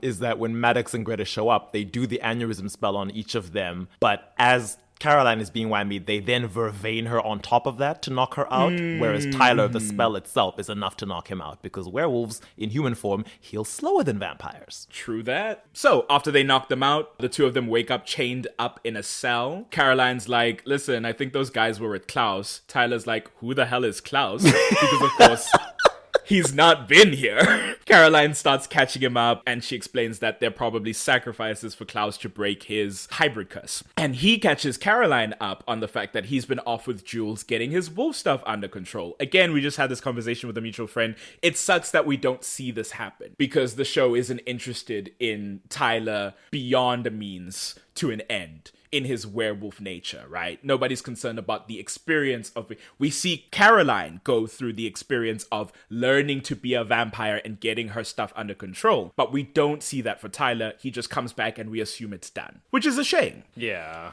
But he has done that. Caroline asks him why he left without saying goodbye, and he says he knew that she hated him and thought she deserved better than having someone like him in her life. Caroline says she was hurt, but she could never hate him. Damon comes to rescue them. He tells Caroline he's just knocked out Matt, who saved him from Maddox with his rifle. But anyways, she now knows that Matt knows about vampires when he shouldn't. It's because Damon says, your boyfriend attacked me with a rifle loaded with wooden bullets. Yes. So it's like, oh, so... He knows. Damon tries to leave without Tyler, and Caroline's like, I know you don't care. This is our friend. Damon brings up that it's a full moon, and Tyler says, oh, I just need to get back to my family cellar. I'll lock myself up for the night. Without missing a beat, Caroline says, I'll help him, don't worry. Back into it. By the time they get out, though, the moon is already hitting its apex, so Tyler starts to turn while they're in the woods. Caroline tries to help him, but it's already happening much faster than it did the first time. And that's what they said of the transformation. That would happen quicker each time. So she and Matt have to run to the Lockwood cellar, leave behind Tyler, and lock themselves in. Tyler, in wolf form, then follows them there, and he kind of hangs out outside the cell, barking and snapping. Then he starts pushing through the bars.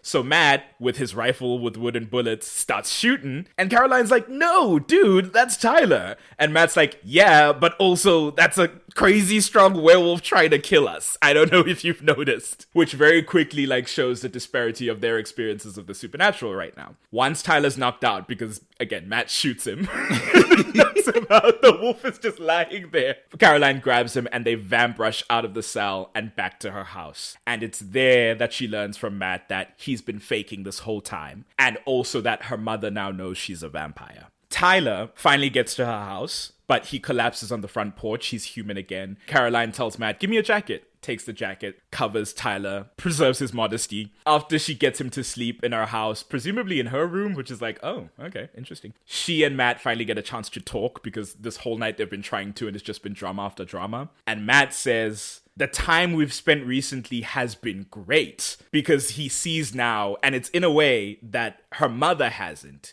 though technically she has, and she doesn't remember because she was compelled. But he sees that she's still Caroline, even as a vampire. So the thing I said earlier about Matt being a surprisingly good spy, it's because he started to realize, oh, we're just hanging out as we always have been. Largely, it's no different. Yeah, he does say that in his scenes where he's reporting to Liz and he's alone with her. He's like, she just seems the same to me. And then she, very much in her Giuseppe Salvatore era, she's like, no, Matt, these creatures are literal demons that just wear the faces of people. You can't trust anything they say. Remember, you're looking at the thing that killed her, not actual Caroline. It's like, well, that's not your lore, Liz. You're in the wrong show. In the wrong show, baby girl. I need you to look at the show Bible. Been slipping on your notes. But yeah, so for him, because Caroline's taking great pains to keep all the vampire stuff under wraps, Matt has just been experiencing Caroline as Caroline. No difference. And it's great because he loves her. So that's why it all went so well. Initially, when he speaks to her when they're still hiding out from Tyler, before Tyler comes back in human form, she's like, oh, my mom knows? Oh my God, you told her. And then she's like, what did she say? And then Matt's kind of cold in this scene because he's worried about the werewolf outside. I understand. But he's like, look, your mom hates vampires. She grew up hating vampires. She'll probably always hate vampires. And it's like, oh, okay, don't tell her that, Maddie. Okay, Matthew. God damn it. Yeah, he's processing. Listen, he's going through some shit. Also, his entire friend group has been lying to him for like an entire year. But he says the life that Caroline and the others are living is beyond him. He has enough to worry about in the real world. Again, as someone who pays electricity bills and taxes at 17. So... And he effectively ends things. We get it, Maddie. It's just funny that, because what he says here, we can discuss it deeply in a Matt episode, but he's like, yeah, your life, I understand. I can respect it. Look, I get it. You're a vampire now. The supernatural stuff is your life. But my life is work and school and a dead sister and an absentee mom and a bunch of bills to pay. And I don't need all of this in it. And that's why we're breaking up. But then going forward, he'll still very much be in it. That's true. But to be fair, he keeps getting roped into it. Matt is never actively seeking this shit out. It's just by virtue of being associated with these friends in a small town that he can't leave because he's poor.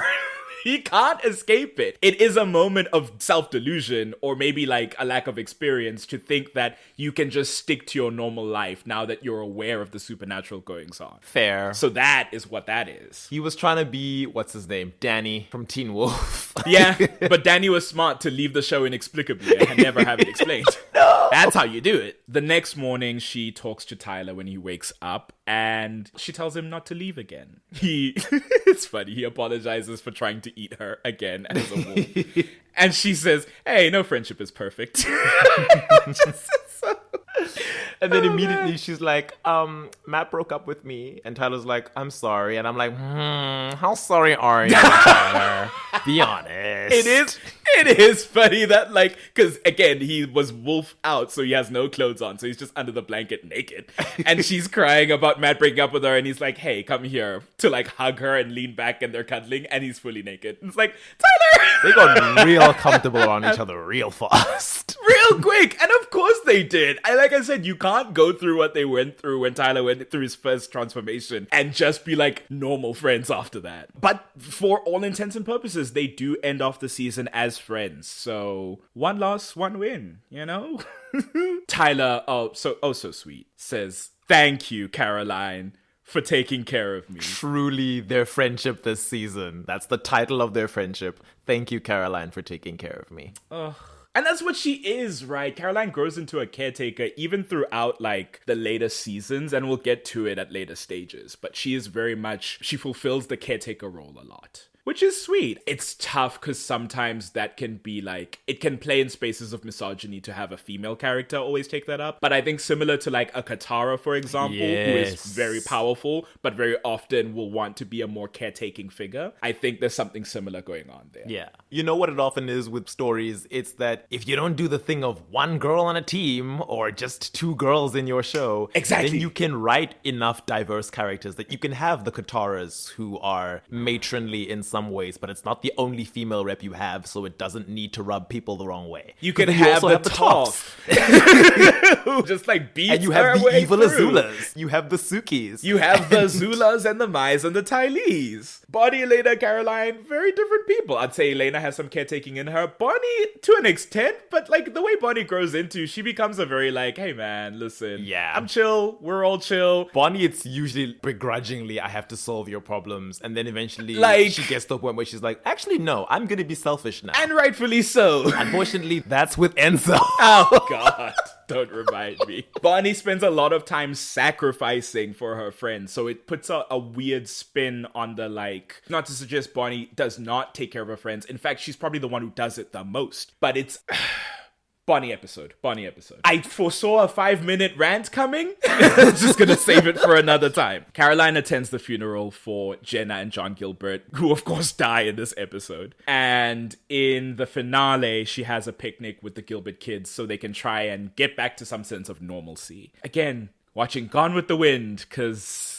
still Caroline. And of course, it's her doing this, being like, yeah, we're gonna take a page from Scarlet. We made it through the war. I assume that's a reference to Gone with the Wind being set during the Civil War era. I don't want to touch that.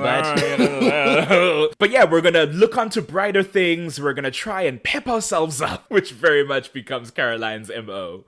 When Damon goes rogue because of a werewolf bite that Tyler gave him. Where was she? In that time. Was Caroline just at home with her mother, who now she knows she's a vampire, but her mom doesn't know she I think knows? her mother was out and about dealing with stuff, so I don't think they've interacted since. But it is weird that like they do spend at least 1 or 2 nights because they have the funeral. Yeah, and then a whole funeral. After the funeral, it's this. So 2 nights minimum, they have been in the same house and not discussed it.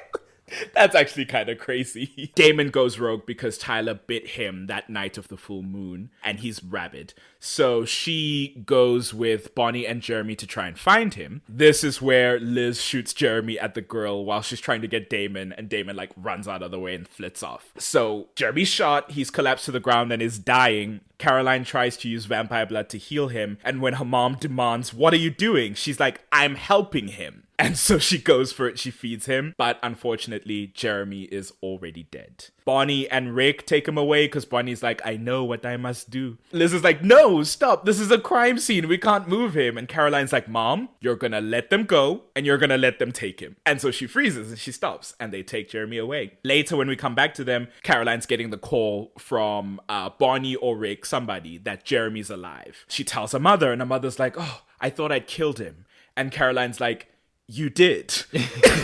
She's like, "I don't understand what's going on. All I know is vampires. Nobody told me magic's real." Caroline's like, "Mom, I told you about all this before, but I had to make you forget because I was afraid of what you might do. But I don't want to be afraid anymore." And she tells her mother, "It's still me. I'm still Caroline."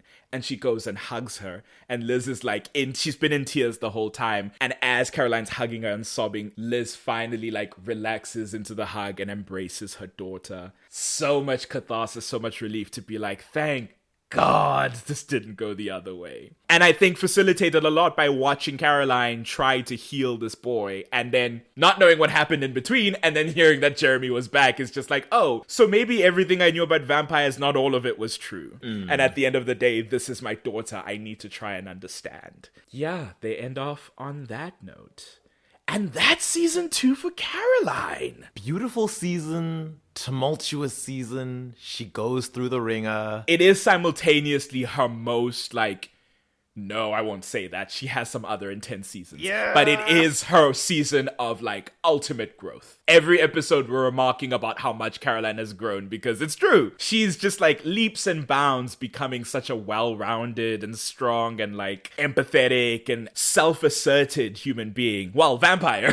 And as they'll say often in future, Caroline's the one person who is improved by her vampire experience. She thrives in her vampirism. It's kind of crazy and cool. It heightened the best parts of her personality rather than the worst, which is good for her. A lot of the other vampires in the show don't get that, end of the stick, unfortunately. Even Stefan, who arguably the thing that got magnified in his vampirism was his empathy, is very often his, like, Achilles heel. Yeah. So even in him, where it's like, it was a good quality that got amplified, it's getting you into trouble. For Caroline, it's just like, oh, and it made you more in tune with everyone around you, and it made you more understanding of people's suffering, and it just, and.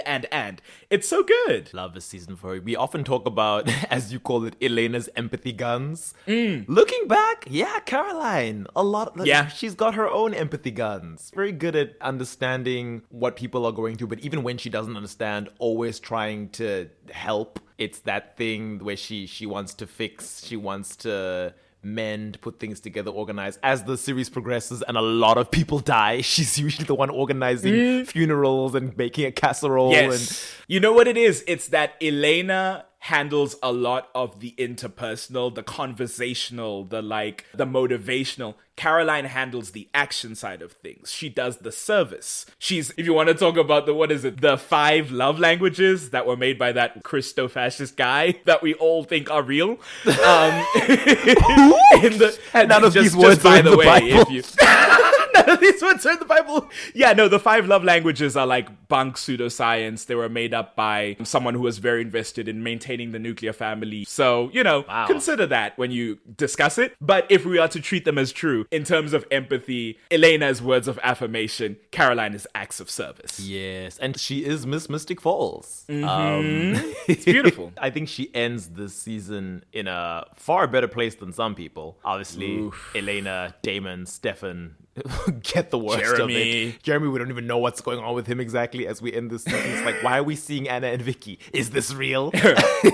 But she's like, hey, she's mended her relationship with her mother. Her friendship with Tyler is rock solid. Unfortunately, things with Matt have ended, but she seems kind of fine with that because that happens in the penultimate episode, and then we go into the finale last episode, and she doesn't even really mention Matt. She's like, no, I'm dealing with my mom knowing I'm a vampire. That's what's important right now. It comes back in the beginning of season 3, but it is largely like probably for the best. I think she, on some level, she's aware of that. I like that because we've drawn parallels with all the real queerness and the queer coding in Caroline's life.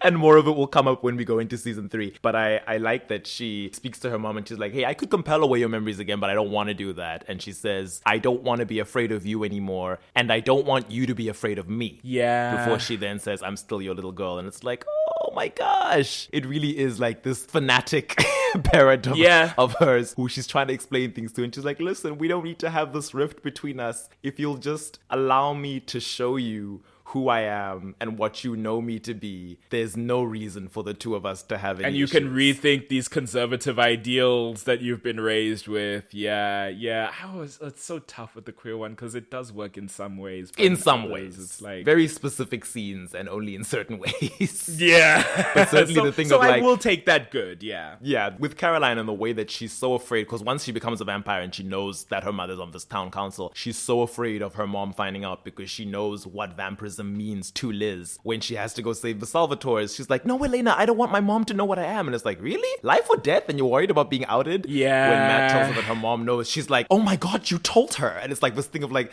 you outed me to my mom. Oh.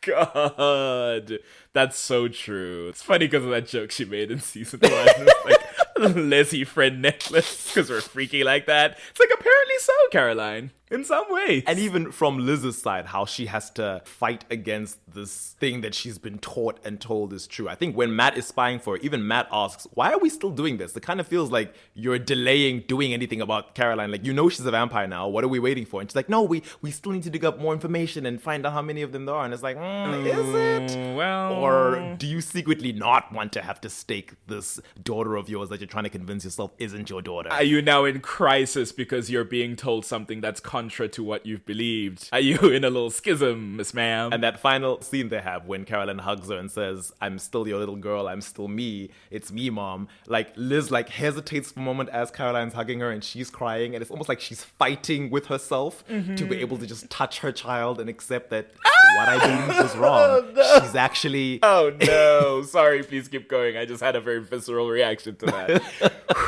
She's fighting with herself to just be able to hold and comfort her own daughter and be like, wow, I have to deprogram this thing in my mind. I have to scrape it out and just reboot and be like, okay, let go of this reflexive disgust you have of vampires. She is a vampire, but she is Caroline. And those two things coexist, and she is a good person. And God, wouldn't it be great if more people could move into that mindset? God damn it. Guess you gotta watch an emo teen get shot. You know?